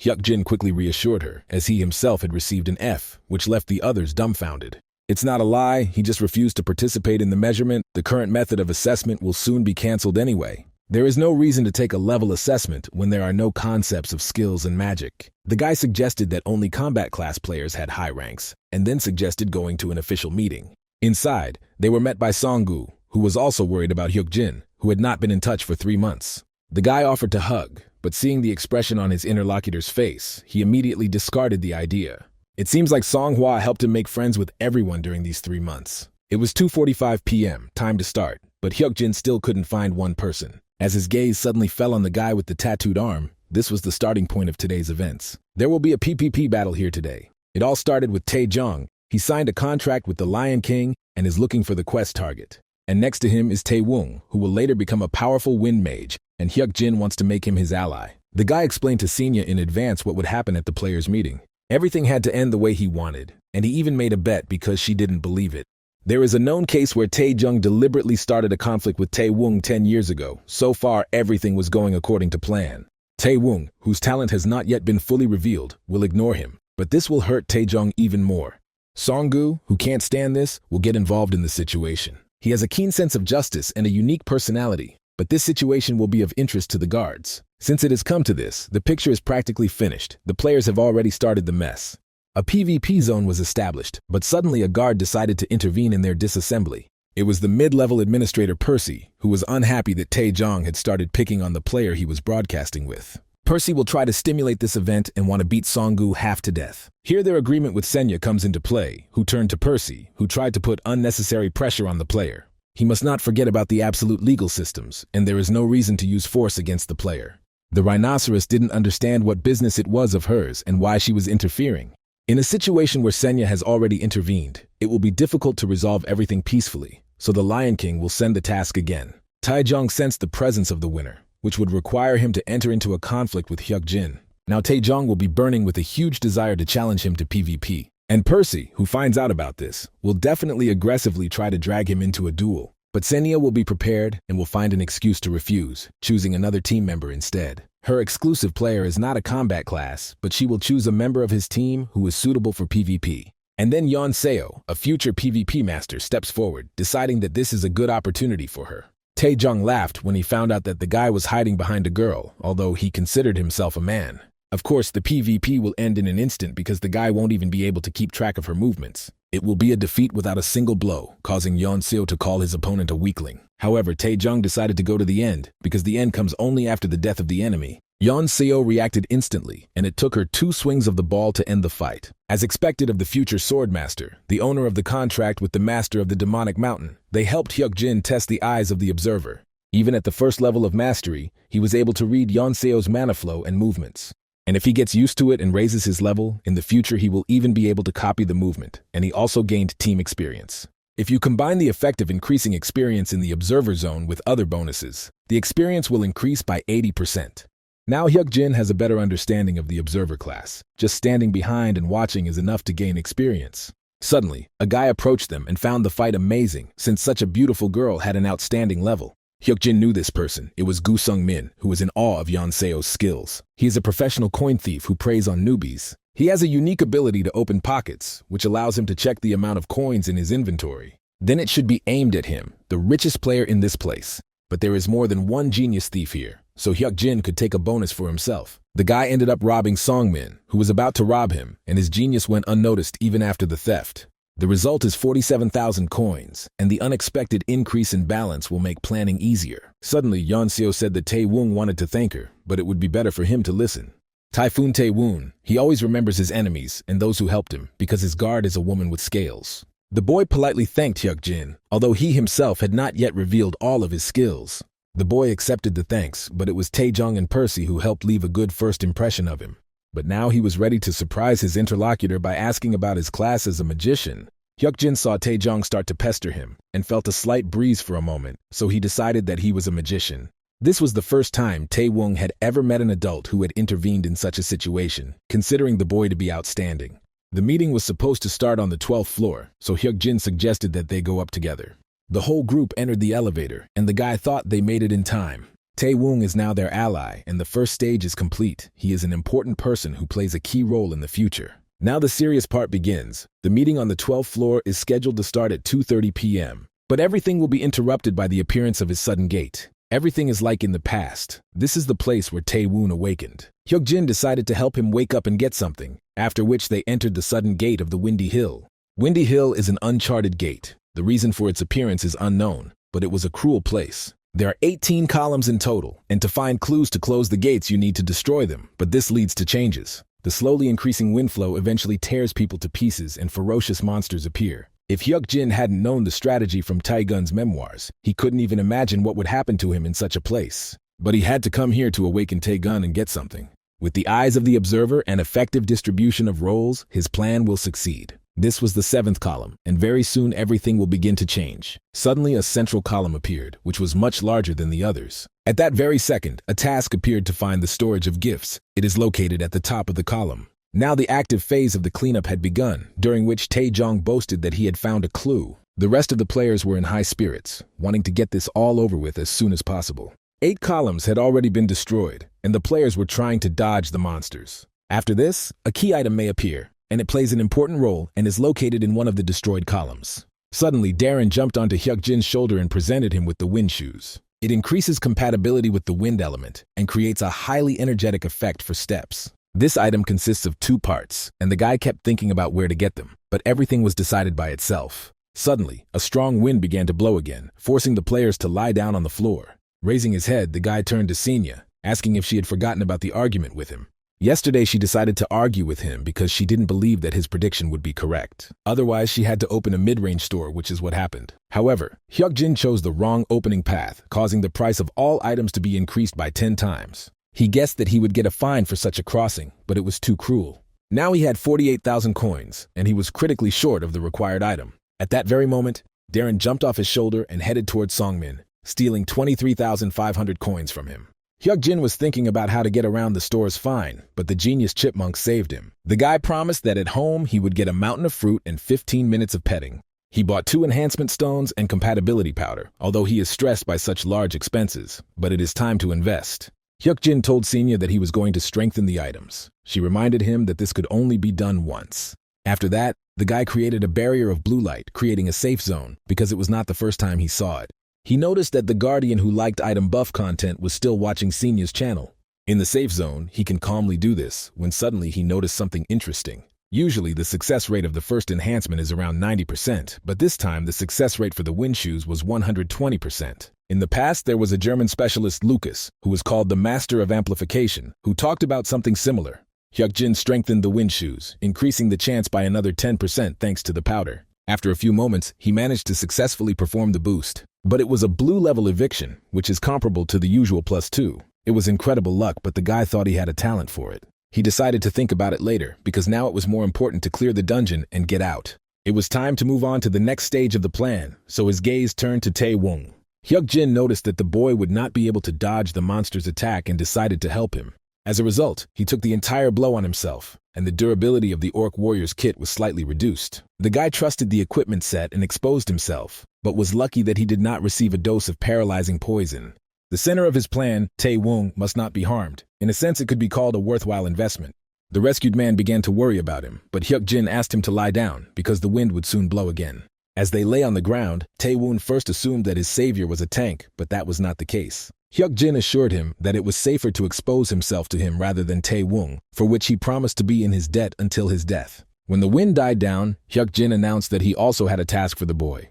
He pointed to the central column, reminding them of the task of retrieving the vault of gifts. Tae-woong should be able to see a faint flow of wind in a spiral shape around the column if he looked closely. It seemed like nothing like that happened, but then the magician was able to see it without even knowing it was there. After that, Hyukjin took out the wind shoes from his inventory and handed them to his new ally. The young man didn't expect that the saviors would give him a rare level item. Tae-woong didn't understand how he stood out, because he didn't help this man in any way, and he not only saved him, but also lent him things. But then he decided to just trust his request and asked what he should do. Hyukjin asked him to remember that the wind flow surrounds the central column. They just need to use it. Tae-woong rushed from the spot, promising to bring the storage of gifts. The boy ran straight along the wall, and Hyukjin noticed that he was doing well, easily reading the flow of the wind. It only takes falling out of the current and getting caught in a squall to be in danger. But this guy can make it to the top. In the past, he cleared the dungeon in the same way, but then he used shoes without reinforcement. Hyukjin asked Songgu what his attack range was, and the answer was 50 meters. The guy assumed that monsters would appear near the central column. And at that very moment, they noticed In Myeonjo, a level 29 flying monster. Songgu didn't understand how he knew they would show up, but he had to calm down and shoot them now. Tae-woong climbed the central pillar to bring the gift storage, so there was bound to be some interference. Songgu was amazed by his comrade's insight, after which he prepared to clear the way for Tae-woong. Meanwhile, Tae-jong noticed the guy running along the wall, not understanding when he managed to climb up there. He wanted to scold Tae-woong for going there without orders, but Hyun-soo came up behind him and asked him to shut up. Initially, Tae-jong was only interested in showing off his power, but if he is not stopped, he will ruin this plan. During this time, 11 columns were broken. The role of the observer involves minimal intervention. But in an unexpected situation, he had to use instant movement to get to the lizard. She ran along the wall straight towards Tae-woong, and Hyukjin had to help him. For defeating the lizard, the experience points were reduced and no item dropped, but that was not scary. Now the plan was a priority, and so he calmly let his comrade go ahead. Tae-woong realized that he couldn't avoid the lizard, and this guy saved him again. The woman with the scales admired this act and sent him 300 coins, while the two guys landed on the ground. Suddenly, a blue barrier promised Hyukjin support, which surprised him. Then he informed his comrade that he had done well here and asked him to lower the treasure. In front of them was a sacred repository of gifts, which began to take effect. After that, the treasure began to calm the winds of the windy hill and destroy all the monsters. It also healed the injured people, including Tae-jong, from Hyun-soo's beatings. The situation begins to change when the gift vault touches the ground. And in order to clear this place, the conditions of the vault must be met. The gift storage is related to the Wind Temple. To pass the windy hill, you need to fill this box. You need to show your respect and give 100,000 coins, which surprised all the players. Others won't know how much you gave, but in the past, Tae-woong donated all his savings, 15,000. Because of this, he was chosen and received a special reward. If this does not change, then Hyukjin needs to sacrifice more. He had 21,500 coins in his account, but suddenly Darren gave him another 10,000. Hyukjin didn't understand where the chipmunk found so much money, while Sung-min didn't understand where his coins were disappearing to. In reality, not everyone will donate, but the situation is different from the past, so it is better to be on the safe side. Hyukjin will be the person who gave the most, and so he decided to donate 30,000 coins. The Vault of Gifts has been filled. The blessing of the Wind Temple extends to players who find themselves here. They will leave the gate when the reward is counted and the gift store has chosen Hyukjin. The reward was his, and the storehouse of gifts determined his needs. It imparts to the boy a special skill, cognitive dissonance, which forces dissonance between the visible and the perceived. It was the first time Hyuk-jin had heard of such a skill, but it would be useful since the system was assessing his needs. There were also 2 conditions for use, but they were already met. He has both the support of the guardian and the eyes of perception. Suddenly, one of the players was surprised, as something told him that this was not the end. The determination of the remaining number of columns has begun, for which an additional reward will be calculated. Hyuk-jin immediately hid his window so that others couldn't see his main prize. And after that, the guy decided to test his special skill of cognitive dissonance. Now other players won't be able to tell who got the reward. This was a very useful skill. Now he can calmly check everything, having received the blessing of the Wind Temple.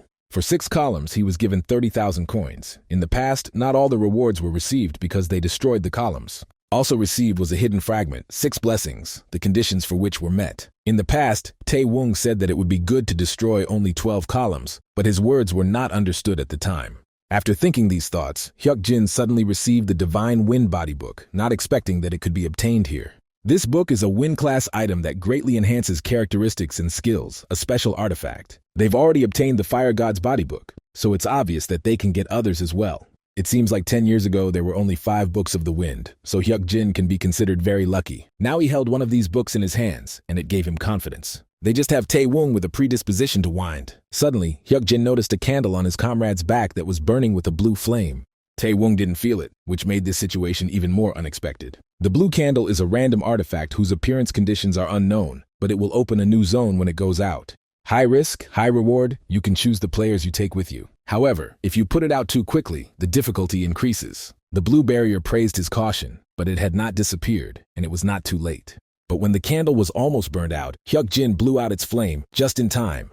The difficulty has been significantly reduced, the reward for completing has been increased, and the maximum number of participants is 6 people. There were just the right number of them, so Hyuk-jin asked everyone to get ready because they were going to another gate. Arriving suddenly at the gates of the Wind Warrior's tomb, some of the comrades were so frightened that they grabbed the boy's hand.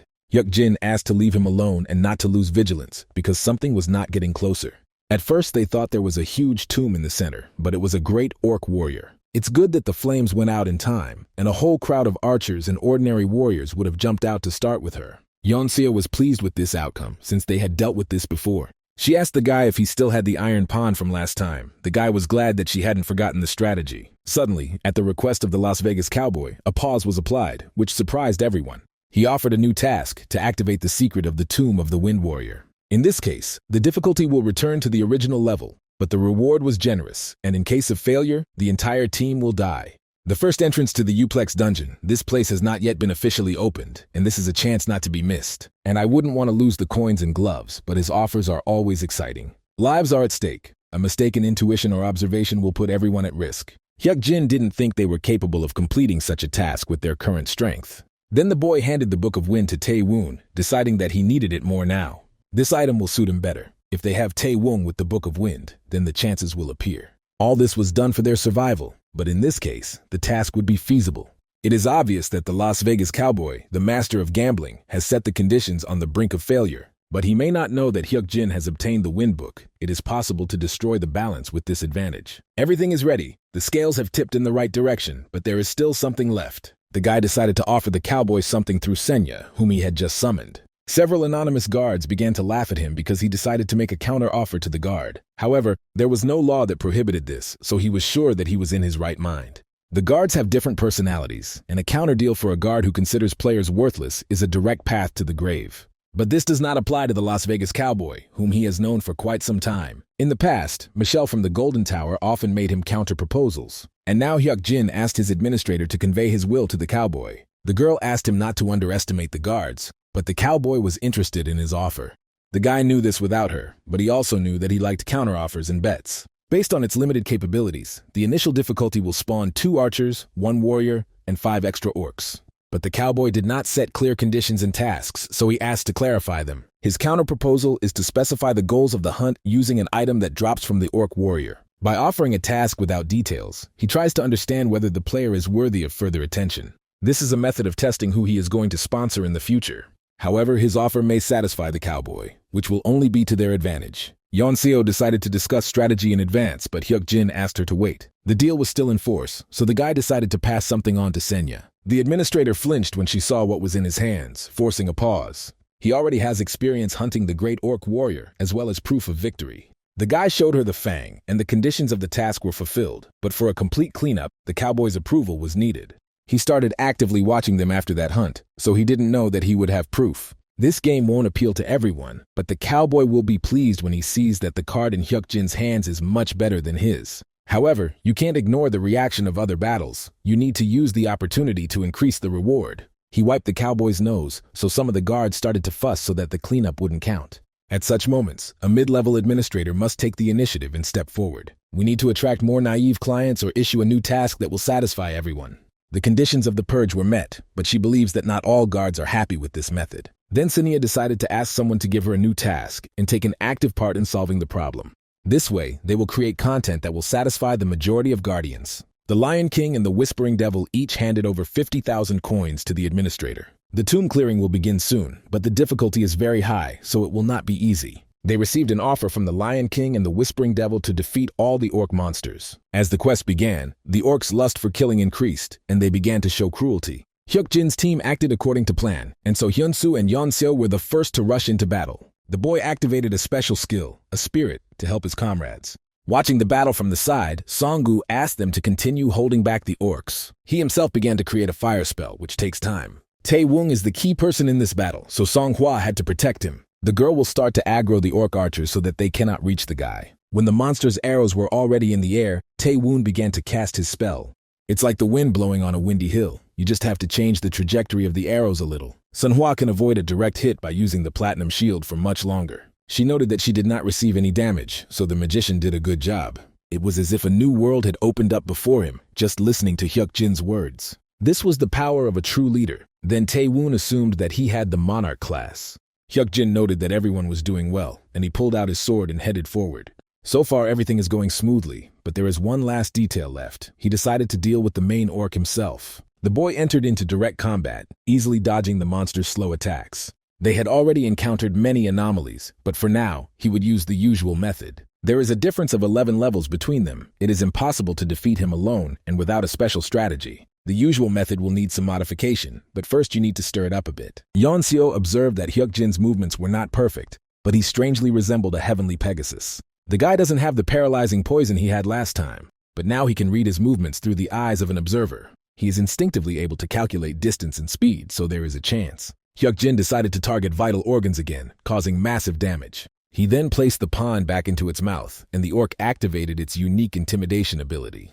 However, the spirit skill resisted the intimidation, but the effect was not completely removed, and the body weakened. All the orc's movements were still legible, from where, how, and at what time the attack would happen. Everything is outlined in his head, even weaknesses that appear only for a moment. Hyuk-jin chose the perfect moment to use instant movement and strike.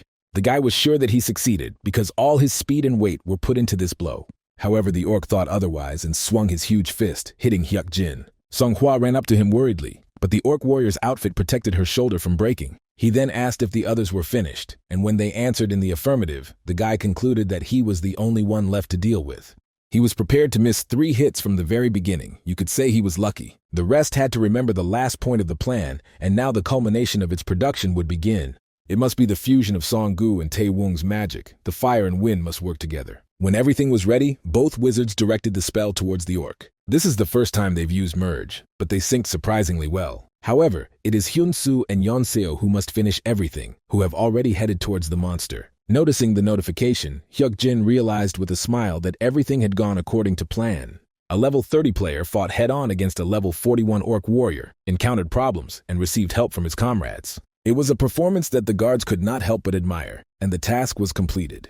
After the victory, all participating players began to receive a reward. She was quite generous for such a challenging task, in which 3 guards combined their forces. The reward from the previous task is not even worth comparing, and now an additional reward will be calculated. Noticing the strength and agility potions in his comrades' hands, Hyuk-jin realized that they had received attribute boosts. However, the boy received a secret reward, a high-ranking orc's spellbook, also found with a guard who actively hated him. Maybe they sent the book on purpose, and something is happening between the guards.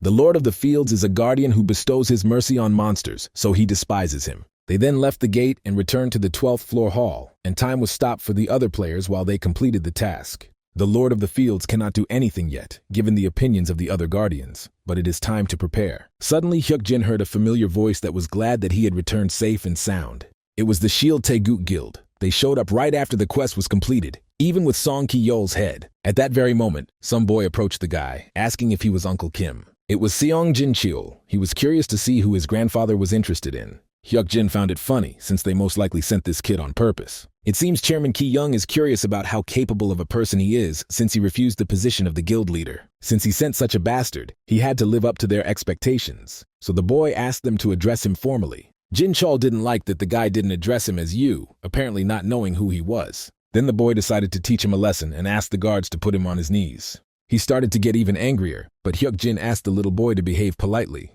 He will become cool if he treats people properly. At the same time, the guy used the spirit skill. This had an immediate effect on both the impudent man and his bodyguards. When they froze, Hyuk-jin put his hand on Jin-cheol's head and walked past him. An unawakened human will not be able to resist a skill that works even on orcs. The little one won't come to his senses right away, but the picture is starting to take shape a little. However, I couldn't leave now. This is the order of the association chairman. They want to take control of all the players on the 12th floor. Another man asked all players to wait in their places. The association will conduct an investigation into the emergence of new gates. They want to push and suppress them, but the funny thing is that all the agents are unawakened. There is no point in holding back in front of them, but they are still scared. Yeon-seo noticed that the atmosphere was too tense, and she was right. Someone is deliberately creating such an oppressive atmosphere, but it is not yet known who exactly. The girls don't like that they are being mistaken for some kind of sinners, and Young-gu suggested setting everything on fire. Suddenly, Senya paused and asked what picture was emerging because she couldn't understand it at all. She needs to know the details to get the direction right. Hyuk-jin can only say the result, and Chairman Ki-young will receive a message not to look down on their value. They start building the steps, and Senya decided that provoking Jin-cheol was part of the plan. This is the first stage. It is the easiest to touch. It will cause other reactions and it will become bait. The bait will cause a reaction, and the reaction will create another bait. This process will repeat several times. The true goal was to make the Taeguk shield act. Senya understood the result, but did not understand how he would get there. However, she realized that the performance would soon begin, although it was still difficult to understand. The pause was over, but the process is only just beginning. Hyuk-jin, I decided to increase their value and take control of the Taeguk shield. The guy asked his team to rest a bit while they dealt with the gate, and he turned to Jin-cheol. He doesn't remember when they became their subordinates, but they just wanted to get more information about the gate. Hyuk-jin wanted to refuse, but they have no other choice since soon all players will become members of the association by law. However, it will be soon, but not now. After such pressure, the guy has no desire to cooperate with Song-shin, especially when ill-mannered children tell him to kneel. This offended the boy, whom Hyuk-jin called a middle school student who was rude even to team leader Sung-shin. You don't have to look to sense the third-generation tycoon, but that doesn't mean the chaebol isn't feeling the pain of the blows. Hyuk-jin assured the little one that he couldn't be bought cheaply, which made the boy tremble. That was enough for Chairman Ki-young to get the idea, but now it was time for the next bait. At that very moment, Tae-jung approached them and said that these were too harsh words, since he continued to watch and listen. He had taken the bait perfectly and was now heading towards them to sort things out. Now his pride is pretty hurt because he lost to Yeon-seo and was beaten by Hyun-soo. It seems like the Lion King's mission isn't finished either, and he wants to leave a good impression in front of Song-shin. His refusal to cooperate was a perfect excuse to intervene. Tae-jung was sure that they just wanted to collect some data. However, Hyuk-jin asked in response what would happen if they obediently handed over the valuable information. The brown bear was sure that this would be much more beneficial for future games, and everyone would receive more information. Incredibly, during this time, the Venetian merchant temporarily imparted to Hyuk-jin the skill of mockery and provocation. The guy immediately used the temporary skill, asking if it was beneficial to the players. Song-shin is not a charity organization. They came here with the purpose of subjugating players to obtain information. It's funny that they automatically took them for his subordinates and interrogated them. Business partners don't do that. If Tae-jung himself decided to submit and become a slave, then he also wears earrings to please them. This angered the interlocutor, who began to regret that he had spared the non-combatant type. But it won't happen a second time, so the brown bear gave the guy a request for PvP. The Lion King began to laugh at his eloquence, and the Venetian merchant began to think highly of him. Hyuk-jin decided to let them jump around in excitement, and then asked Senya if this was a player-to-player proposal. The administrator confirmed his question because Tae-jung personally challenges him to a duel. So this problem has nothing to do with the script, which is a personal matter. Senya confirmed this too, after which the guy accepted the challenge to PvP. If the fight has little to do with the system, he will have minimal justification for not acting as an observer. A PvP zone appeared, while Taejong had already started to create his axe in his hands. He didn't know what it had to do with it. She asked him not to worry, because Hyukjin wouldn't die anyway. After a few seconds of fighting, Taejong fiercely attacked his opponent while he was dodging. Hyukjin felt as if his opponent was moving at half speed. Just like when he fought the orc, he instinctively senses the direction and moment of attack. The guy sees all his movements, but suddenly felt something new.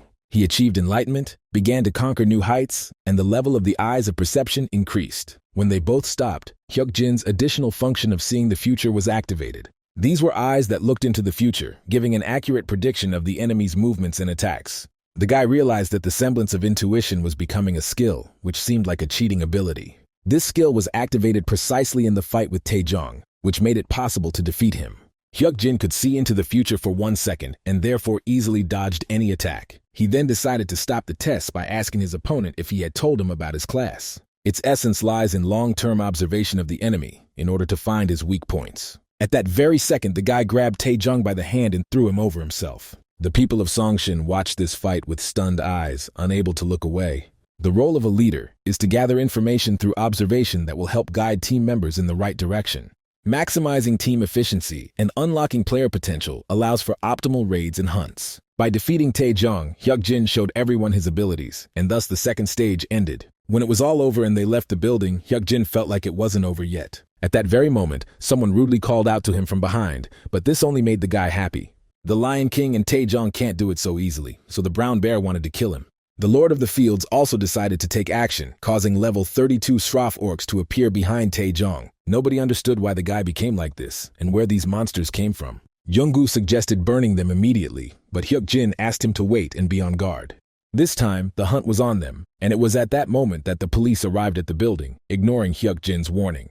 The guy noticed that the special forces, who arrived so quickly, seemed to have been expecting this. However, the monsters dealt with them very quickly, without giving them a chance. These monsters were immune to firearms, and it's unlikely that things will go the way they want. Songshin didn't want to make a grand debut for the guild by creating a situation where the public forces would start fighting the monsters. The guild had to take the initiative to destroy it. But normal weapons are useless against these monsters, which will only make the situation worse. They should have known it wouldn't work on monsters stronger than ogres, but it seems they didn't. The problem is that Hyukjin has dealt with a lot of dungeon breakthroughs. If he leaves it like this, they will die. He has a way to stop the monsters, so he decided to contact the guild leader Ki-yeol. The guy offered to talk a little and make a hero out of him if the guild came under his control. Hyukjin decided to use his powers to enter a state of grog for 5 minutes. At this time, they must attack the monsters together with the guild. Then he will become a hero. Ki-yeol doubted whether they would really be in that state using the Eyes of Truth. The level of the Eye of Perception is higher than the Eye of Truth, so the guild master's ability was neutralized. It was natural that he began to suspect the guy, since he didn't know anything about him yet. Hyukjin already said that he has a special power, and the Eyes of Truth won't work on him. He is not going to help just like that. All the items and materials from the hunt are his, and each team member should receive 100 million. Ki-yeol was surprised by his self-confidence, but Shield Taeguk cannot escape from here, so she will accept his offer. The guild leader called after him that they should be in a state of groggy. Hyukjin promised that he would, deciding that it was time to hunt. Ki-yeol realized that this guy was a dangerous person who couldn't be seen through, but he knew exactly what they wanted. Looking at the self-confident Hyukjin, the guild leader became curious about who he was. The special forces were wondering when reinforcements would arrive, when they suddenly noticed that something was wrong with the monsters. They dropped slightly to the ground, and Hyukjin was pleased that everything worked. With current forces, defeating such orcs without losses is almost impossible. But this book changes everything. The items work perfectly on orcs. Even hybrid orcs and werewolves will not be able to avoid the effects. The Lord of the Fields and the Lion King teamed up to crush him, but the Whispering Devil foresaw this and secretly sent him a book of spells. The whole strategy was built on her, but it was unclear why Taejong still hadn't moved. Suddenly, the Eyes of Perception began to sense a strange energy. Then the guy realized that Taejong was not just standing, but something was happening. Perhaps the Lion King is trying to use the power of indulgence into Taejong's body to fight him personally. Hyukjin realized that he was going to be in danger, and that this guy was going to die, so he needed to knock him out. First, he used instant movement to get behind the brown bear. Hyukjin grabbed him tightly by the throat and began to squeeze him until he lost consciousness. When the guy passed out, a strange aura began to come out of him. The heavenly mountain demon was delighted by the speed of his decisions, and the woman with the scales condemned him. Even high-level players couldn't stand it. Hyukjin had turned the game around so much that he wanted to fight like that. Meanwhile, the man sitting in the helicopter reported that they were over the territory of the Players Association. It seemed to him that the monsters that appeared were exhausted, which was expected from the guild. Everything ended as Hyuk-jin planned. The public believes that Shield Taeguk defeated the monsters, and Hyuk-jin temporarily formed a group with them and gained some experience. They left everything to Song-shin and left the scene. Sometime later, they said goodbye to each other, and the leader promised to contact them soon. Song-hwa looked quite tired and hungry, but suddenly the guy noticed Tae-woong, who was still there. The guy reported that when they were leaving the gate, he received a new notification.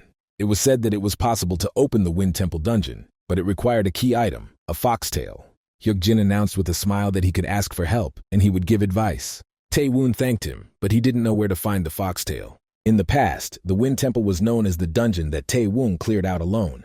Hyuk-jin assumed it was for one person, but he didn't think about the tail. So it was he who caught the six-tailed fox on Mount Yingwang in the past, but the tail was his. But Hyuk-jin used it in the Valley of Fire and decided to share the information with them. He reported that the tail drops from a level 26-tailed fox, but it is unlikely to appear in the same place. Last time, the government hid the very fact of the existence of this monster. Hyuk-jin absolved Tae-woong of guilt because he failed to prevent the murders and inadvertently saved Yeonseo's mother. The cover-up of the Inwang Mountain massacre case seemed strange to Hyuk-jin. The guy had a feeling that there was some serious mistake in the past. When they returned home, Kim Aeong immediately started asking her brother if he went to the players' meeting. She saw it on the news, the sudden gates, and the monsters too, so she was very scared for him. The news reported everything immediately after the end. Here are the sudden gates before the appearance of the orcs, and the Shield Taeguk were declared heroes. To ease the tension, Hyuk-jin suggested they have dinner first, since he had bought some chicken. He also asked the family not to be surprised or worried if a guest arrived soon. If there was such a commotion during the day, then in the evening someone was sure to show up. And at that very moment, the police came to them, asking Hyuk-jin to come with them. Meanwhile, Ki-yo was thinking that orcs of this kind could hardly be called simple monsters. But Hyuk-jin had the ability to put such creatures into a state of grog. Grandpa is also interested. This guy needs more information about this player. They found a pretext to accuse him of assault, taking advantage of the opportunity to make him a subordinate. If he refuses, it's better to get rid of him before it's too late. And when Ki-yo entered the interrogation room, Hyuk-jin announced that his lawyer had arrived. The guild leader was surprised by his calmness and was surprised to notice his mid-ranking administrator. Ki-yo wanted to get him into trouble, which seemed too obvious. However, Hyuk-jin realized that they were interrogating him because he knocked out Tae-jong and he fell into a coma. But all because of leniency. One of the guards tried to take possession of his body. The only way to stop him is to knock him unconscious. The coma is just a side effect of leniency. He interrupted the process in the middle, otherwise they would never have seen him again. That guard killed them both, which would have made the situation even more dire. Ki-yo couldn't understand where he got this information from, so he demanded proof. At that moment, Senya entered the conversation, confirming his words on behalf of the administrator. Hyuk-jin was prepared for this from the start, but it's unclear why the administrator is accompanying one player at all. The guild leader turned to his comrade and asked if he could speak with Hyuk-jin alone. Tae-jong is just an excuse. The real conversation starts now, and the guy decided to start first. Since the brown bear is in a coma, there is no one to report the attack to at this time. Hyuk-jin is still unknown to the media, and everyone is only paying attention to the guild. Judging by the fact that the police arrived so quickly, people in power were targeting him. The one who can control the information and the one who has power. The guy is here now at the will of such a person. Ki-yo decided that they were talking about him, so he explained that he came to help drop the charges, so it was quite unpleasant to hear that. Hyuk-jin doubted this, because how did he know then that the guy was in the police station, in this station? The guy wasn't going to blame him, and instead decided to spend time usefully and start a conversation. Ki-yo knew that Hyuk-jin had scared his brother and spoken unflatteringly about his grandfather. The chairman himself sent his grandson to him, without any reason, a child without a rank or position in the company. Ki-young herself warned that the guy would not be affected by the whims of a naughty child. He was interested in seeing how Hyuk-jin would behave. It was a way to get more accurate information. As a result, the guy responded to this move accordingly, with complete reciprocity. Ki-yeol didn't expect that the boy knew that his grandfather was watching the whole situation through Jin-chul. Then the guild leader realized that he was wrong, and it was not he who was given the chance to test Hyuk-jin. It was his grandfather who tested him. The results of this agreement should influence the chairman's opinion of Hyuk-jin. Realizing that he was not in the best position in the negotiations, Ki-yeol lost all initiative. The negotiations went in the direction the guy initially wanted. The Taeguk shield will be put on display, all the attention will go to them, and they will receive practical benefits. On the contrary, the guild will gain fame through their hands, and Ki-yeol will be able to strengthen his position as the next successor. The guild leader couldn't believe that he was 20 years old, because he received a lot of information. He was surprised that the reason was only that the guy did not like public attention, which is why he refused fame and honors. Hyuk-jin explained that whoever signed the contract with him didn't want him to attract attention. Then they decided to call it a day, and Ki-yeol decided to do everything so that the guy could return home peacefully. It was a success. Everything was almost ready, and the guild leader was on his side. However, there was still something left, so Hyuk-jin asked his interlocutor to think about something. The other guild members don't know about it, and that could be used. He needed to show them something to convince them to cooperate with him, and the guy already had an idea. Meanwhile, sitting in front of Taejong's bed, his comrade couldn't understand how he could have fallen into a coma after fighting a non-combat class. This really irritated the guy, who was sure he would have won easily. It was then that Hyuk-jin suggested having a PvP battle with a talented person from the guild. The opponent chosen for PvP is Gil Seop, a future spear demon who will become a strong player competing with Yeon Seo. Even now, he is dangerous in one-on-one combat, so Hyuk-jin will show him and the guild the huge difference in their skills. To dispel doubts about their cooperation, he offered Ki-yeol to test him in PvP. He readily accepted his offer and quickly set a date for the test. It's good that the guy now has enough information about him. It will definitely come in handy. To win in PvP, where constant changes and luck come into play, you need to prepare thoroughly, because he is a man who can change the course of the game in the most unexpected way. Tae-wong, who met him, returned to him the wind shoes that he wanted to get first. Hyuk-jin promised to use it and return it, a special skill that could turn the battle in his favor. Tae-wong was hesitant, but it looked like Hyuk-jin could wear them, which surprised him. They can only be worn by the Wind class, and apparently the Monarch class includes many other classes. Or maybe it was because he didn't have any attributes, although even Hyuk-jin didn't know that for sure. The Observer may not have any special properties or may span other classes, but it will eventually find answers to these questions. Now he needed to check the items he had, so the guy opened his inventory. He had the Orc Warrior gloves from a bet with the cowboy, making it 4 pieces of gear. Gil Seop is still level 30, so he should be able to completely block one attack. Afterwards, Hyuk-jin met with Yeon Seo to borrow her sword, surprising the girl.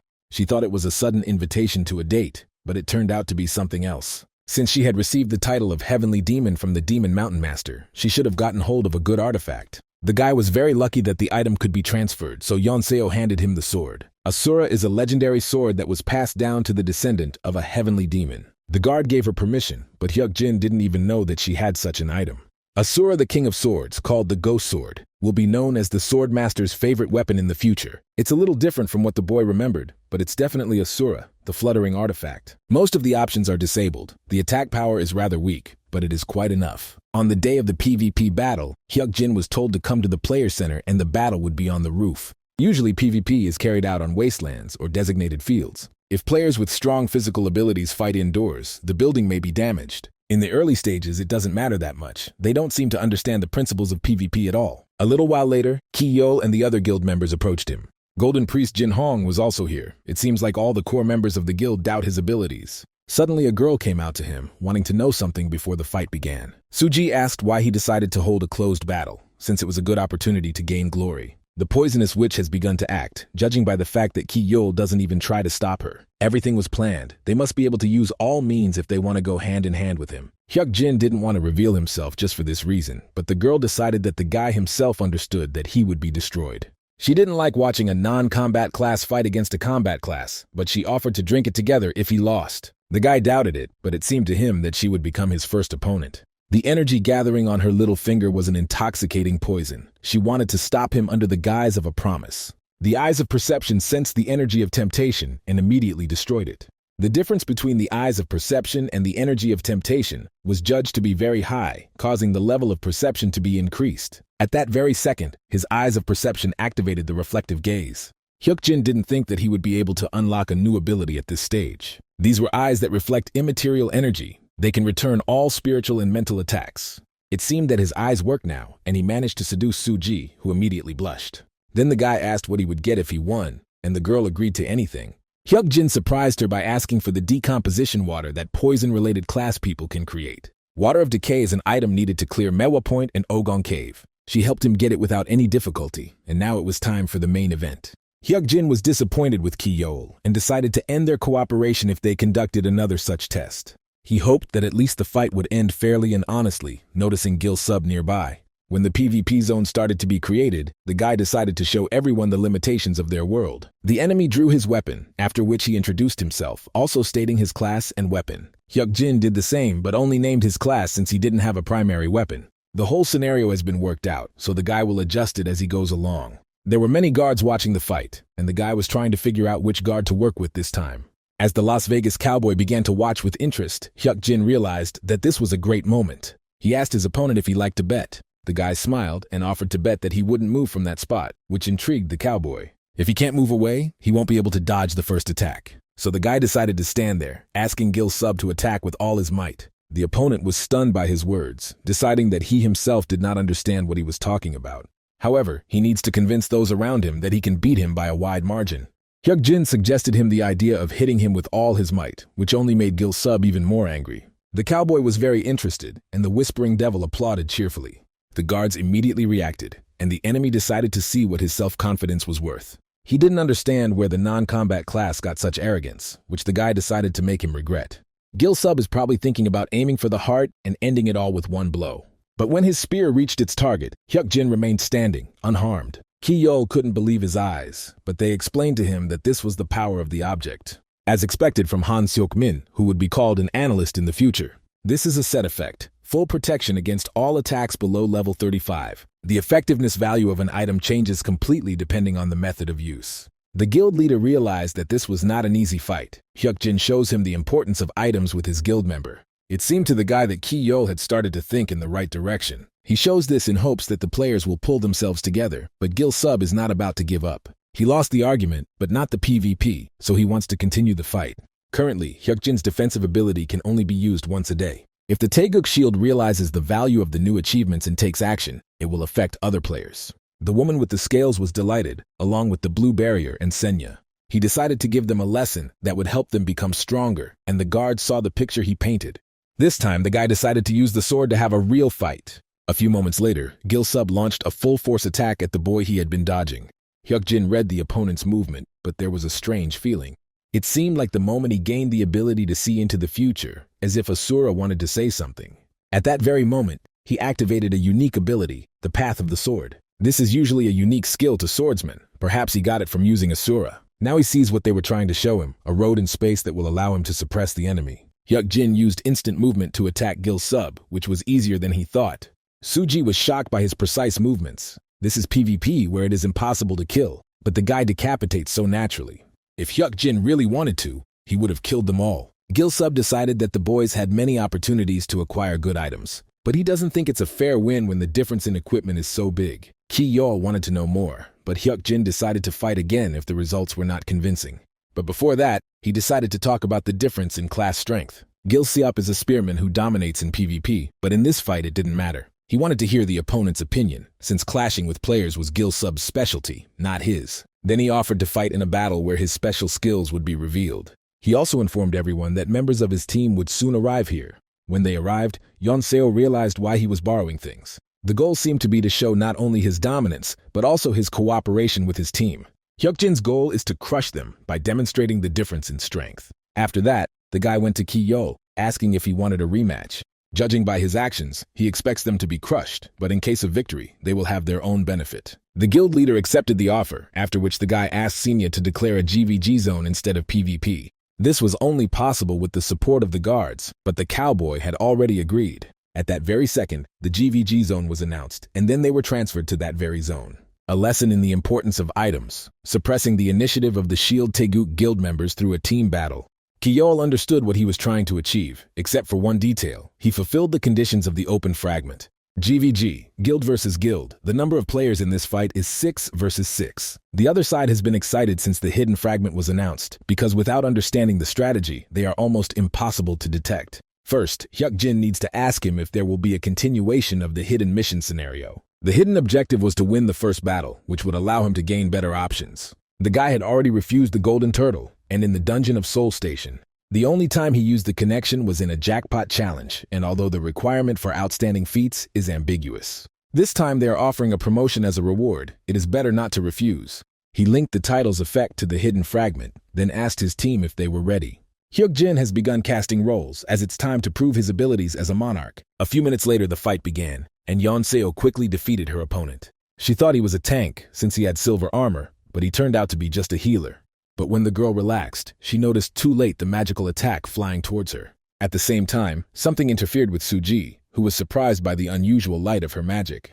It was Tae-un who, with the help of his wind, redirected the enemy's attack. Meanwhile, Gil Seop quickly ran forward, deciding that it was enough to kill the monarch. He was confident that this time he would win, and Ki Yeol decided to tie Hyuk-jin's legs. If they beat him, there will definitely be a split in the team. But when Gil Sub lunged, Hyuk-jin calmly dodged, letting his opponent move forward. The brown bear was taken aback by this, but Hyun-soo's fist suddenly flew at him. Ki Yeol was shocked that Hyuk-jin was able to get rid of the skill, surprised by his resistance to magic. Their sides deployed their forces and developed a strategy based on Seok-min's analysis. So he expected at least an equal fight, but their abilities exceeded expectations. At that very moment, Seok-min was quickly defeated by Song-gu's fire whip. Ki Yeol had no more ideas when he suddenly felt someone put a hand on his shoulder. It was Hyuk-jin who gave him one last chance to agree to a fair deal. The guy will make them heroes and Taeguk Shield the best guild in Korea. The guild leader couldn't understand how far ahead Hyuk-jin had predicted everything, so he admitted defeat. A little later, the chairman asked him about his impressions of the meeting with Hyuk-jin. He outdid them in every way, despite the careful analysis they had done. Their analytical skills were much better than Seok-min's, who was in charge of analyzing them. Therefore, all that was left for him and the rest of the guild members to do was to acknowledge him. Ki-young decided that the guy did it on purpose to stir them up. Since they demonstrated a high level of interaction, they trained a lot, demonstrated mastery, achieved profit, and chose the path of dominion over the strongest. The chairman asked Ki Yeol to study his insight and point of view, because with him by his side, there is much to be gained. Meanwhile, Song-hwa began to ask Hyuk-jin what kind of notification appeared after the end of GVG. As it turned out, he passed the hidden fragment and received a reward, and his title was raised. Now they just need to create a team with him to get additional experience points. Suddenly, the guy noticed Suji not far from them, who were the focus of everyone's attention. Hyuk-jin said that he had received the water of decomposition. The agreement was fulfilled, so he did not understand why she came. The girl came closer and handed him the letter that the head of the guild asked him to give to him. Upon opening the envelope, the boy noticed 2 cashier's checks for 100 million won. He was surprised that she came personally just for this, so he doubted it.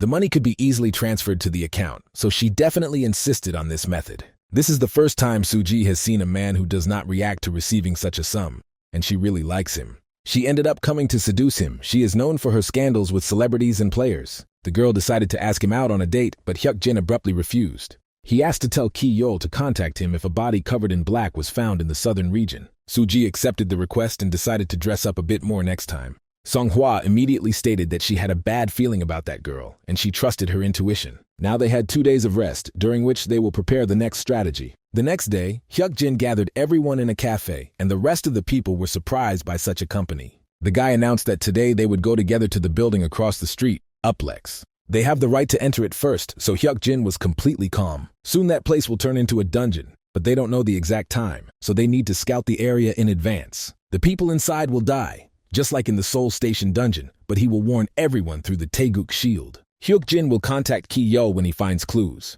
There is no longer any way to deprive other people of opportunities to develop. Tomorrow he wanted to go on a trip with them. You wanted to find out right away who wouldn't be able to. Yeon Seo suggested that this would be a trip to strengthen the bond between them, but the guy asked to stock up on food and items with poison resistance. At that very moment, he received information from Ki Yeol. I don't know the media yet, which means now is the time. A corpse was found on Mehwado Island, completely black and rotten. His speech was interrupted by a call from his sister, who reported what was happening in front of their house. Hyuk-jin was taken aback and immediately declared that they would have to return to his house. When they arrived at the scene, they heard conversations of other people who did not understand how to live there after such horror. Hyuk-jin noticed the area was cordoned off, and the police were at the scene. A completely black body was found in front of their house. Ki Yeol was able to get permission to inspect it in advance. Reporters and ordinary citizens have appeared. It is dangerous for them to be here, if he is not mistaken. Hyuk-jin asked Hyun-soo to take on the job of reporters, and the training he had received would be useful in that regard. When reporters noticed the King of Fists, they immediately decided to interview him. Hyuk-jin used his eyes of perception, noticing that there were faint signs of life underground. The energy of the earth makes it difficult to pinpoint the location, but judging by the condition of the bodies, it is a pearl centipede. A monster that drags people underground, sucks out all their life force and returns them to their original place. If it is her, then it is very dangerous here. Ordinary people need to leave, but the police are reacting too slowly. He decided to activate the ability to predict the future so that there would not be more victims. The guy immediately found a place from which she would attack, after which he summoned Yeon-seo. At that very second, the centipede crawled out of the ground and aimed at the policeman from behind. The girl reacted instantly, drawing her sword and cutting down the monster, which never reached its target. A poisonous smell immediately began to fill the air, and Hyuk-jin urged everyone to be careful. There were no records of the centipede appearing in this location, which means there is a gate nearby. Without wasting any time, the entire team set out to find the entrance to the gate. They must have appeared somewhere nearby since they came across the monster, so the search began immediately. Ki-yeol, who received the report, immediately arrived at the scene, which allowed them to act more calmly. Hyuk-jin wondered if there was information he didn't know, or if there had been any changes. Suddenly, Songhwa appeared from behind a tree and reported that she had found something strange. It was a flower field, strewn with yellow flowers, and in the middle of it, a key monster was hiding. A caterpillar that lies motionless in one place, just like the one that appeared on MANHUA Island. Hyuk-jin gave Yeon-seo the order to deal with the caterpillar, and she did so immediately. Her special conditions were fulfilled, after which the gates of the centipede cave were created. There were several entrances, but they needed to be controlled so that they did not open.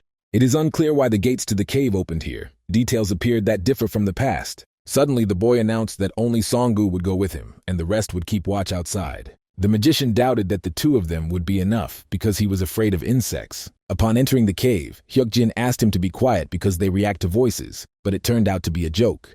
The thing was that to clear the centipede cave, a fire-type master was needed. The guy had a lot of questions, but first he decided to do some cleaning. If they do this now, they can safely return to Uplex. You just need to be careful of the appearance of centipedes and not enter into battle prematurely. Suddenly, the guy discovered the bodies that were the first to discover the gate. At that very moment, someone suddenly grabbed him by the neck, sneaking up from behind, wanting to find out what kind of mistake this was. Hyuk-jin didn't even feel him approaching, and the use of his eyes of perception was forced to be suspended. The summoned administrator was shaking, but explained that this guy was not a mistake, and the system had long recognized him. The Demon King, Kang Seong-il, was very surprised and asked where he got such characteristics at this level. Hyuk-jin noticed that this was coming from someone who could grab him with one hand. The Demon King didn't like being poked, but the guy just reciprocated. He would certainly die if he made a mistake, but his opponent was not one to kill recklessly. Only those who try to curry favor with him, and he leaves alive those who hold themselves with dignity. Hyuk-jin knew that he would meet him, and Song-il decided that the guy had lost all his confusion after awakening his precognitive ability. The Demon King, the one who follows the path of power and dominance, decided to ask the boy what he would do if he spared him. Hyuk-jin replied that he would become stronger, and he liked this answer. This guy has piqued his curiosity, but the price is high. The Demon King then asked how much stronger he wanted to become. Hyuk-jin knew the answer he wanted, enough to bring the one who controlled the power to his knees. Or it will be a fierce sword that can be trusted and used. There was one last, unresolved question, whether he would be his opponent, when suddenly a blue barrier decided to protect the guy. Song-il remembered their meeting in Tower D, and it seemed to him that Hyuk-jin had been preparing for this since then. He seems to be liked by many of the guards, but it is also important not to trust them too much. The Demon King noticed Darren, calling him a cute little animal, and asked the boy to consider what he stole from him a gift. Hyuk-jin mentally asked the chipmunk to finally learn to choose people to steal from. Song-il decided to leave, telling the boy that he had passed, but he should try his best if he could survive here. The eyes of perception became active again. The Demon King disappeared, but the situation somehow changed. It was obvious that there was no centipede nearby. It was clearly the work of Song-il, or it was the work of a higher-level predator that was right behind him.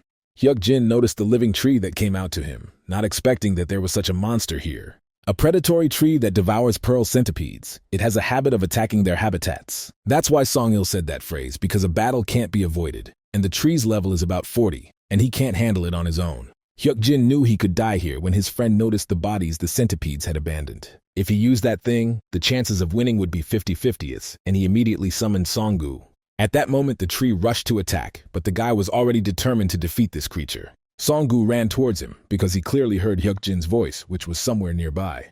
Having run to the place, the guy noticed a tree monster, which was now fighting with the elder. Earlier, Hyuk-jin gave him the key to conquering the centipede cave. It had to be sprayed and set on fire on a signal. The oil reacts to magical fire, but can only be used by a fire mage. Songgu thought it would be useful against the centipede. The signal was received, and it needs to be used here. After that, the guy threw the bottle at the tree, releasing a fireball in the process. As soon as all this got into the tree's mouth, there was a loud explosion. The air around immediately became very hot, and Songgu began to shout to look for the leader. Hyuk-jin was nearby, but he was a little dented due to the sudden explosion.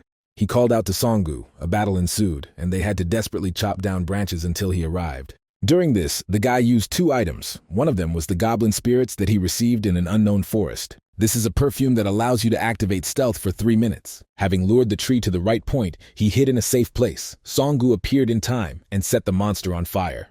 Hyuk-jin sprayed the corpses with the decomposition water he received from Suji, which reacts to poisons, and exploded. Song-gu noted that he could have killed himself by drinking, but initially the chances were 50-50ths. This strategy worked because he had the same title as Song-gu, the fireman. Although the hunt for the predatory tree was successful, the pearl centipede never showed up. The reaction to the hunt was stronger than he expected, as even the sunset giant took notice. The unknown observer wanted to grant him a privilege so that the guy could open a store one level higher than the current one.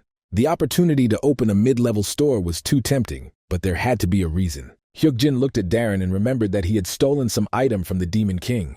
He decided to check what he had received, when suddenly his eyes widened in surprise. It was a fusion stone that had the property of merging an item's abilities with the player's body. The fusion stone is such a rare item that its value cannot be described in money, and it is also improved. It can be used, but there are only 15 minutes left, and now it became clear why he needs the store privilege. Hyuk-jin asked Senyu to use the privilege to open a mid-level store. The administrator warned that this was not the right place for such a thing.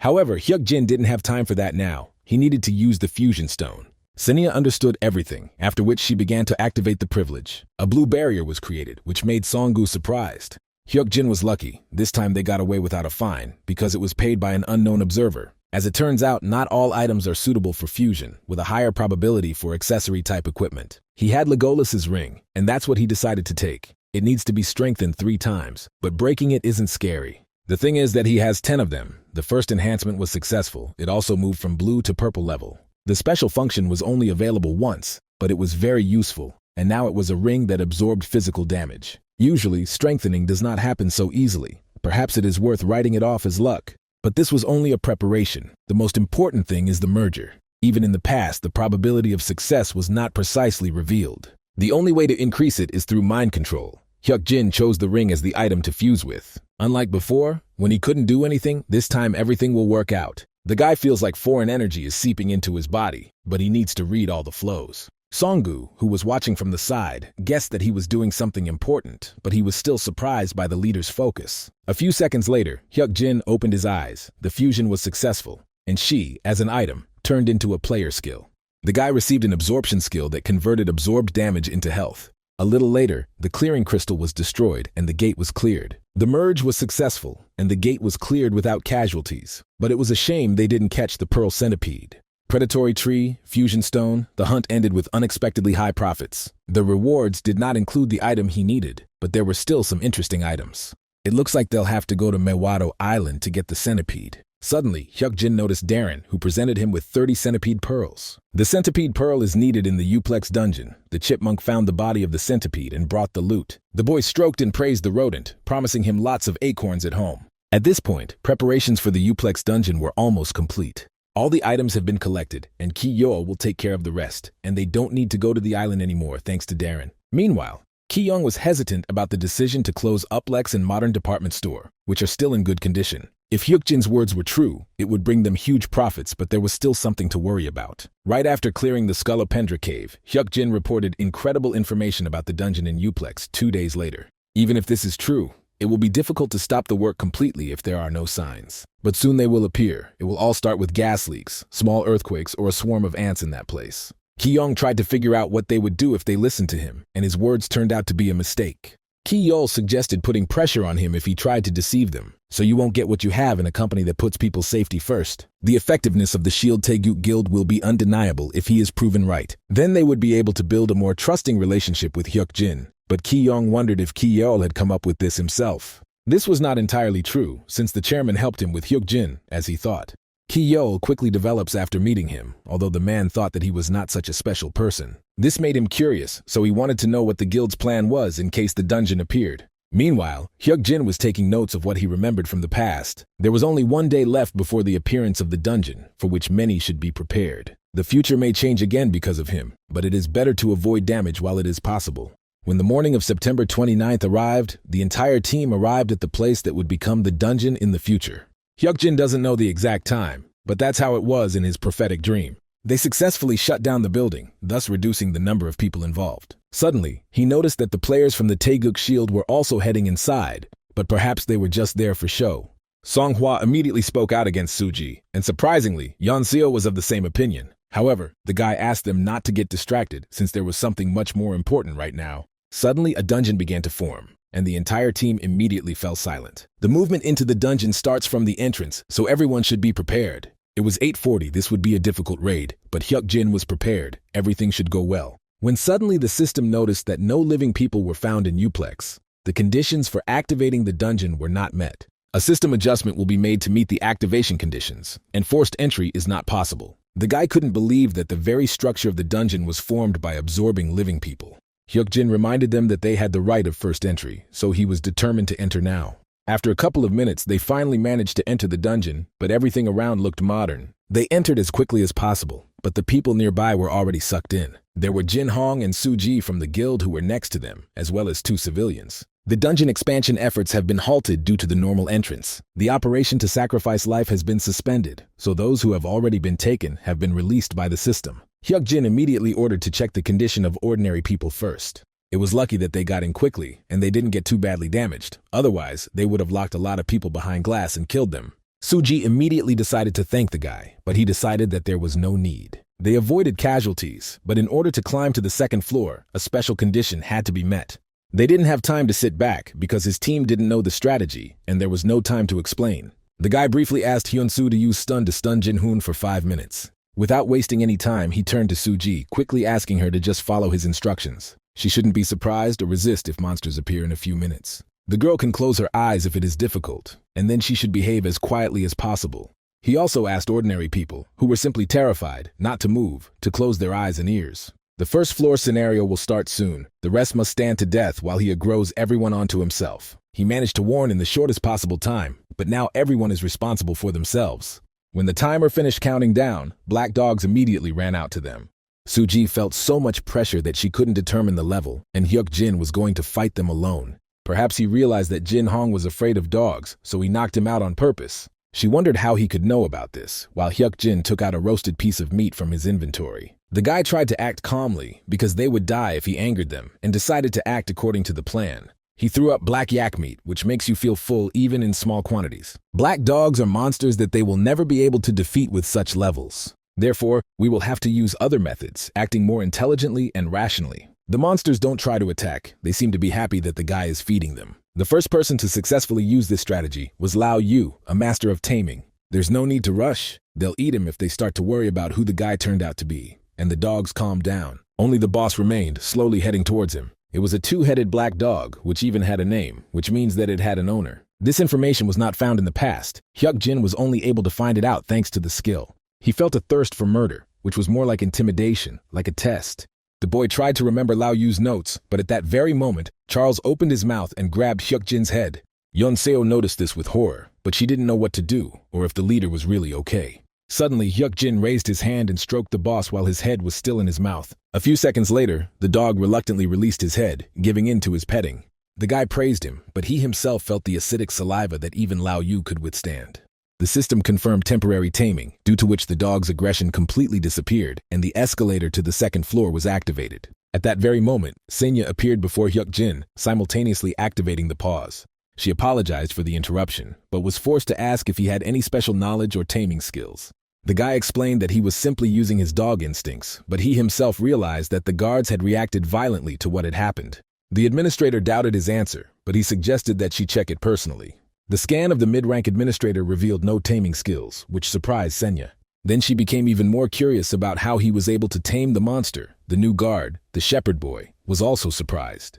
Even he came with a significant name in the world of tamers. This was a good development of events. Hyuk-jin sees what needs to be done to get to the second floor. The mountain demon referred to the inexplicable circumstances of geniuses. Senya had to accept this humbly, so she decided not to interfere for now and turned off the pause. The guards reacted more strongly than he expected. Perhaps Lao Yu had achieved the same reaction in the past. Even knowledge of strategy will not help if there is no heart of steel that will help in the most dangerous business. Suddenly, Hyuk-jin discovered a hidden fragment, a bloodless cleanup. It was a connection to the scenario of finding Charles's master. If he goes to another space himself, then the rest in Uplex will die. It would have been better if the strategy had not changed at all. But suddenly the Whispering Devil decided to make him an offer. The Guardian, who puts pleasure first, suggested that he take all the team members and postpone the task. Hyuk-jin decided that this task could be very valuable, and his team was already heading towards it. It seems like you should consult with them first, before making a decision. When asked whether they would try to complete the related tasks, everyone answered yes. Song-gu was worried because he was afraid that he might die, and Tae-woong called him a coward. However, Song-hwa, on the contrary, looked too happy and was ready to do as her brother said. The team did not hesitate to respond, so a unanimous decision was made to implement it. As it turned out, they had to find the owner of the two-headed black dog Charles in 30 days. They had plenty of time, but it was better to think about it when they got out of Uplex. As a reward, they promised a scroll of passage that would allow one to leave the dungeon and even the right to be strengthened. Jin-hoon just woke up when the situation was resolved. He was angry at Hyun-soo. He quickly calmed down after Suji's explanation. The boy is afraid of dogs because of a childhood injury from being bitten by one, so he would rather remain unconscious than see a black dog. He tried to approach one dog that was tamed, but fear still gripped him. Meanwhile, Hyuk-jin informed the other people that they would remain on the first floor until the dungeon was cleared. Suddenly, Suji asked for permission to join, but the guy could not guarantee their safety. However, they are not so weak that they need protection, and hunting with the best player in the world will be a good experience. There was a strange interest in her gaze, but it was unlikely that the effect of the reflected attack was still active. Hyuk-jin decided to leave it up to them to decide, and Suji was surprised by his calm and mature image. The longer she looked at him, the more attractive he seemed to her. A few minutes later, they were transported to the second floor, finding themselves in the middle of a clearing. At the very beginning of the floor, the shepherd boy gave the guy a club made of fig wood, and also from the guard who came to them for the first time. Suddenly, they noticed a boy running towards them, and with tears in his eyes, asked them to help him. It was a game character even. The strategy for passing the floor begins with his appearance. After his story, the task was given to save Evan's grandfather. The task is created immediately after it appears, and they had to find the missing grandfather. At first, the guy said that they would help, after which he took out a baton and asked who he was. This wasn't a real task that the system could give out, but this fact was only known to Hyuk-jin. He also doubted that his name was exactly Even, although that was what he was signed as in his status. The members of the Shield Taegyuk Guild watched his actions closely and were surprised that the boy was not just a character. However, Even remained silent, not wanting to answer the question, and then began to growl. The boy wanted to run away, but the guy managed to hit him with a club with a deft movement. After which his true nature began to emerge and everything became obvious. The Figwood Club is useful when dealing with monsters with shape-shifting skills. The guards know the contents of the second floor, but so does the guy, and Even has transformed into a huge level 34 rabbit monster. The Figwood Club is the perfect weapon against ghost monsters. Since they gave it as a gift, they want to see it used, so you need to show it to them. At that very second, the rabbit attacked him, and the guy swung his club. Hyuk-jin stood calmly in place as Song-hwa jumped out in front of him and put up a shield. The guy explained to the team members in advance how to act in such a case. Song-hwa and Hyun-soo will block the possessed's movement. In the meantime, he will strike. It is easy to drive the white rabbit out of a person. You need to hit the possessed person on the head with all your might. It would be much easier with an item against ghost monsters, but you can do without it. Suji wondered how long they had to just stand there, but Yeon-seo didn't answer. Hyuk-jin told her to watch carefully and stay away. The monster that was hit on the head would fall down in pain. After this, he will spit out the true essence, from which the real him will emerge. At that very second, the girl was supposed to enter the battle, using one-hit kill. Ghost monsters have to be dealt with until their true nature appears. But then it becomes easier, because the real body of the white rabbit was very small. Physical attacks are ineffective against ghost monsters. That's why, in the end, Song-gu and Tae-woong entered the battle, combining wind and fire magic. The guild members were surprised that they didn't give them anything to do, and finished him off in an instant. Hyuk-jin's plan worked and even returned to his original state. It was a well-written script, everything went smoothly, and there were no deviations. An escalator to the third floor appeared in the current zone, and the boy thanked them for their help. It seemed that the guards were satisfied, and the noise conductor began to keep a close eye on him and wanted to grant him a special privilege. The White Hunter also thought highly of the boy, and also wanted to give him a privilege. Senya announced to the players that they were forced to pause the current process as Hyuk-jin had a difficult choice to make. Because he showed amazing performance on the second floor of the dungeon, he was highly praised. He was given the opportunity to choose between the privileges of a noise conductor and a White Hunter. Hyuk-jin expected a good reaction from the guards, but definitely not like this, because these guards are supporting Italy's top-class players. They are favorably disposed towards the god of war Salvaretto and the famous ruler of battles Bel, but more importantly, they are at odds with each other. That is why he can only choose one side, and this choice must be approached wisely. Suddenly, Neptune appeared next to Senya, who was surprised by this development of events. He doubted it, but the girl confirmed that she was an angel who never deceived. Even other mid-ranking administrators couldn't miss such an event. He decided he had no choice but to refuse both, which stunned the two administrators. He was confident of this because he had not yet revealed his potential, but he also decided to show a modest image. The guy has no idea how these guards expect caviar from him, so it's better not to receive it thoughtlessly. He is happy with the current development of the game, but later he plans to accept awards, but it is too early. Hyuk-jin will show a more interesting game in the future, and the privileges can wait. Senya trembled again, realizing how skillfully the guy avoided such situations. The noise conductor and the white hunter highly appreciated his efforts and cautious behavior. Suddenly, both of these guards decided to give him special privileges without any demands. Hyuk-jin simply didn't want to get involved in their feud, but in the end, he forced them to act more actively and received 2 skills that are useful in any situation. Suji was delighted that everything always went smoothly for him, but she was confused that they were the only ones who weren't told the strategy. While she was wondering if there was a possibility to cooperate with him, a passage to the 3rd floor appeared. At this time, Hyuk-jin handed out pills to his teammates, asking them to take one before climbing up. These are items from the Centipede Cave. He prepared them especially for the 3rd floor. He also handed them to the guild members, because these pills give resistance to poisons. Suji immediately realized that there would be something poisonous on the 3rd floor, so she might be useful. However, Hyuk-jin firmly assured that there was no need for this, which surprised the girl. He asked them to just follow him along the shortest route, although Suji was just beginning to be happy that she could help.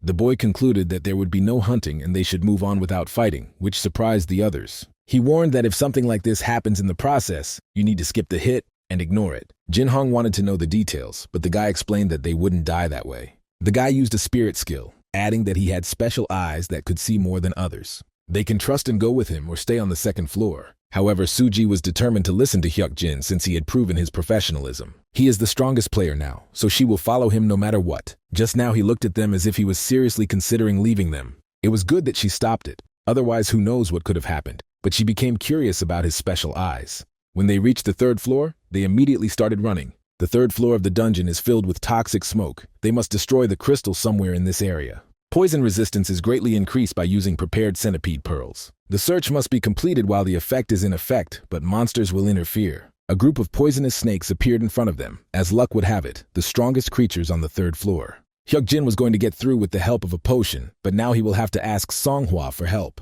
The guy was surprised to notice that the chipmunk on his shoulder was sleeping even in this situation. But then he thought about it. Without wasting any time, Hyuk-jin woke up Darren and then pointed at the snakes. He needed the little animal to distract them and not allow them to get closer to the group.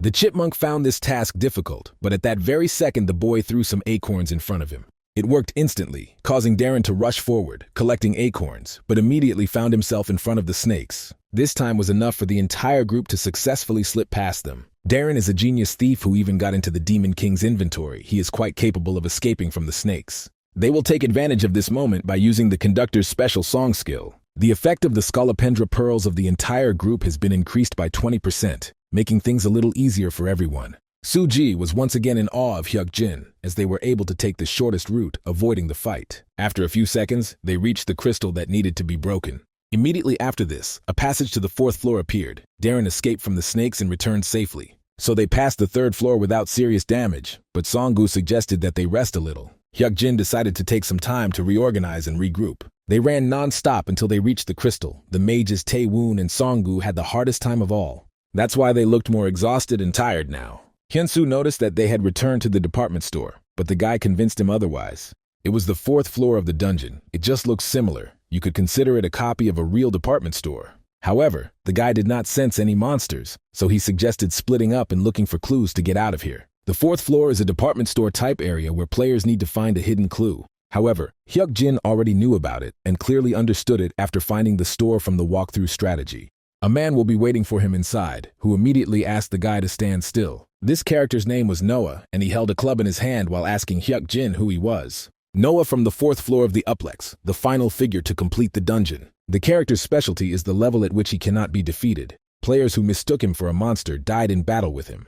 The noise conductor and the white hunter advised to be wary of Noah. One should not fight with him, but come to an agreement. If there are monsters at a level that are impossible to hunt, then there should also be characters that are impossible to fight. Noah was not intended to be a fighting character, and in 10 years there hasn't been a player who could beat him in a one-on-one fight. The only way is to come to an agreement. The question is whether he will allow us to escape from here. Any methods must be used to convince him to let them go. Hyuk-jin memorized the strategy of this place and declared that he was a traveler who was seeking the truth. Noah liked travelers. Modern youth have no spirit of exploration. They also lack the spirit of discovery, which he believes is completely absent. Hyuk-jin guessed that Noah could detect the eyes of perception, so it was better not to use them. He also noted the skill spirit and the title of first discoverer, describing his passion for achievement and pioneering spirit. Suddenly, the man walked away from him, offering him a gift for getting there. A request for an exchange was received, which was disguised as a gift. This can be considered a success. The boy thanked him, knowing that the result depended on the item Noah gave. Hyuk-jin was stunned when he saw the superior grade item, Isabel, the evolving sword. The guy had never heard of such a weapon, but it was excellent. There was nothing like it in the previous cleanups. Then he decided to check if Noah was sure that he wanted to give him something like that. The man confirmed his guess because he likes young people with a passion for achievement. However, this was a lie. Noah pretends to give a gift, but deceives players through the exchange window. He forcibly returns his item and also takes away the player's things. This can be called theft. If the player attempts to give an item that is much worse than Noah's offer, he may kill everyone present in a rage. So he needs to put up something that is comparable to the excellent level. Hyuk-jin offered to give him the most valuable thing he found during his research. The guy didn't know if he would be happy with such a trifle, because he couldn't be compared to Isabel. It was an item from a hidden area of an unknown forest where a goblin was killed, and Darren found it with difficulty. The most valuable thing he has is a unique level magic enhancement stone. Noah is a character who is interested in jewelry, especially magical stones, so success must be guaranteed. Noah decided to use special privileges and let him out of here when the exchange was completed. The dungeon will be cleared if he makes the exchange, but Noah will definitely try to trick him. It's not every day that he gets a chance to get great items, but he has to take the risk and do it. He had a trump card in reserve especially for this occasion, which he wanted to use. A compulsory exchange ticket that was once given to him by a Venetian merchant. The guy used it, after which the exchange was successfully completed. Noah wished him a good journey, and the dungeon was cleared. There were 5 seconds left before the exit from the dungeon, but Hyuk-jin couldn't wait to get out. Suddenly, Noah became furious and swung his club, throwing the guy away, noticing something was wrong. The man's aura immediately changed as he asked how the boy dared to deceive him. As he walked forward, a huge silver dragon appeared behind him. Sharp blades immediately poured out from his mouth, pointing towards Hyuk-jin. There was only 1 second left before he exited the dungeon, but just as the blades were about to reach him, a shift occurred. The guy sighed with relief, noticing that everyone came out unharmed. This time it was really dangerous, but he managed to get out of it again. The sword breath hit him right before he exited, but he used the special to survive. An absorption that converts all physical damage taken into restoration. He could have died, but in the end he cleared the dungeon, and the team greeted him with a smile. At one point, reporters gathered outside, but Jin Hong and Suji took over the interview. The ordinary people they met on the first floor remained unharmed. It is better to quietly do your business and receive benefits than to attract attention, and the merits can be transferred to the guild. But right now, the most important thing for Hyuk-jin was that he received the reward for the dungeon. It was Noah's helmet, a necessary item that would help him reach level 40 faster. He came to this dungeon specifically for it. Suddenly, the guy heard an unfamiliar voice somewhere nearby. Although he was standing alone, the voice insisted that he had been deceived. Hyuk-jin first thought he was misinterpreting the voice, then realized in shock that it was coming from the system window. Slowly turning his head, he couldn't believe it was the object that said that, and Isabel confirmed it. She slept for a long time, but was awakened by a strong male scent, which put her into a stupor. Sword couldn't believe how such a weak male could get her, considering it a scam. Isabel's seal was partially removed, revealing some of her abilities. The sword is partially unsealed, and the 7th function of the ego is revealed. Hyuk-jin heard for the first time about an object that can speak. It's comparable to the best mid-level item now, but I wonder what it'll be like after all the seals are removed. While he was thinking about this, Isabel asked the damn swindler to say something already. She ended up with a moron as her bride, who couldn't even speak, which surprised the guy. Hyuk-jin decided to ask why he was her fiancé, but the sword only asked him to shut up. The guy didn't know the principle of this connection, but he began to feel Isabel's feelings. She unconsciously chose a bride or something when she smelled a man. It seems like 10,000 years of sleep clouded her mind. He did not know what was best to do with her, but the sword replied that he should humbly accept her as his bride. While Hyuk-jin was trying to understand the meaning of her words, the sword became silent and no longer made a voice. It seems his current abilities are only enough for a couple of minutes of dialogue a day. Suddenly, a pause was activated, which was quite expensive. Senya clearly does not spare money on it. The guy decided that things were going well, and as it turned out, they got more sponsors. However, the administrator needs an explanation, because getting Isabel with her current strength is even theoretically impossible. The guard's reaction is predictable because this is an item of superior level. The conditions Senya states include achieving a bloodless cleanup and surviving Noah's attack. The first condition can be explained by the ability of prediction and careful preparation, but for the second, the key factor is luck. He could have died if he hadn't guessed the right moment to use the skill, so there was some luck involved. The pause was turned off, and Hyuk-jin concluded that the problem with Isabel was settled. Suji thought he was amazing, but now he has exceeded all her expectations. After that, the two of the guild said goodbye to him. The girl decided to find a way to seduce him. Hyunsu immediately disapproved of her candidacy, but Songgu considered her a beauty. Hyukjin praised his team and then suggested that they disperse since the cleanup was over. While at home, the boy resumed his notes, mentioning Noah's helmet. He faces two tasks, one of which is related to the search for Charles's owner, and the second one is with the lair, but in this case he managed to get the map. The cave also turned out to be strange. A predatory tree suddenly appeared in it, and old events began to change. But now what is more important is how to survive in the future, and this needs to be thought about carefully. Suddenly the guy found a neatly folded note on the table, which was not there before the dungeon expeditions. There was a request to return alive, and the handwriting clearly belonged to the sister. Hyukjin smiled, asking how old she was to write something like that. At first he thought she was just worried about him, but suddenly a strange flow of energy began to emanate from the talisman. The guy immediately used the eyes of perception and the observer. This note was a simple object, but suddenly it turned into a yellow amulet. In the past, amulets were popular and sold in large quantities, and there were several stories associated with this. Sometimes they actually brought good luck. In some cases, they became gate activators. There was no official confirmation, so no one believed it, but as it turned out, it was true. The guy suddenly felt pain. I realized that I had been using the observer's eyes for too long. He decided to take a rest and lay down on his bed, trying to comprehend what had happened. Then he remembered the story about the yellow amulet gate, low difficulty and big reward. Hyukjin decided to recover a little and activate it, and after a while he was woken up by Songhua. The girl noticed that the guy was very tired and fell asleep for a long time, so she had to wake him up. Hyukjin thought he had dozed off for a short time, but then he found out that it was already Saturday and he had slept the whole day. Songhua explained that he passed out for a day, and his sister and mother began to worry. The problem is not only in her. Discomfort even from the surrounding space began to surround the guy. Then the guy gave Songhua a light flick on the forehead, asking him not to come in without knocking next time. She then sent her out, explaining that she wanted to stretch her legs a bit. When Hyukjin approached the table, he did not find the amulet, and Songhua, a tank team member, felt pain from his flick. Because of the strange sensations he felt in the room, the guy realized that this was not his home, and he was in the ravines of the yellow amulet. It is unknown how it happened, but the gate opened while he was sleeping. There is no clear strategy for the yellow amulet gate, and the eyes of perception allow one to resist illusions and the magical barrier. And the power of the yellow amulet gate begins to penetrate the player's body, which surprised Hyukjin. She also began to punish the influence on his body, so at first he decided to calm down. He tried to convince himself that illusions, visions, distortions of reality and lies would not take hold of him. Whatever evil forces may stand in his way, they will not be able to harm him. It is the power of intuition and the all-seeing eye that penetrates to the very essence. After this, he dispelled all the lies within himself, when suddenly he noticed yellow stones around him. The guy didn't understand why he was sitting in this belt, because to me, it was just the way he looked around the room with his eyes of perception. Something definitely happened. It was as if he was casting a spell. After that, a new task appeared, and after reading it, the necessary information appeared in my head. The essence of the gate of the yellow amulet was to realize what a cherished desire is capable of. And this wish belonged to his sister, who wanted her brother to be happy. Hyukjin had a rough idea of what it was, but he couldn't figure out how to complete the task. Kim Aeon prayed for his happiness, but the scope of this prayer went beyond the scope. Simply put, she is sincerely ready to sacrifice her life for his happiness. Suddenly, his sister appeared in front of him, asking in fear what this place was. Hyukjin explained that they were inside the gate, but he didn't know what made his sister feel that way. The reasons could be anything, but he asked her not to worry. What is important is that she developed such feelings, and it manifested itself in the form of a cherished desire. The guy checked with his eyes of perception.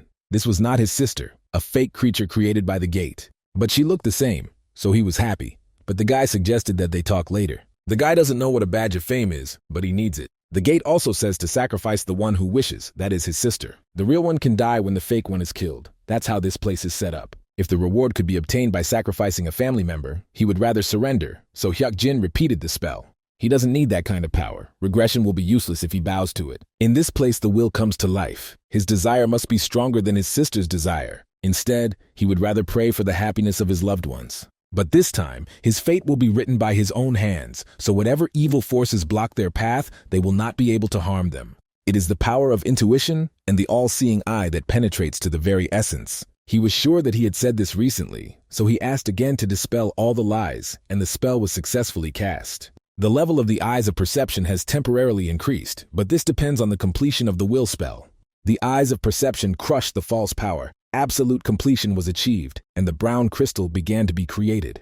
Hyuk-jin realized that his level was higher than purple because he was going to refuse the reward and leave this place. Perhaps it was one of the ways to clear, so the guy used the superior strike skill. It was Hyuk-jin's first time using Isabel, but he barely felt her weight. She helped to identify and hit the most vulnerable spot of the crystal. It was indeed an outstanding item, but suddenly the sword began to absorb crystal fragments. The guy had never felt such a powerful flow of mana, and he lacked the skills to fully recognize it. The power of the yellow amulet gate, a powerful cherished desire, began to penetrate Isabel.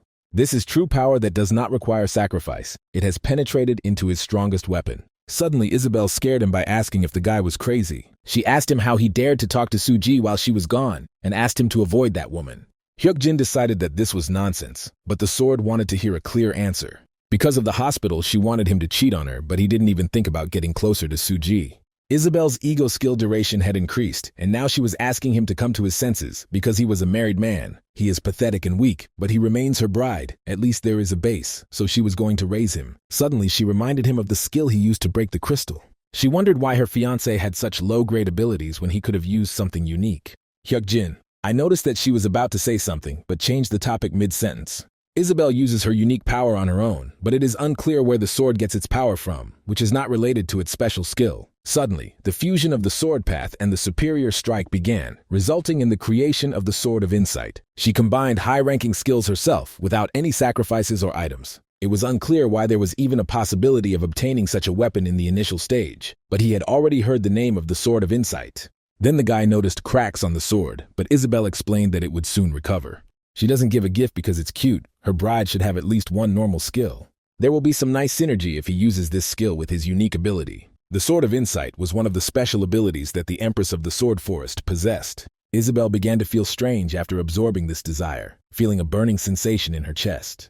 Hyuk-jin realized that Isabel was not only the name of the blade, but also the name of the Empress. A couple of seconds later, the guy left the gate of the yellow amulet, recognizing his real room. He found the same amulet lying on the table, confirming his guess. Thanks to this, he received an unexpected reward. But how strong was his sister's desire that she created such a gate? Then he decided to find out for himself by finding her in another room. Kim Ayeon shuddered and covered another amulet with her hand. Apparently her wish did not fit on one sheet of paper. Hyuk-jin just wanted to thank her and asked her to free up some time. He concluded that they were going on a date, but these words made Kim Ayeon noticeably nervous. She ran out of the room, saying that her brother had eaten something wrong, but his sister had given him a huge gift. Returning to his room, the guy decided to have a good rest. The desire turned out to be very useful. It was absorbed by Isabel, and this increased the duration of the ego's action. Let's not forget about the will spell. He doesn't fully understand what it is, but it's obvious that new opportunities will appear with it. Hyuk-jin only remembered the last phrase, but he didn't know the activation principle. The words had to be filled with power and life. But for now, he will be content with what he has received, although there is still much work ahead. The next day, Song-gu was shocked by his results, as he got a 30. However, he was not the only one. Tae-woong and Hyun-soo were also in their 30s, and drastic changes occurred overnight. The ability table shows the player's growth potential, and the scanner has become increasingly used. The existing evaluation system could only measure physical strength, but the new one can evaluate all the player's abilities. His team's current performance would not be considered outstanding in the future. It's just that 30 is the limit of current scanners. His entire team had the same result, but Tae-woong was curious if the eldest would take the test. Even forgetting about the limit of the current scanners, Hyuk-jin knows the results of the last check because that day is imprinted in his memory. The number of panels, all were closed, although he was curious to see the new result. He definitely changed and then looked at Song-hwa, who literally begged him to do it with just one look.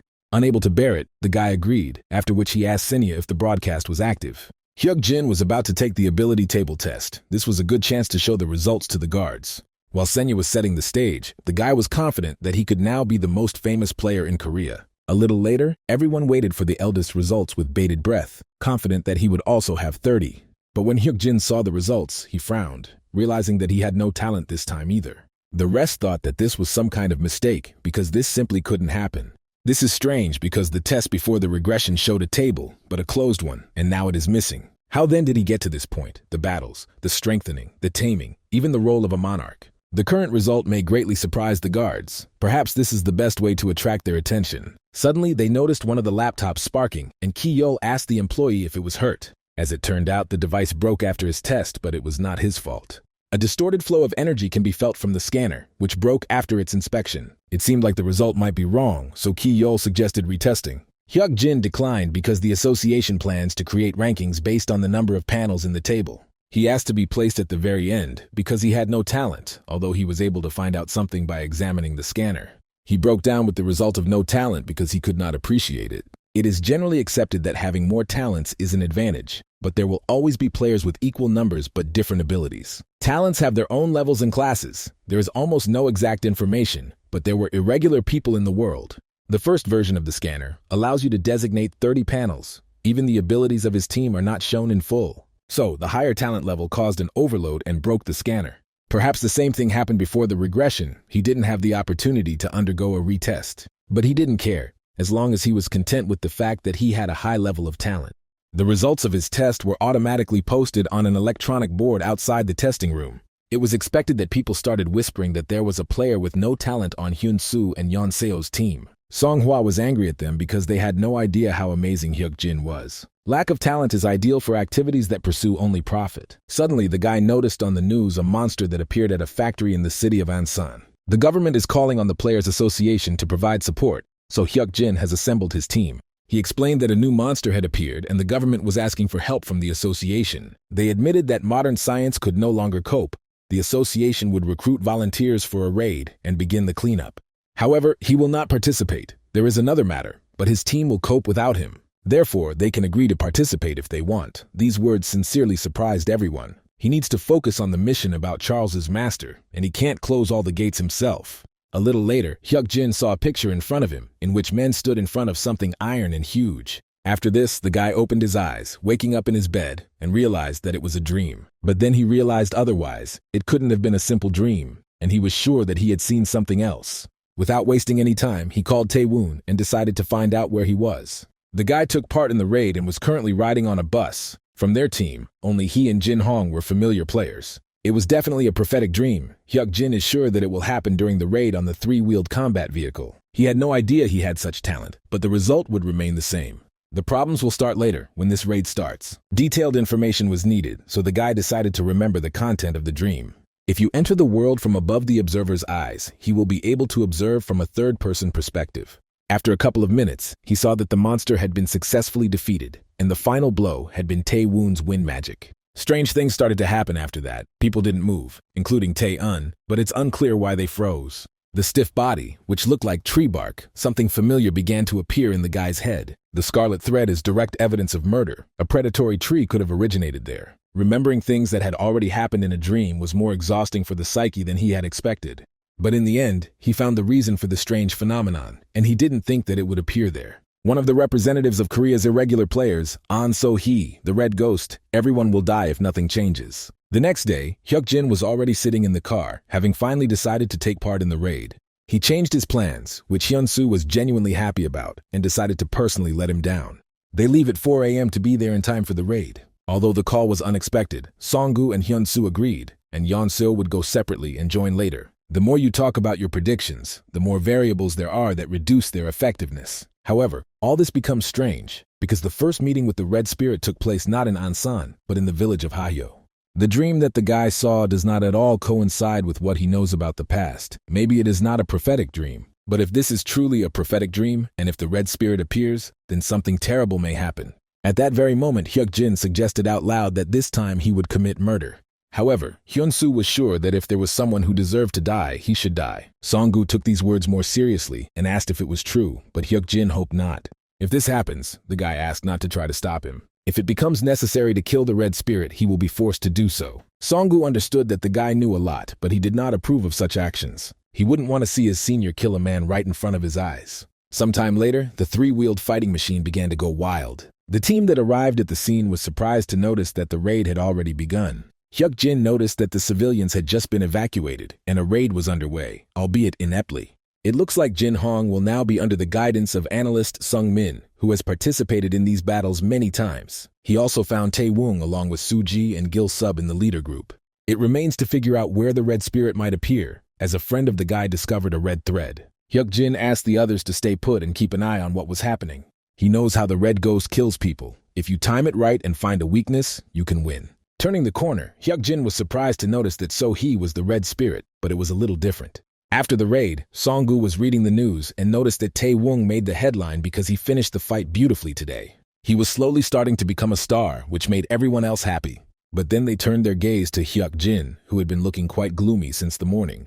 The guy himself was trying to understand what to do because the past that he knows has changed, but the prophetic dream does not completely match. The So-hee he encountered in Ansan was very different from the one he saw in his prophetic dream. The stats are as expected, one of the highest levels at the moment, 34. In addition, she had special abilities, an absorbing barrier, and stopping time. The strangest thing about So-hee was her condition, but one thing was clear. There was no one there who was trying to kill. He remembered how Yeon-seo had suddenly approached him while he was standing near So-hee. Yeon-seo has been gaining popularity in solo PvP lately, and her appearance once again brings unexpected changes. When she appeared, So-hee's state changed to one of admiration, trust, and respect. Meanwhile, the rest of the players were fighting with the three-wheeled machine. So-hee did not attack players until the very end. On the contrary, she tried to help others in battles. Some of the players noticed her, but she tried to escape. Hyuk-jin watched her from the corner, thinking they were lucky no one died during the raid. But So-hee was different. A changed story, a mispredicted dream, something that could become a barrier. The guy began to think about it more carefully when he suddenly remembered the variable that had changed.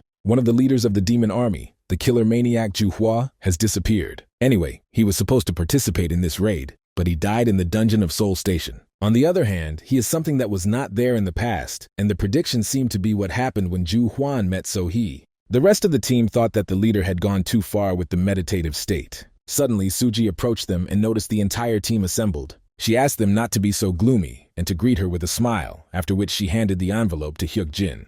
As he asked, she brought everything. It was information about So-hee. So-hee, 19, is a high school student who hasn't had it all that easy. She was a victim of bullying at school, where she was picked on by almost everyone.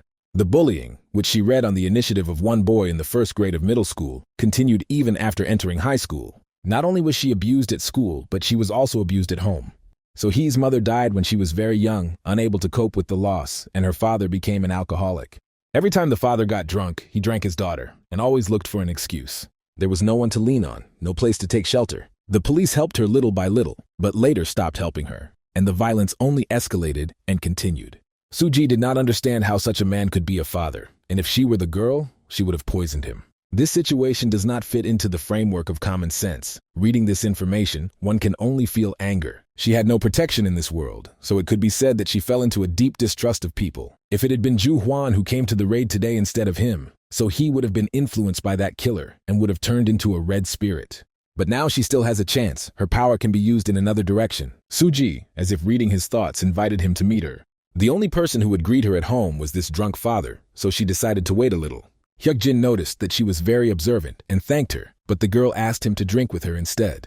However, first he needed to meet the child, and perhaps he could stop So-hee from turning into a devil. Sometime later, So-hee was standing alone near the car when she suddenly heard someone calling her. Turning around, she noticed Yeon-seo, Song-hwa, and Suji walking towards her. It would be better for her to see the girls first, not the man, so there will be more trust. In addition, So-hee feels a strong attachment and admiration for Yeon-seo, and it is expected that meeting her will lead to small positive changes. Ki-yeol will gladly help them. The girl will end up in a protective facility, and her father will be banned from access. Yeon-seo was pleasantly surprised that Hyuk-jin treated the third generation of chaebol like a subordinate. It was a mutually beneficial relationship, but the guy was more interested in whether they were talking about abilities. When the girl bought her a burger, the girl immediately told her everything she knew. Firstly, So-hee is from the barrier caster class. She can create barriers using the carnivorous tree specifically. The barrier's effect can change depending on her will and reaches its maximum strength when hunting. But the most important thing is the seeds of the carnivorous tree. So-hee can create special gates to directly enter the colony of carnivorous trees. Suddenly, Hyuk-jin realized that the colony of predatory trees was the clue. So-hee, a barrier caster capable of casting predatory barriers, was one piece of the puzzle. Gradually approach developing the relationship. That's how to proceed. After talking with Yeon-seo, the guy realized that all that was left was to find Charles's owner, since there were only 10 days left. They still haven't been able to find anyone, and it's unclear who the owner of the two black dogs with double heads is. But now we need to focus on So-hee's case, and we need to set our priorities right. So 2 days passed, after which So-hee met Hyuk-jin for the first time in a cafe. With the help of Yeon-seo and Song-hwa, he was able to meet her to get to know her in person. The girl didn't know why they were helping her, but she was immensely grateful. The guy explained that they had to do this. Through his feelings, he felt her gratitude. Besides this, there is also a sense of fear. The wounds and pain that she has carried for many years are reflected in her eyes. In order to ease her fear, the conversation was mainly between Yeon Seo and Song Hwa, which made the atmosphere more pleasant. After some time, they started talking about a colony of predatory trees. During this conversation, Hyuk-jin was surprised that the girl now had a special mission to find Charles. So he got it from the predatory tree habitat but only has about a week left. Unlike them, the girl received a task from her master Charles. Judging by the time left, she got it at the same time as them. The guy noticed that the fragments of life associated with So-hee were starting to change. After thinking about it, Yeon-seo decided to ask Hyuk-jin something directly. She wondered if he knew that So-hee had Charles's mission and so decided to help her. But he answered negatively because the guy can't see other people's quests. Of course, So knows about this. But most likely she asked to calm a child who was afraid of the adult world. She helped So-hee not for her own benefit, to show that her help had no ulterior motive. That's why the girl breathed a sigh of relief, because otherwise she would have been disappointed. That's why she asked this question. Hyuk-jin realized that he had to be honest and sincere with this child. However, their interests really coincided in some strange way, so the guy asked the girl to answer the question. He asked if she wanted to work with him because they could make a deal that would be beneficial for both of them. A couple of days later, they went to the carnivorous tree colony with So-hee and Song-gu. They needed to eat the seeds, or else predators would attack them. Looking at the girl, Hyuk-jin concluded that they should follow the guide's instructions. He met So-hee 2 days ago and proposed cooperation to her. So they decided to first test the girl's abilities and go to the colony of predatory trees. She could indeed activate the gate, but the entry requirements were very strict. Song-gu was very surprised when he found out that the girl's level was higher than his. So he was confused because she didn't have to say her level. Hyuk-jin advised her to hide her level since she is now higher than the best players. It would be nice to know who her guardian is, but that information can wait. According to the description, they were in a field that only players can enter. The guy asked Senya how she felt about temporarily handing over the right to record videos to him. She wondered if he wanted to record everything that happened in the predator's habitat. Typically, streamers don't like to hand over the rights to record videos to others. Hyuk-jin asked her to think about it, since she wouldn't be able to enter anyway. This was a path that would benefit both of them. As a result, Senya, although with distrust, decided to give him temporary permission to record video. The guards were pleased, but everything needed to be prepared in advance so that it would be easier to get help from them later. There were no noticeable changes yet, on the contrary, so he was full of enthusiasm. She also shared with them the seeds of carnivorous trees to protect them from attacks. But he still can't relax completely, because perhaps the girl will act like the red spirit from the past. When suddenly she announced that they had arrived. If you leave the cave, beyond it is the mansion where Charles's master lives. The three of them entered Taekong's mansion, where Song-gu immediately noticed that it smelled of wealth. Hyuk-jin immediately realized that Taekong was the name of Charles's master. He was also the owner of this house, and this is a portrait of Taekong and his wife. The boys were surprised that he had a wife, since they had only seen 2 Taekongs, but So-hee saw it differently. It was strange and unclear, but Hyuk-jin knew for sure that this mansion was not just a house. They went up to the 2nd floor, where the owner of the house was always located. Entering his office, the girl said that they had come about Charles, but there was no one inside. He asked Hyuk-jin not to show emotion, so Song-gu remained calm, but he didn't understand who she was talking to. Where So-hee's gaze falls, and the way she speaks, the strength, the pitch, the yeast of her voice, all of this makes it clear. Hyuk-jin knows exactly where Charles is, and most likely there is someone in the chair. Suddenly, an unfamiliar voice was heard asking the guy if he could see him, but the answer was negative. Taekong doesn't trust people. The guy says that he doesn't see him, but at the same time, he accurately determined where he is. Suddenly, the door closed behind them and the owner announced that 5 people had already said they knew where Charles was. Even though Hyuk-jin said he found Charles, the owner didn't look particularly happy. He then assumed that Taekong was an enemy, but first decided to provide evidence. After that, he opened the inventory and took out a black yak fillet, which Charles bit off. The 1st floor of the Uplex dungeon, where he met a 2-headed black dog. Taekong's voice changed as he repeated the name of the dungeon, but it wasn't a happy tone. It was something else. The name of a dungeon located in Shinshin on the Korean server. Some of the words were unfamiliar to him, so he decided to check what dimension it was in. Hyuk-jin concluded that he was not connected to the keeper and knew nothing about the server.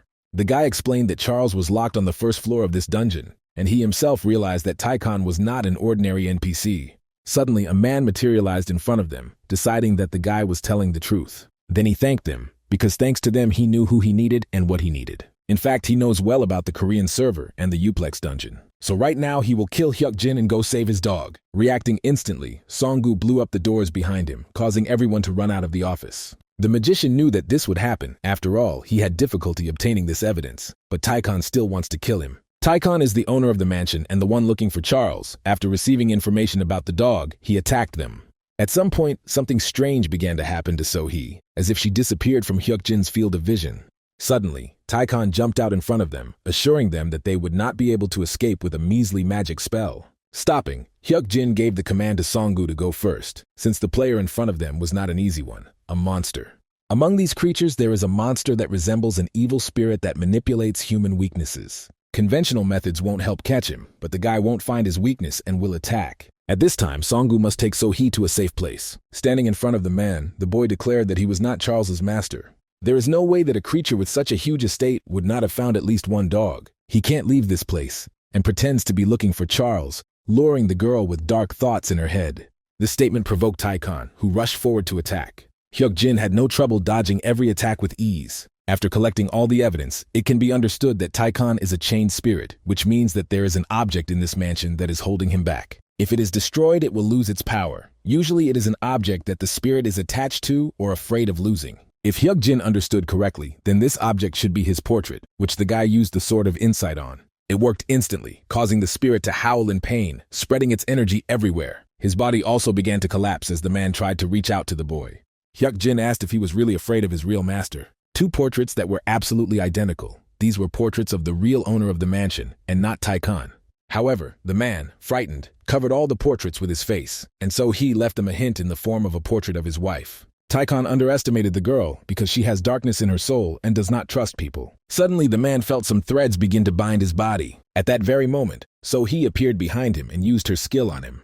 The guy asked him how such a person could come to him several times and take on the task without any problems. It would be more convincing to assume that she had been gradually erecting the barrier all this time. He was the victim of a hunter who controls the red thread and barrier magic. Usually hunting is impossible, but this class reveals its power only at the moment the barrier is completed. So he had spent a long time getting to this point, and she was curious as to how Hyuk-jin knew about it. The boy explained that he had special eyes, but the girl already guessed. Hyuk-jin saw the darkness in her eyes, so he thought that a contract with a monster like an evil spirit would be easy for her. Based on this, I came up with a scenario and that she wants to hunt this monster. So he found it surprising, but it seemed like she could trust him. But if there is a situation like today, when help is needed, they will simply use each other. At that very moment, the door next to them opened with a bang and Song-gu, who had lost So-hee, ran inside. But when he noticed the girl, he immediately calmed down when he learned that the evil spirit had been destroyed. The magician was even more surprised, having somehow found out that the girl had been preparing for this for quite a long time. Yes, the one he brought into himself was her clone, created with the help of force, and the real her was hiding and preparing a protective field. It seems like the clone was already there from the moment Hyuk-jin talked to Taikon. Song-gu was glad that they had succeeded, but they had also missed the chance to find Charles's owner. Suddenly, the portraits next to them began to melt, revealing the real owners of the estate. With the disappearance of the evil spirit, the original picture appears, and this woman was probably the owner of the dog. Suddenly, the portrait activated, crying tears of blood under special conditions. They needed to provide an item that could prove that Charles was alive to put Lafundel's soul at ease. Hyuk-jin expected that there would be an evil spirit in the mansion, but the real owner was already dead, so he decided to calm her soul. When the smoke from the fire reached the portrait, the spirit confirmed that the dog was alive, which made him happy. After this, the spirit of Lafundel greeted the guests, giving them a special gift and asking for something.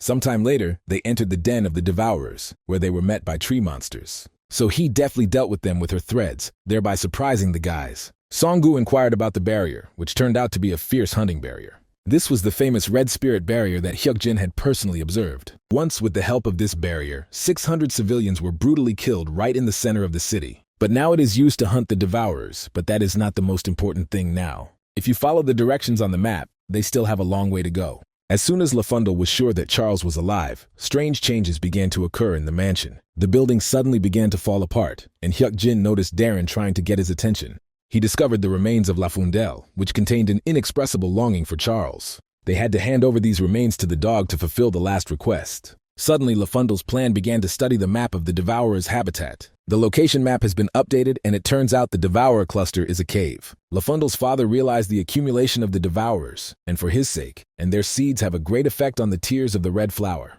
All devourers in the cluster were destroyed. The cluster itself was completely cleared. As a reward for completing the entire quest, players received a set of Supreme Devourer seeds. There are 20 seeds in the bag, and if you include Sohee and Songgu, the total is 60. It was a stunning harvest that Hyuk-jin did not expect, and a disease that causes a painful death with bloody tears, tears of a red flower. Previously, no one knew how to treat this disease, and everyone believed that if you get sick, you will die within 3 years. If the ones who grow the devourers were NPCs, they would report it, which means they are not NPCs. Suddenly, Sohee asked who he was, doubting that the guy was an ordinary person. Hyuk-jin didn't notice at first, but there was something else that was bothering him about the girl. He asked if she knew that her eyes turned red every time she used the ability. Red eyes and a flow of mana, there's something fishy about it, like they're opening their mouths to eat it. Sohee feels it too. It happens not only during sleep, but also when there is no one around. She feels like someone is watching her. It would be better if she kept her eyes open for a while, to which the girl agreed. Red eyes are the hallmark of the red spirit. Although Sohee is not a killer, these eyes are clearly a sign of trouble. There is a feeling that something related to these eyes will happen in the near future.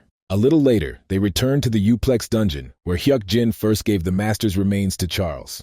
A lot of time passed, and it was quite possible that the dog did not recognize him, but he simply came up and began to sniff the remains. As soon as the dog recognized his owner, he immediately howled loudly, and the other dogs followed suit. It was a howl filled with longing and sorrow for its master. Seeing this, Hyuk-jin began to cry, and his heart suddenly began to ache. Something slowly began to penetrate his mind, but he decided to rule his heart through the gaze of contemplation. He had to read the world with an open heart and observe phenomena with a peaceful gaze. This was Yeonchang's territory, and this hovering enhanced his observation ability. Now the boy felt Charles's feelings completely, realizing how sad he was, which made the dog cry too.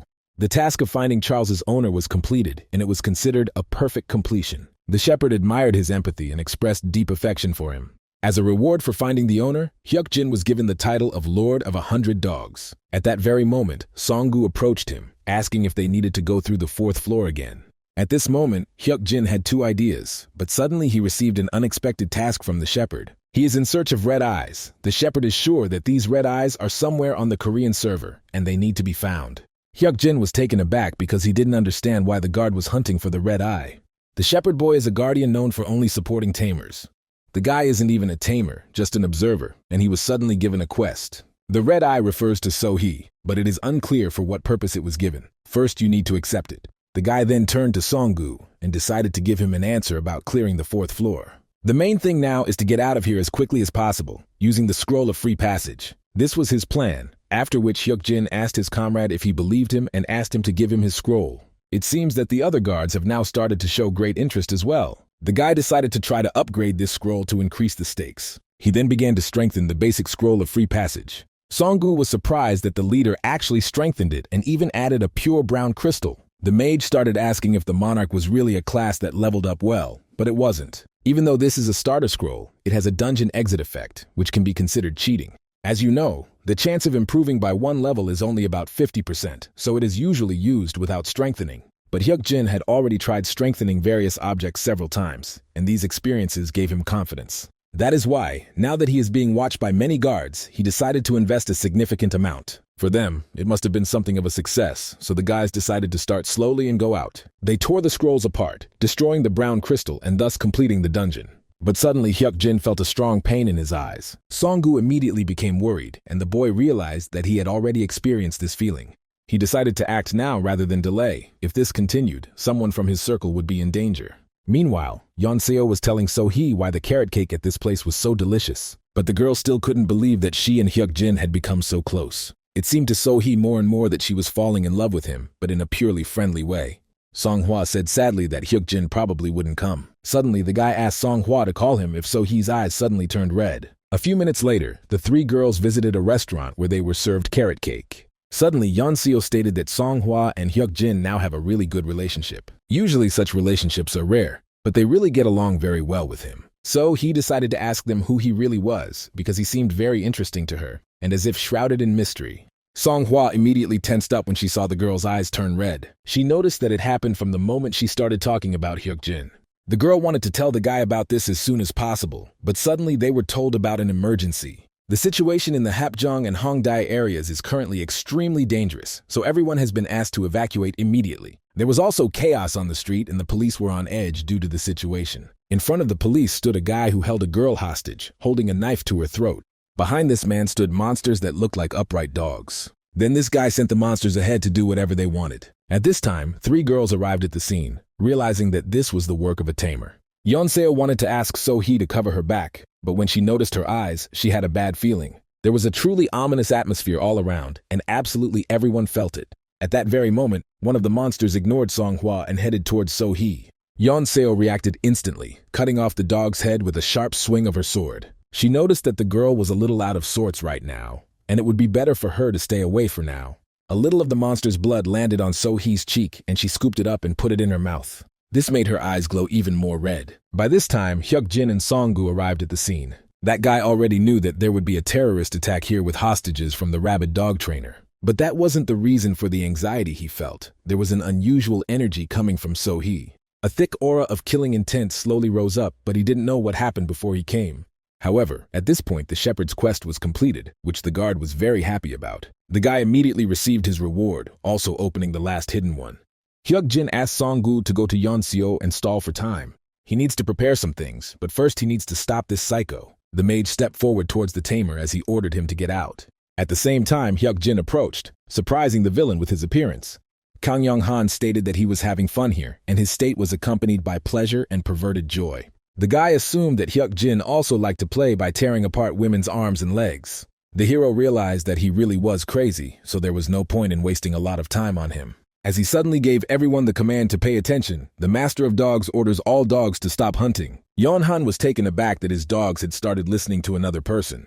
This guy calls himself the Lord of Dogs, although he can't even tame a regular black dog. He has enough skills that you can pump dogs to level 30, but this is not enough. Suddenly, he bit off his owner's head, and the rest of the monsters began to die after him. Thanks to his title as the Master of Dogs, Hyuk-jin was considered the best dog trainer. The problem, however, is that he did not give the order to kill. He didn't want to kill Yeon-han, but hand him over to the police, which means the dogs were influenced by some external force. Then the guy turned his head towards So-hee, deciding that it was she who had influenced them. There was a thirst for murder in her eyes. Even her voice became completely different.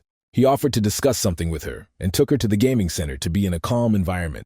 The guy thought that there was some special power in her eyes, and it was activated under certain circumstances. He decided to say directly that one of the guards was hunting for her eyes, or rather, the red eye. The shepherd boy's final reward was a related scenario, the extraction of the red eye. However, there was no information about the scenario. He did not understand the meaning of the extraction, nor what would happen to So-hee. Hyuk-jin doesn't understand why the shepherd gave this quest and remembers the words of the demon lord, who urged not to trust the guards. He doesn't know what side effects might occur. The barrier master's power might disappear. Well, if he's lucky, nothing will happen.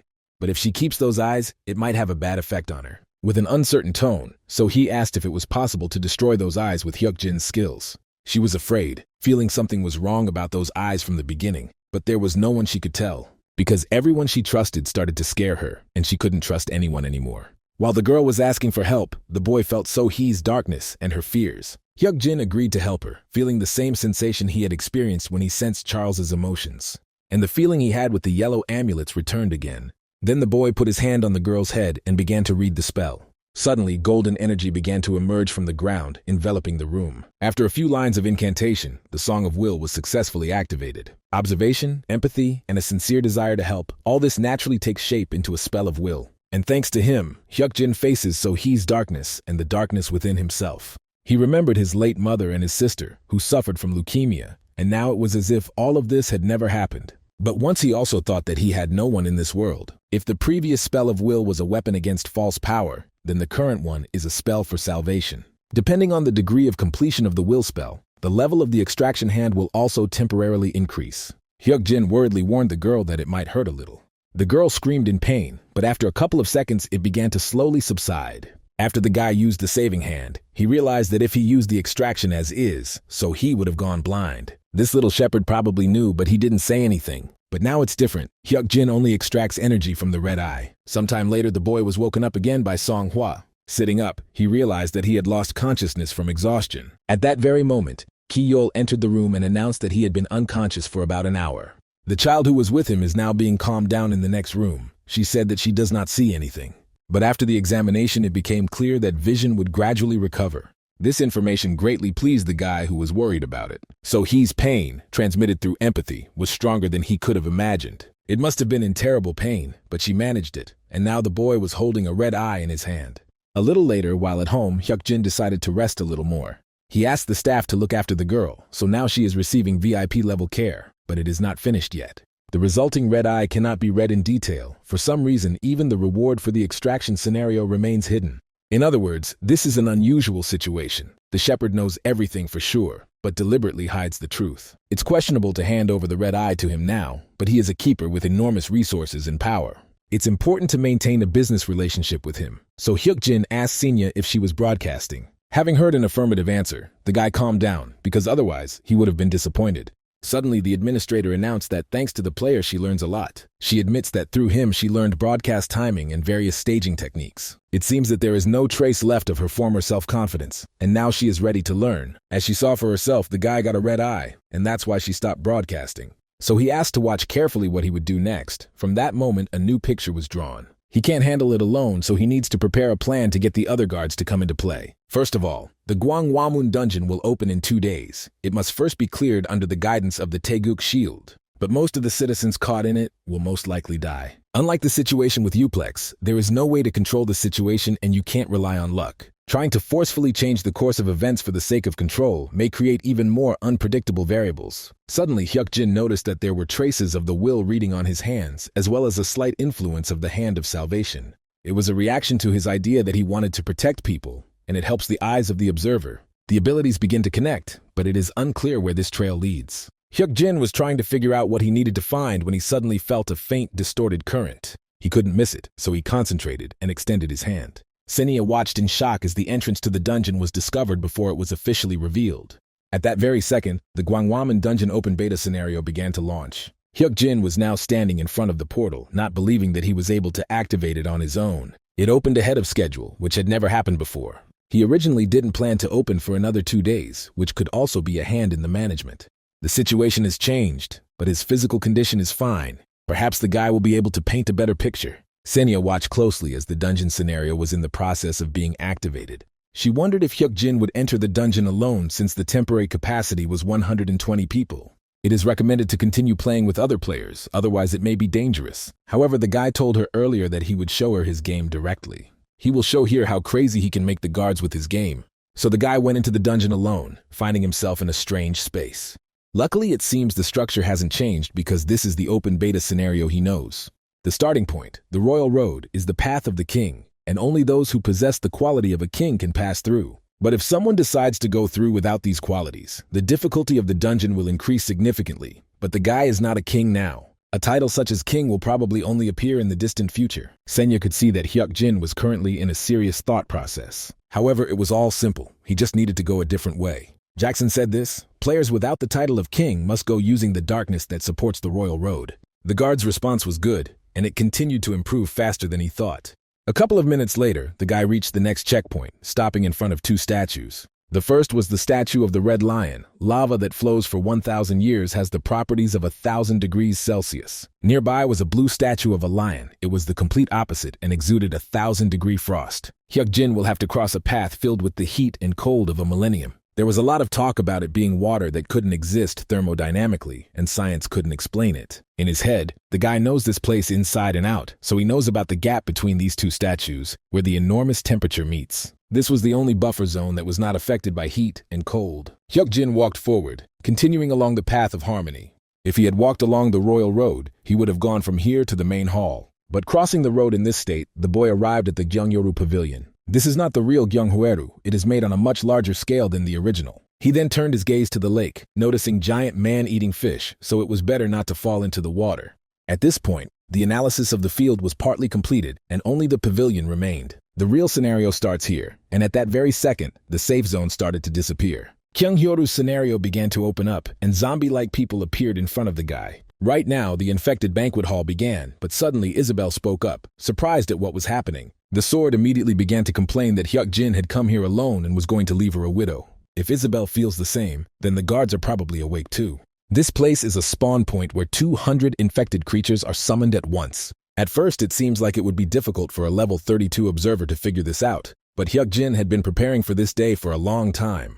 Having put on Noah's helmet, the guy decided that all that was left was to achieve results. The helmet option was used, which had the highest possible protection rating. This is where the ability to control the number of enemy entities shines. There are several cheats to clear or capture the mansion, although at first it seems impossible. The power of item, potion, talent, and luck. Right now he is using the effects of all the equipment he has. But suddenly a zombie attacked him from behind, wanting to stop him. Hyuk-jin slashed at his head with a deft movement, but his sword was weaker against blunt attacks than against slashing ones. Isabel was shocked that he was trying to use her as a club right now.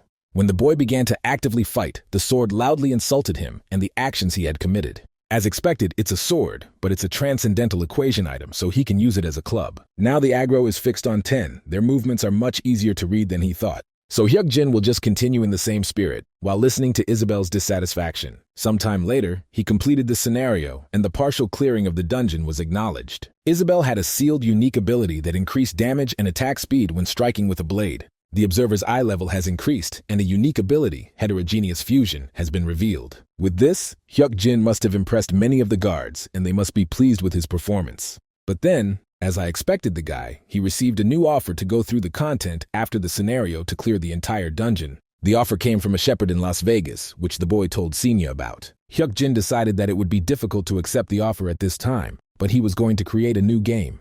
Senya didn't fully understand the reason for the refusal, but the guy had an explanation.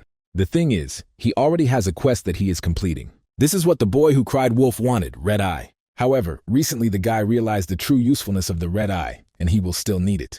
Hyuk-jin believes that he must determine the priority given this task. The shepherd agreed with his explanation, since he could not do anything. However, the guy collected on the usefulness of the red eye. These words are simply aimed at the next word. The Venetian merchant showed great curiosity about the red eye, as expected. He offered the boy a deal, but the boy, according to his will, wanted to offer the bargain to the screaming boy.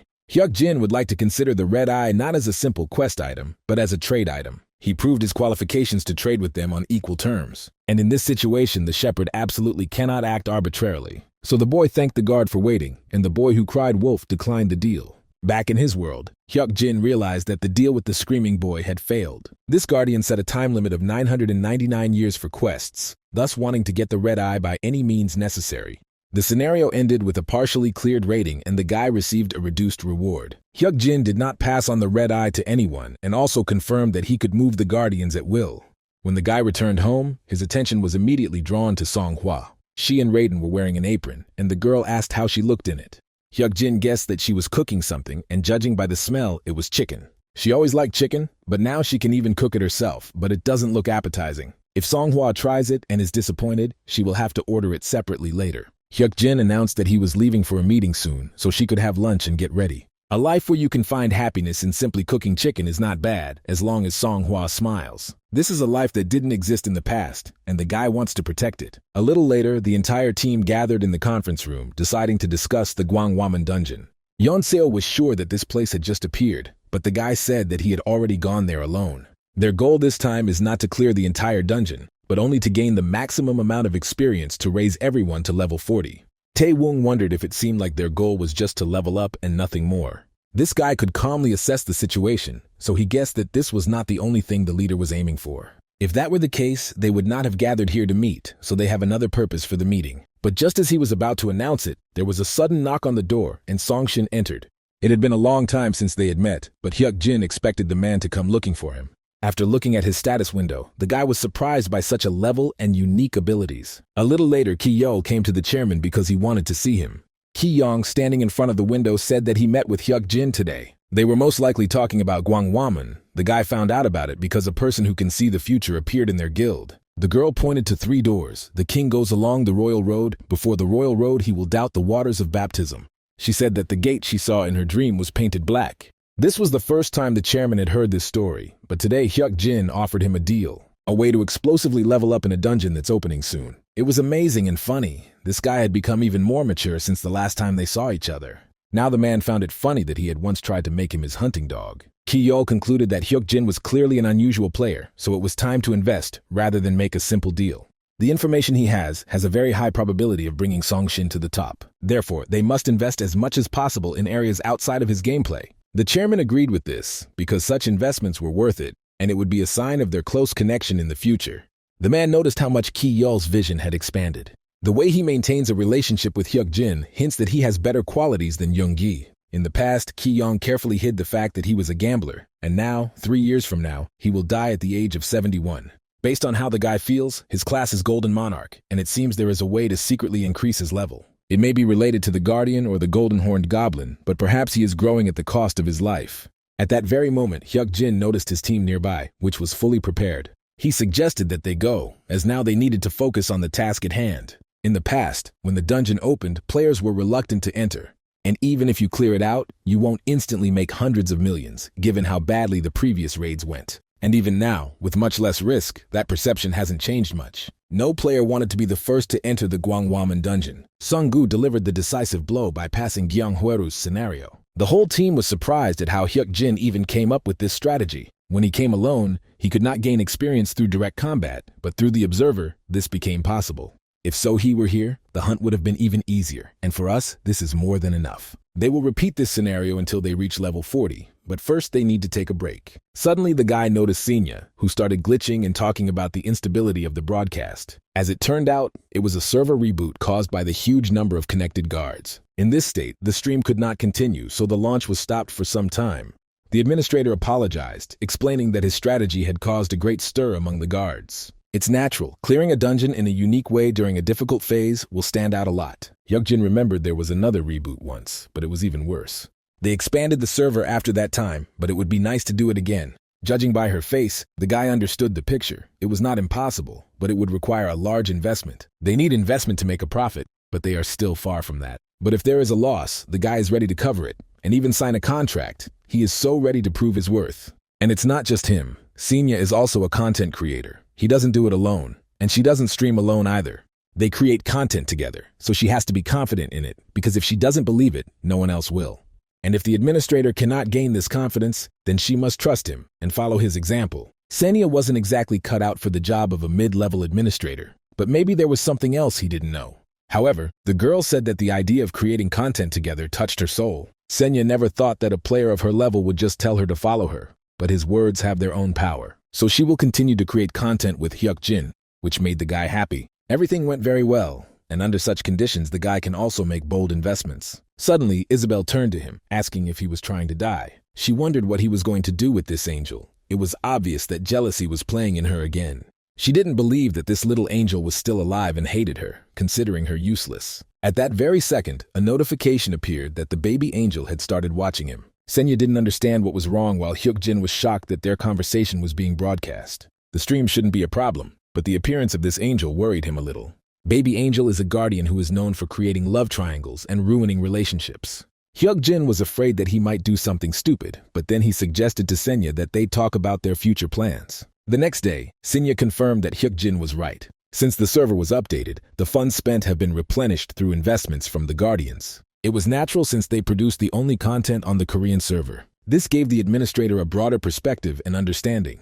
She felt like she had found a new path, so she wanted to express her gratitude to the guy. The girl handed him a gratitude badge, given by the administrator to a player who made an outstanding contribution.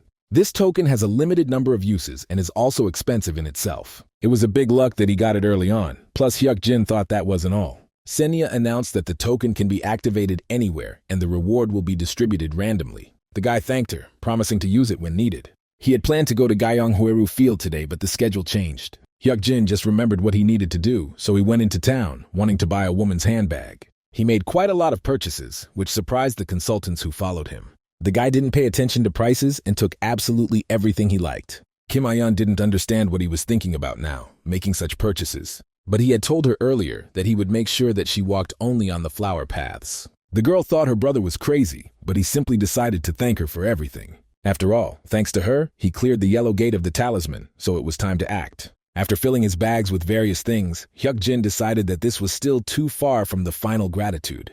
And then he asked if she was going to continue standing there like a doll, since all these things now belonged to her. Kim Ayeon was shocked because it was all too unexpected, and at first she thought it was just a joke. But then the guy asked if she wanted him to be okay, which made the girl nervous. It was a small gesture of sincerity and confirmation of my sister's wishes. While Kim Ayeon remained silent, Hyuk-jin managed to repeat the question several more times. Then she screamed loudly that she wanted it, no matter whether he was doing well or not. Hyuk-jin had more than enough of this, but his sister was already too irritated. It was her genuine desire, so the strength of the desire was confirmed. The fifth hidden condition of the gratitude token, and recognizable through the eye of the observer, is precisely the power of desire. Of course, the guy doesn't have that kind of power, but he knows that his sister has a desire. Thanks to his sister, he cleared the yellow gate of the talisman, and even now she writes new talismans for him. Hyuk-jin decided to get another reward by activating Senya's gratitude token. The confirmation of the terms began with the explanation that the contract guard was a nameless observer. Several sponsoring guards were confirmed, eventually exceeding the sponsorship capacity. The player's luck statistic is maximum. The player's ability to improve exceeds the token's estimated ability. After confirming the unspeakably powerful power of desire, the boy received a potion of all abilities as a reward. But after the reward settings were changed, the all-ability potion was downgraded to ability potion. Senya realized that this was an item that the system could not accept. It was defined as a reward and then changed. If Hyuk-jin, who has a transcendental rank item, also obtains a legendary item, it will upset the balance. It may be a forced downgrade caused by system intervention. The Guardians must be wondering what ability he will enhance with this potion. They probably think he's using it on the mind or the eyes of the observer, but he's applying it to the conductor's song. The song has been elevated to anthemic levels, adding many new effects. Now is the time to continuously clear Gyeonhwaru and level up. All effects have been improved and new abilities have been added, which provides sufficient justification for upgrading the skill class. Moreover, various abilities are combined into one through him, the player, to allow him to bring out even more powerful force in the battle. The boy will once again express his gratitude to the noise conductor, especially if the noise conductor who gave him the song receives such attention. Suddenly a notice appeared in which a white hunter wanted to grant him a privilege. A little later, Hyuk-jin arrived in Songshin to show video evidence of the cleanup. Since the boy also received a task from the white hunter, he then decided to meet with the chairman. To prove their seriousness, his team prepared a video of the explosive clearing method of the dungeon. Ki-yeol and Ki-yeon were shocked to realize how exactly they were able to level up in such a short time. Usually, managers refuse to provide videos to players, but Senya didn't really mind. Ki-yeol noticed that the key item to be cleared was Noah's helmet. Hyuk-jin added that they just needed to clear the Uplex dungeon. They can trade with an NPC named Noah on the 4th floor, but he must know how to do it properly. Of course, if clearing the dungeon is too difficult, Hyuk-jin can sell the steering wheel. But now it will be difficult to clear it, faced with a dog on the 1st floor. Ki-yeol turned to the chairman, silently giving him permission to take this matter upon himself. He believes that they can acquire it since the guild will also actively use it in the future. He then asked about combining the dungeon clearing method with the item. Since it's gameplay related, it seems better to negotiate with the guild leader first. If the negotiations fail, Hyuk-jin will be able to talk to the chairman, but only if he doesn't like the terms. Ki-yeol must be very careful in making such a decision.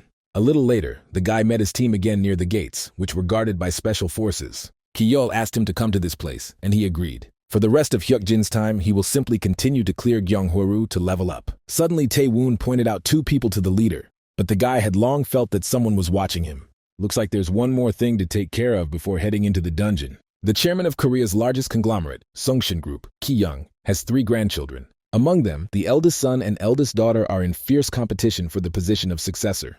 People call it a war of succession, and that's exactly what it looked like. And in the future that Hyuk-jin knew, Ki-yeol would lose this battle, gaining the position of the next heir. The one who is now devouring the guy with her eyes is none other than his younger sister. Iron-blooded Empress Jong-hee was pleased to meet Hyuk-jin. Everyone in this family has a high standard, but the guy mutually greeted her. He read about her in the newspapers. She is the younger sister of the guild leader, with whom he has a deep relationship. She also heard that the guy had been in a very close relationship with Shield Taeguk lately. In fact, she plans to create a great guild comparable to the Taeguk Shield, and wants to recruit Hyuk-jin to her. Like Ki-yeol, she probably wants to form a cooperative relationship with him. Taeguk's shield is already a nuisance, and Ki-yeol's full attention is focused on it. Even under that smiling face, he feels her envy and jealousy towards him. Well, the guy knew her very well. In the past, Chun-hee had an incident where she attacked someone from Songshin.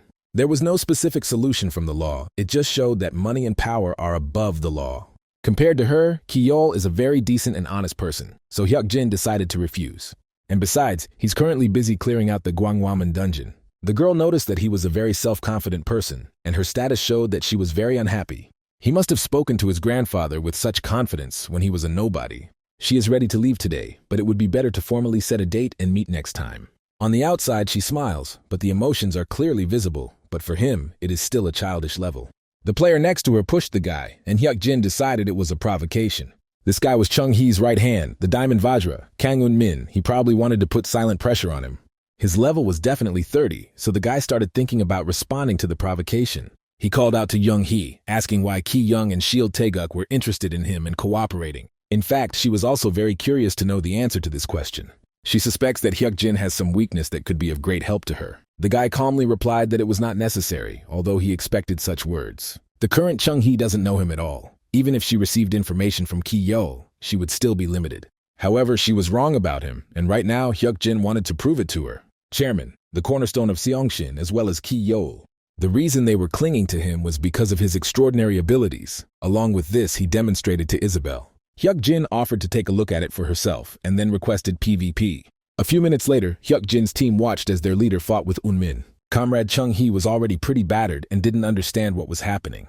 His opponent is definitely an expert in the mercenary arts and can effectively command the party members. He was definitely called untalented, but somehow he can't hold his own against him, as if his movements were readable. Finding himself behind him, Hyuk-jin assumed that he had not realized that his opponent was a monarch with special eyes. At the same second, the guy struck him in the back using a unique skill. Un-min gritted his teeth. Even though he was only hit with the blunt side of the sword, it still hurt a lot. But the guy didn't want to lose to a non-combat class. He kept one skill to face Yeon Seo, but now there was no way out. He used a swift movement followed by a downward strike that hit the target. Suddenly, Hyuk-jin stunned his opponent by explaining that the leather boot's ability was related to fast movement. Remaining unharmed, the boy added that he took the blow purely out of curiosity. Even after Un-min dealt such a blow, there was not a scratch left on the opponent. The sky behind the sky is like seeing another sky hidden behind another. Lowering his axe, Un-min bowed his head, admitting his defeat. However, he only wanted to ask one question, since he knew that the monarch was not a combat-type class. The guy was curious how he was able to hurt him without using his combat abilities.